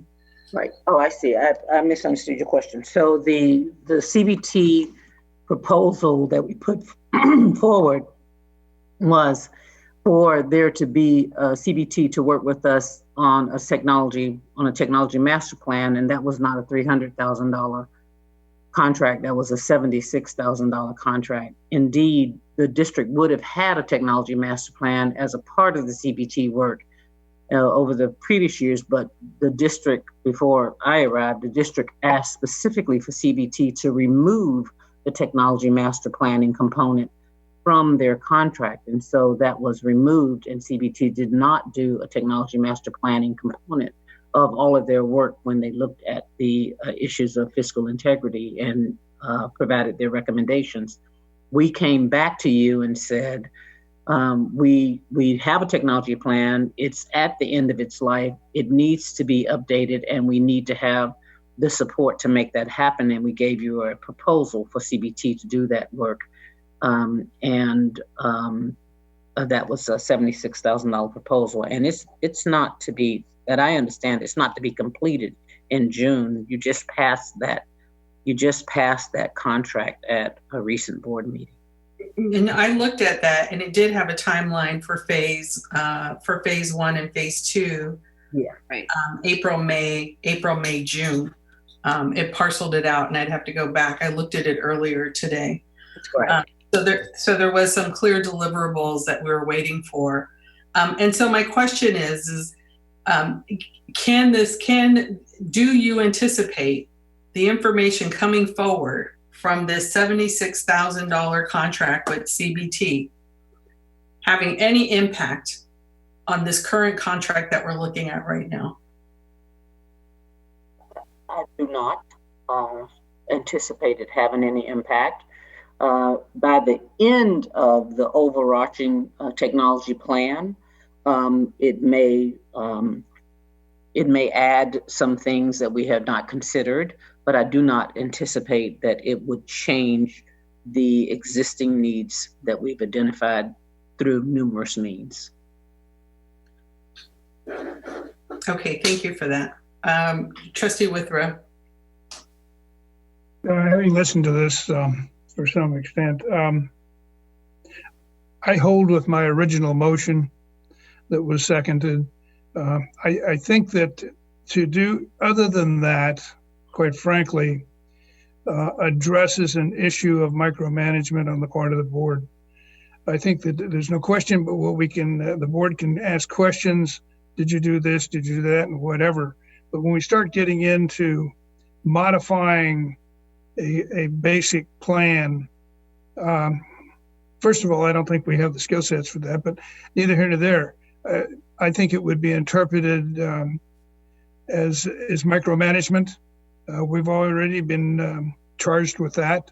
This was kind of add to it. And so I'm holding to the original motion of approving this. Well, you're right. Motion to approve. That's fine. So you have a motion to approve on the table. Trustee Handy has a question. Hold on one second. Trustee Handy. Bill, I think we were put in a position to make it look like we're micromanaging. If we'd been given the information, if this had been a collaborative effort where we were not blindsided by it, we would not have this appearance that we have right now. And I'm very resentful for being put in this position, because all of the information, if we had it initially, then these questions would have been answered. There are parts on CBT. We just learned something now. We just learned that a technical piece was not part of their contract before. Didn't know that. So how am I to make a decision based on what we know are common, normal operating processes, and everyone's telling me, oh, it's okay if you don't do this, it's okay if you don't do that, because we have done that before, and our terms are 4 years. So usually we're here longer than most people. And then when we look at it later, we say we should have.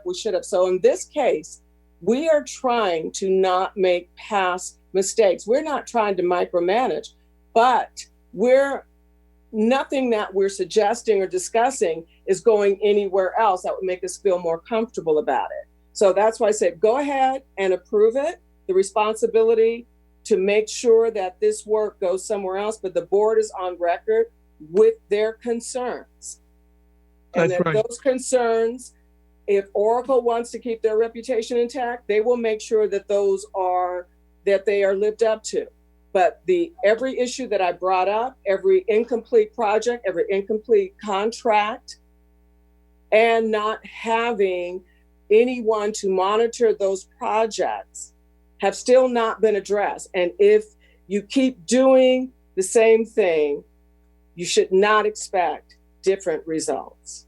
And I'm asking that we do something different so that we have a positive outcome. And that's by knowing exactly what we're doing, and that our legal counsel, who usually reviews the contract written by a technical person for legalities, not content, but that person has an absolute responsibility of making sure that all of this moves forward in the way that the board expects and is being told that it's going to be moved forward.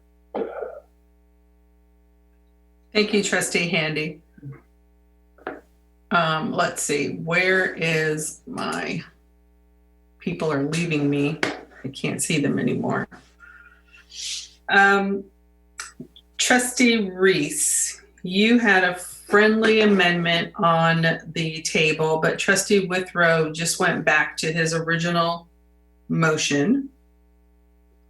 And what would you like to do?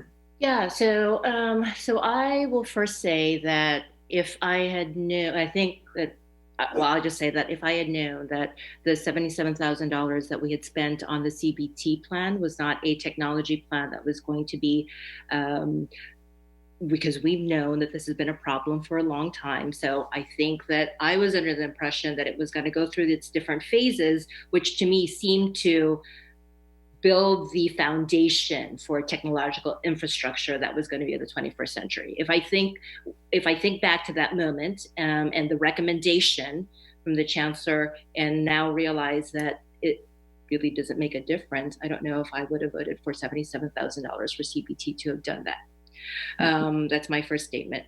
And then second, if Trustee Withrow does not want my friendly amendment, I shall withdraw. Okay, so we have a motion to approve by Trustee Withrow, and we have a second by. It's been properly seconded, correct? It was, yes. Yes. I don't know who did it. Okay. Student Trustee Contreras did. Yes, okay. Contreras, that's it. So if there's no more conversation, we'll go ahead and we'll take a vote. Roll call, please. Thank you. Student Trustee Contreras? Yes. Student Trustee Stanley? Yes. Trustee Withrow? Yes. Trustee Brown? Yes. Trustee Handy? Yes, with reservations. Trustee Gonzalez-Yuan? Abstain. Trustee Weinstein? Abstain. Trustee Napoli Abella-Reese? Abstain. And Trustee Bonilla? Abstain. Thank you. Motion fails.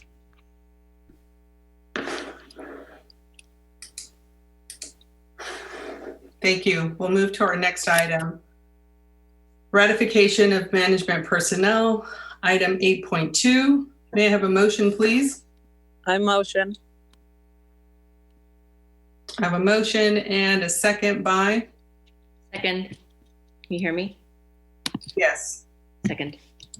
And we have a second. Not hearing, if we have no discussion, we will take roll call. Thank you. Student Trustee Contreras? Yes. Student Trustee Stanley? Yes. Trustee Withrow, Yes. Trustee Brown, Yes. Trustee Handy. I'm sorry, what are we voting on?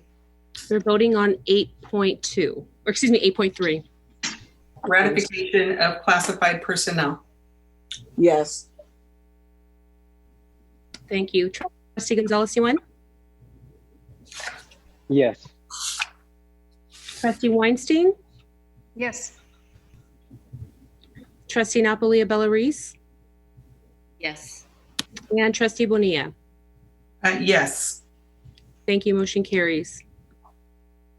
Thank you. Item 8.4, this is consider approval of Resolution 19/20-56, authorizing the amendment of the 2005 indenture of trust relating to the district's OPEB bonds, authorizing and directing the conversion of the Series B3 bonds to an alternative interest rate, and approving forms of documents and actions of officers of the district necessary and desirable in connection therewith. Motion to approve.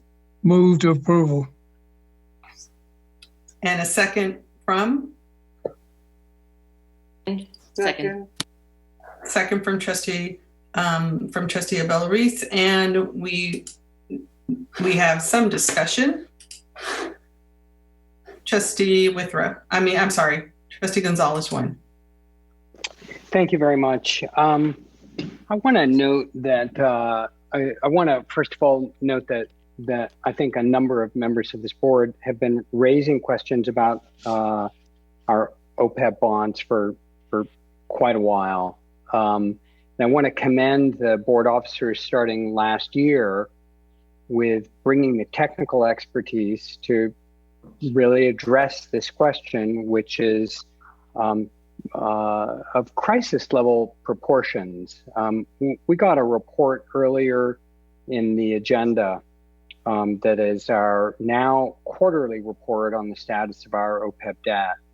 And I want us to note that report indicates that in addition to the costs of healthcare, providing vital healthcare that was contractually negotiated with our employees, in addition to providing the cost of that healthcare, we have assumed an additional roughly $200 million of debt that's buying us virtually nothing.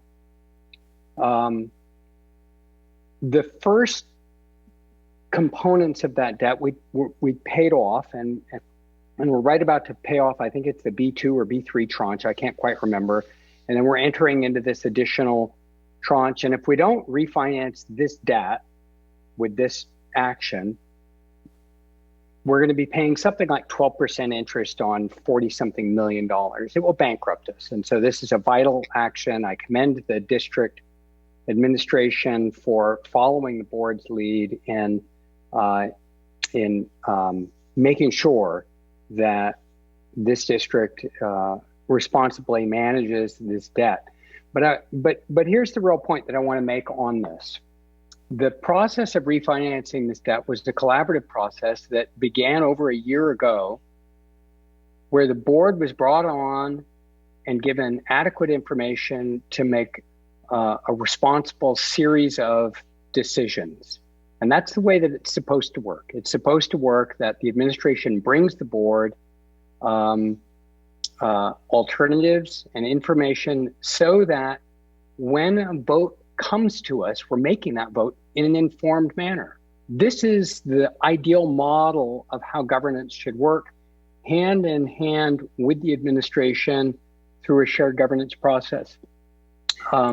And so I just want to, commend you, President Bonilla, for taking the lead on this, and Vice President Weinstein last year for bringing in the expertise and having the administration bring in that expertise.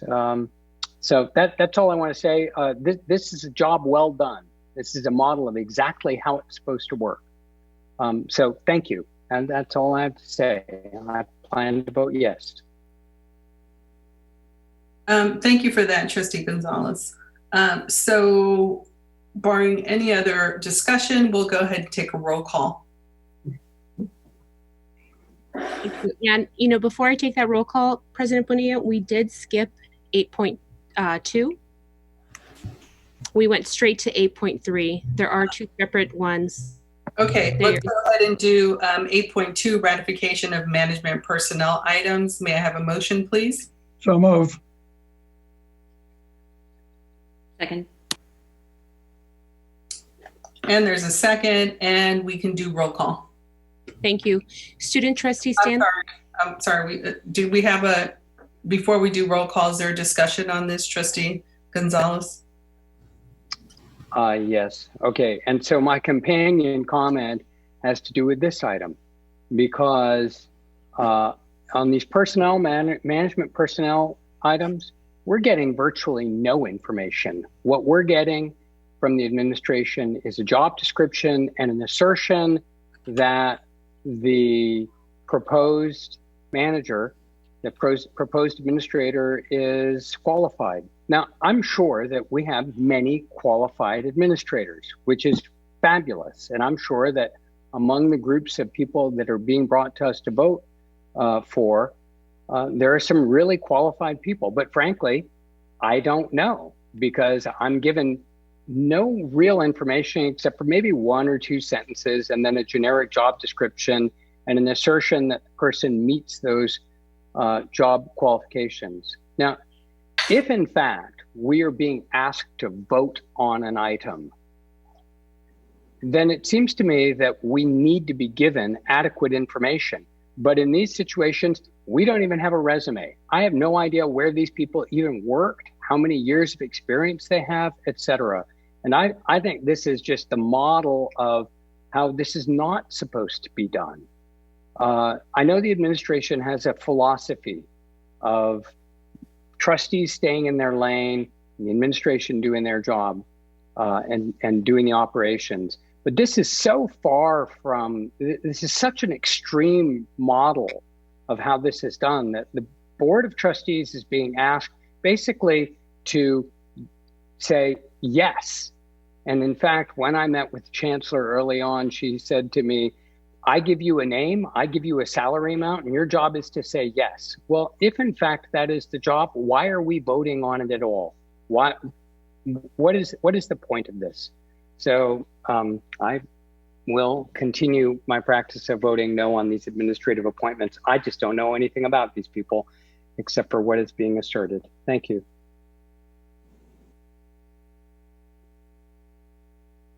Sorry. Thank you for that comment. We'll go ahead and take roll call. Thank you. Student Trustee Contreras? Yes. Student Trustee Stanley? Abstain. Thank you. Trustee Withrow? Yes. Trustee Brown? Yes. Trustee Handy? Yes. Thank you. Trustee Gonzalez-Yuen? No. Trustee Weinstein? You better do your job, girl. Why don't you come back to me? I have to think about this. Okay. Trustee Napolia Bella-Reese? Yes. And Trustee Bonilla? Yes. Okay, thank you. And we'll go back to Trustee Weinstein. Yeah, I find this challenging, and I like the people, but I do feel as if we're not getting adequate information. So I'm going to abstain. Okay, thank you. Motion carries. Before we move to 8.5, Madam Clerk, I'd like to revisit item 8.1. And can you give us the results again of 8.1? Yes. The motion failed. Can you give us the details? Yes, we had we had 3 trustees that voted yes, and then there was 4 abstentions. Right. And so I believe that the 4 abstentions are neutral, which means that the majority A's carry the vote. And you can check it with GC Warden and the Chancellor on that. I agree with that. Yes, I had GC Wharton look into that as well.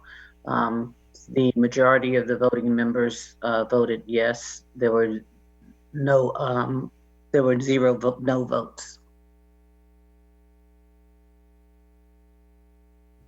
Okay, so the motion carries. Thank you. Madam President, point of information.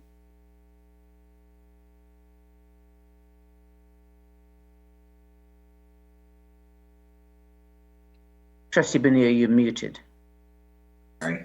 Trustee Gonzalez, yes. We have never operated on the basis of 3 votes being a majority of yes.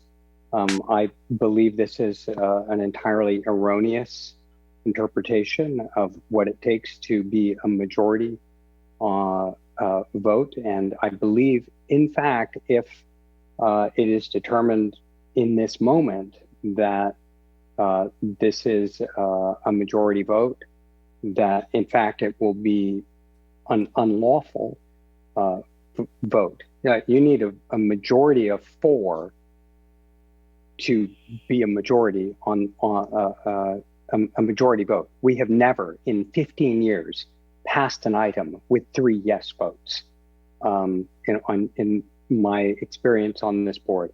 So I think this is an entirely incorrect interpretation of parliamentary procedure, and we're going to have to come back to this because I think what's going to happen is that this vote will be found to be erroneous and the contract will not be valid. So you can proceed as you wish, but I challenge the ruling of the chair on this matter. Thank you for that, Trustee Gonzalez. So what I'd like to do is if we can get either council to opine on the specific language on abstentions, that would be very helpful. Thank you, Trustee Bonilla. GC Warden. Okay, so with regard to Robert's Rules of Order, in roll call voting, a record of how each member voted, as well as the result of the vote, should be entered in full in the journal or minutes. If those respondents to the roll call do not total a sufficient number to constitute a quorum, the chair must direct the secretary to enter the names of enough members who are present but not voting to reflect the attendance of quorum during the vote. So we need to, essentially you'd have 3 columns, yes, no, abstain, and then note each individual's vote.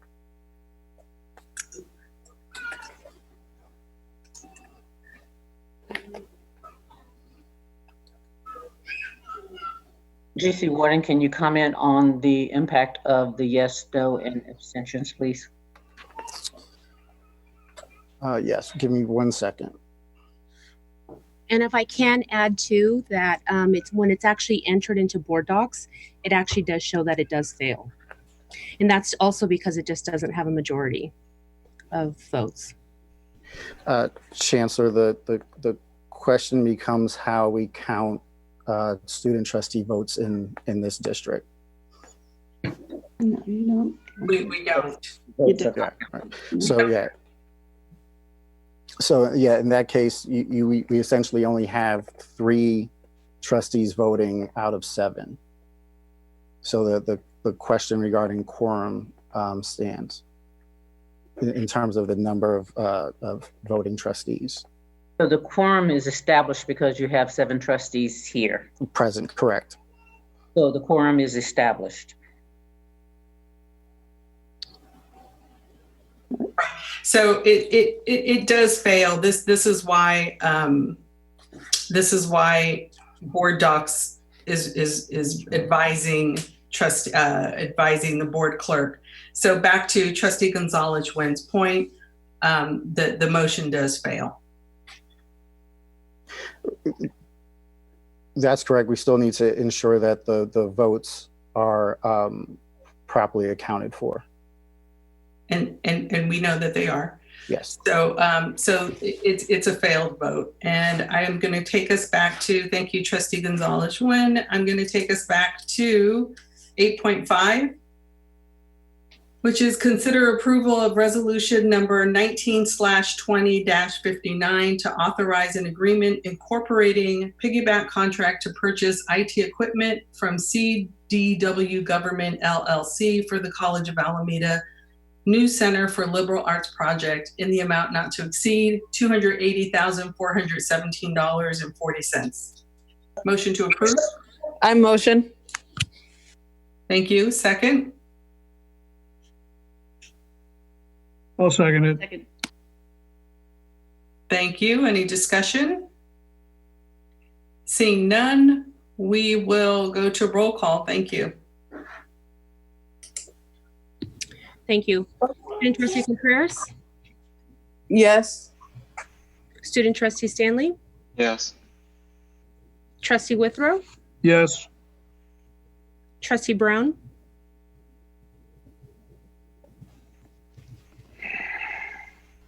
Trustee Brown? We'll come back to Trustee Brown. Trustee Handy? Yes. Thank you. Trustee Gonzalez-Yuen? Yes. Thank you. Trustee Weinstein? Yes. Trustee Napoli-Abella Reese?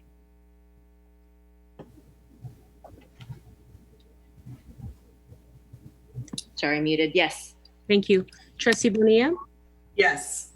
Thank you. And we'll come back to Trustee Brown.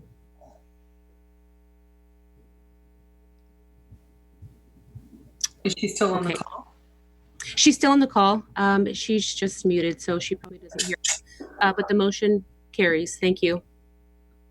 Excuse me, Trustee Bonilla. Trustee Brown said her computer stopped working and she votes yes.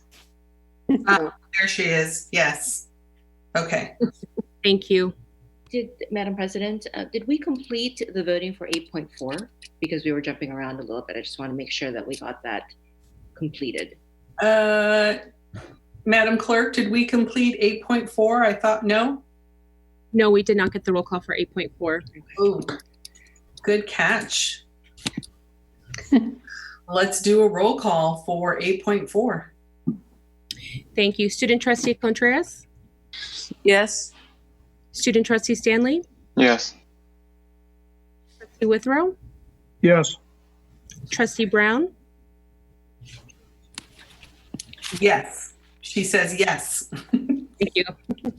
Trustee Handy? Yes. Thank you. Trustee Gonzalez-Yuen? Yes. Trustee Weinstein? Yes. Trustee Napoli-Abella Reese? Yes. And Trustee Bonilla? Yes. Thank you. Motion carries. Thank you for that. We will move into Board of Trustee. Oh, Trustee Weinstein, yes. Yeah, hi. I don't know if we can do, oh, I'm muted, I guess. No. Go ahead. We can hear you. Sorry. Oh, okay. I don't know if I can do this. I think with 8.2, yeah, I think it's 8.2. Well, I'm still uncomfortable with the fact that we don't get appropriate information. I actually was able to do research on these particular people, and so I would like to, if I can, change my vote to yes.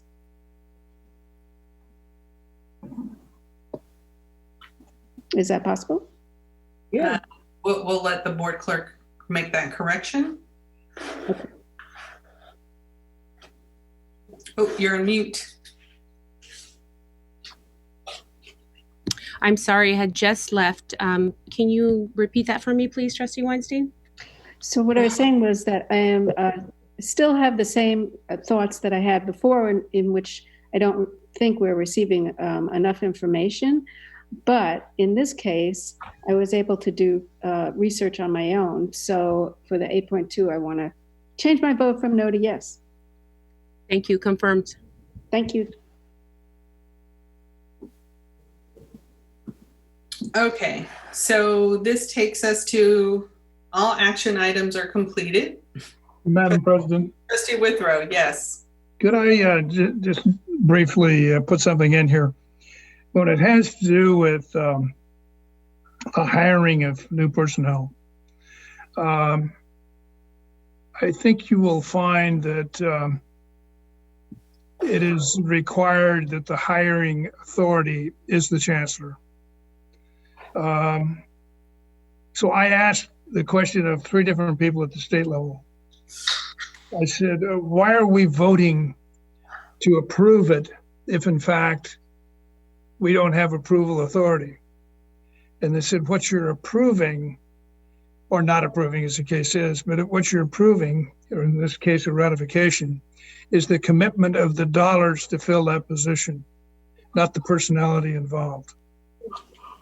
Now, again, I've been told this by 3 different people. Maybe we could have our general counsel look into this and get clarification. And then stop asking. I think Trustee Withrow, when we go through our board self-assessment, right, this is going to be a primary focus of ours. And so I look forward to reorientating the board on this very issue. Okay, good. Thank you. Can we go ahead and move into Board of Trustee reports? I will start out with Trustee Weinstein. Oh, okay. Thank you. First, I want to thank our student trustees. They did a great job this year, and I wish them lots of luck in the future. Second, my new appreciation of the month is Merit Bioscience Program. And I just want to say I was totally thrilled that Dr. Giorgio, who's the director of the Merit College Bioscience Department, invited the Board of Trustee members to attend the advisory board meeting of the Merit Genomics Program. And they just did an incredible job. They did an incredible job talking about who actually comes to this program. They did an incredible job inviting industry to be involved. And they really are on the forefront of a lot of science programs, science issues that are going on right now. So I want to thank them for inviting the board members, and I want to thank them so much for the good work that they do. That is why I'm here as a trustee, because I like to know what's going on our colleges, and I'm very happy with the work that they're doing. Second, I want to thank Isis for the work that she has done with the Peralta Citizen. I mentioned today, and I subscribe to the New York Times, Washington Post, and the Peralta Citizen. And I am strongly in favor of that paper. They actually do speak with our students and do very interesting interviews. So I want to thank Isis for the work that she did, and for the Peralta Citizen for the work that they do. And a big congratulations to the students who graduated this year. Thank you. Thank you for that, Trustee Weinstein. Trustee Withrow? I'd like to second Trustee Weinstein in terms of the student trustees. I think they have been a real asset to the board. I've enjoyed serving with them, and I wish them the best of good fortunes in their future endeavors. I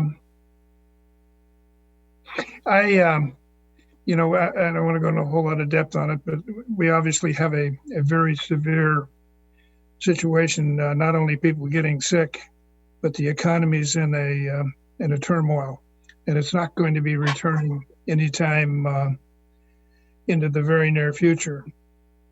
And it seems to me we have a difficult role, a sensitive role, an important role to invoke a positive element to the young adults, if you will, the 16 through 24-year-olds. And I think that they need to hear some positive things. Right now, everything is negative.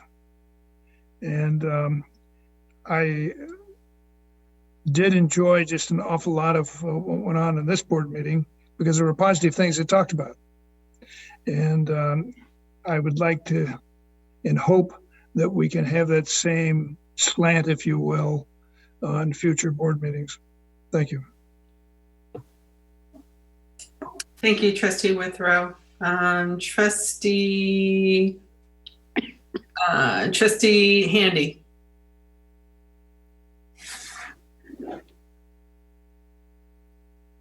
I would just like to say to Romina and to Dowell, parting is such sweet sorrow. Romina, I will miss our little chats after the board meetings, getting you safely home. And Dowell, I will truly miss having you sit next to me and asking your questions. I have no doubt that you two will be successful in whatever you choose to do. And I just really enjoyed sitting in the middle between you two. And I wish you the best. This is the first time in 18 years that I've missed the graduations at Peralta. Karen, I would have loved to have attended the genomics event. Somehow, I think I have been bumped off of all communications lists. I knew nothing about any of the graduations. I saw the graduation at Merit because one of my students who was acknowledging me in her speech is on my feed. And I've always gotten, the letters or whatever. My email has not changed in the 18 years, but no, I did not receive those. It's a challenging time. Things are very, very different. I just like to see us try harder to make sure that we can all stay in the loop, because you all know this is a stipend position. We spend a lot of time working on it. Our pay is the smiles on our students' faces as they walk across the stage. Yeah. And this is my 18th year. I'm accustomed to doing 5 graduations and 6 if I can do the Latinx one. So I want to say congratulations to all of our graduates and the graduates across the country, because it's a little heartbreaking that they don't get the opportunity that they've worked so hard for. And I want to thank all of the presidents and all of the staff that worked so hard to give them something that they can hold on to and share with their children how they graduated in the time of COVID and how things were different. So that's all that I have for now. Thank you.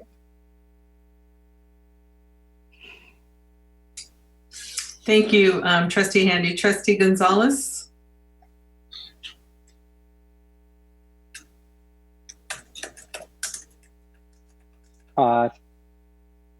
Thank you.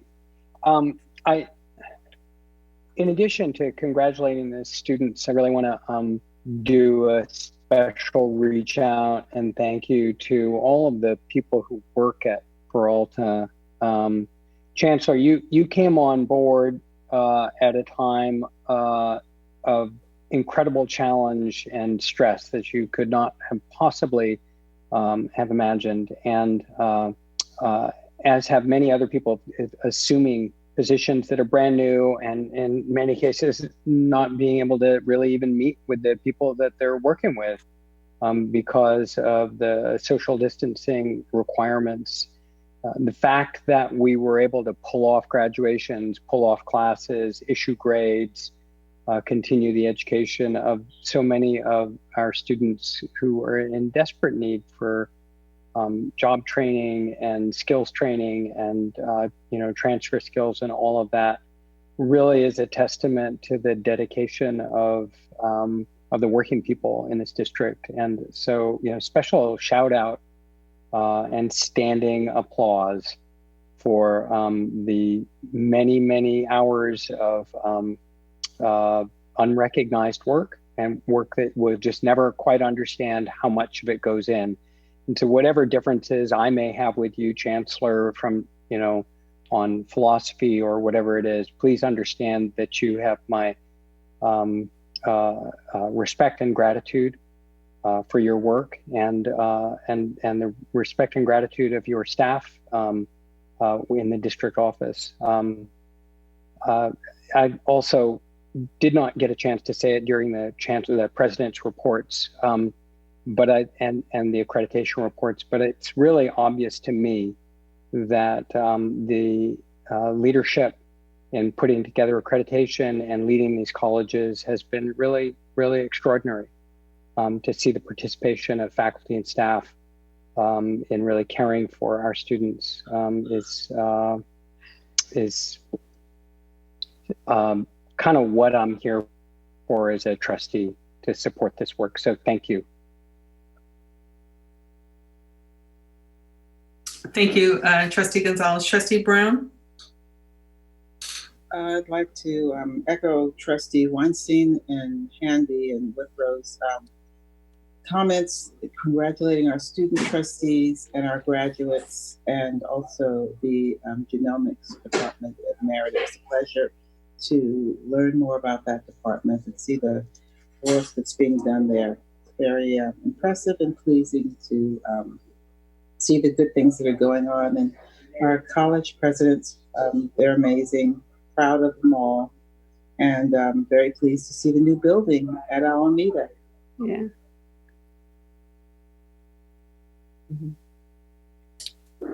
Thank you. Trustee Reese?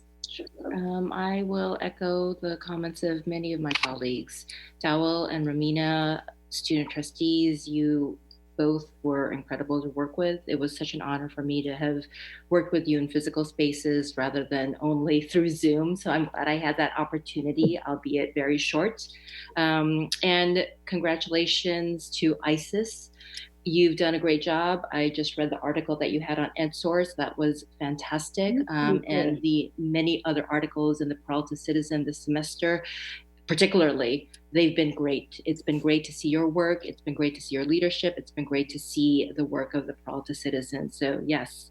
And this is such an incredible time of the year to all of the graduates. I really enjoyed being at my first graduations at Peralta last year, and I was so looking forward to shaking the hands of all of our students this year, but obviously that didn't happen. But for these graduates, this will be a semester that you will never forget.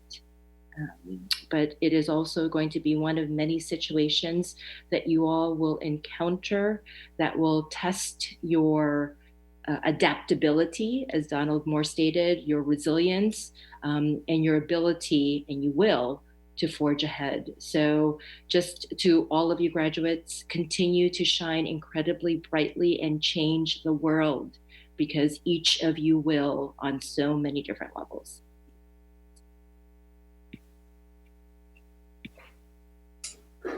Thank you for that. Was that all the trustees? I believe so. And we didn't speak. The student trustee. Our student trustees. How could we forget you two? Wait a minute. We're waiting for special. I know. I usually let both of you go first, but you're going to actually have the last word.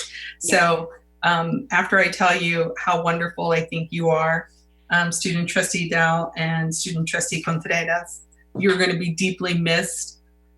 Trustee Handy and I will have no one else to bother and talk to when we come back in person, hopefully sometime soon.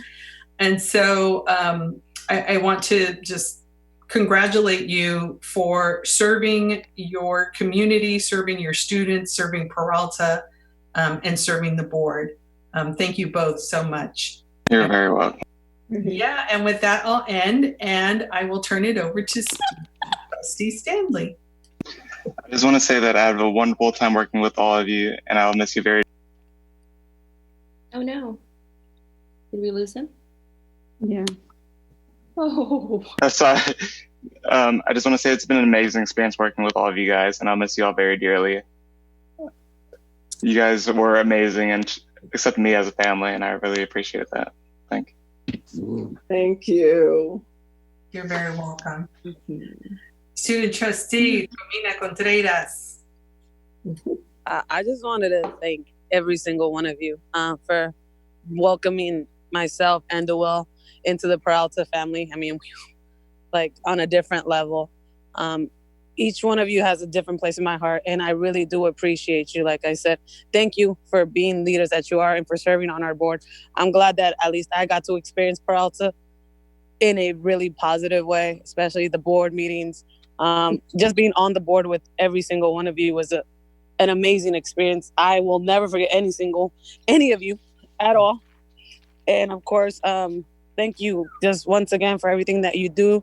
Thank you to the community. Thanks to the students. Thanks to the administrators. Thanks to anybody that just comes up. Just know that it's a lot of work being on that board. And thank you once again. And I'll miss all of you. We'll miss you too. Definitely, definitely. Okay, we will move to announcements. Okay. Madam Vice President. Yes. I've got my announcements right here. The next regular board meeting will be held on June 9 in the district office on Zoom. Number 2, congratulations to all of our graduates as well as to all of our faculty and staff for all of their hard work to make this school year successful for every one of our students. And best wishes to our student trustees as this is their last board meeting. Madam President, those 3 comments conclude the announcements for the evening. Thank you so much. And thank you, everyone. Have a wonderful and safe rest of the evening and week. And this adjourns our meeting. Good night. Good night, everyone. Special thank you to Good Brenda. Night. Good night. Good night, Brenda. Bye, Bill. Bye, everybody.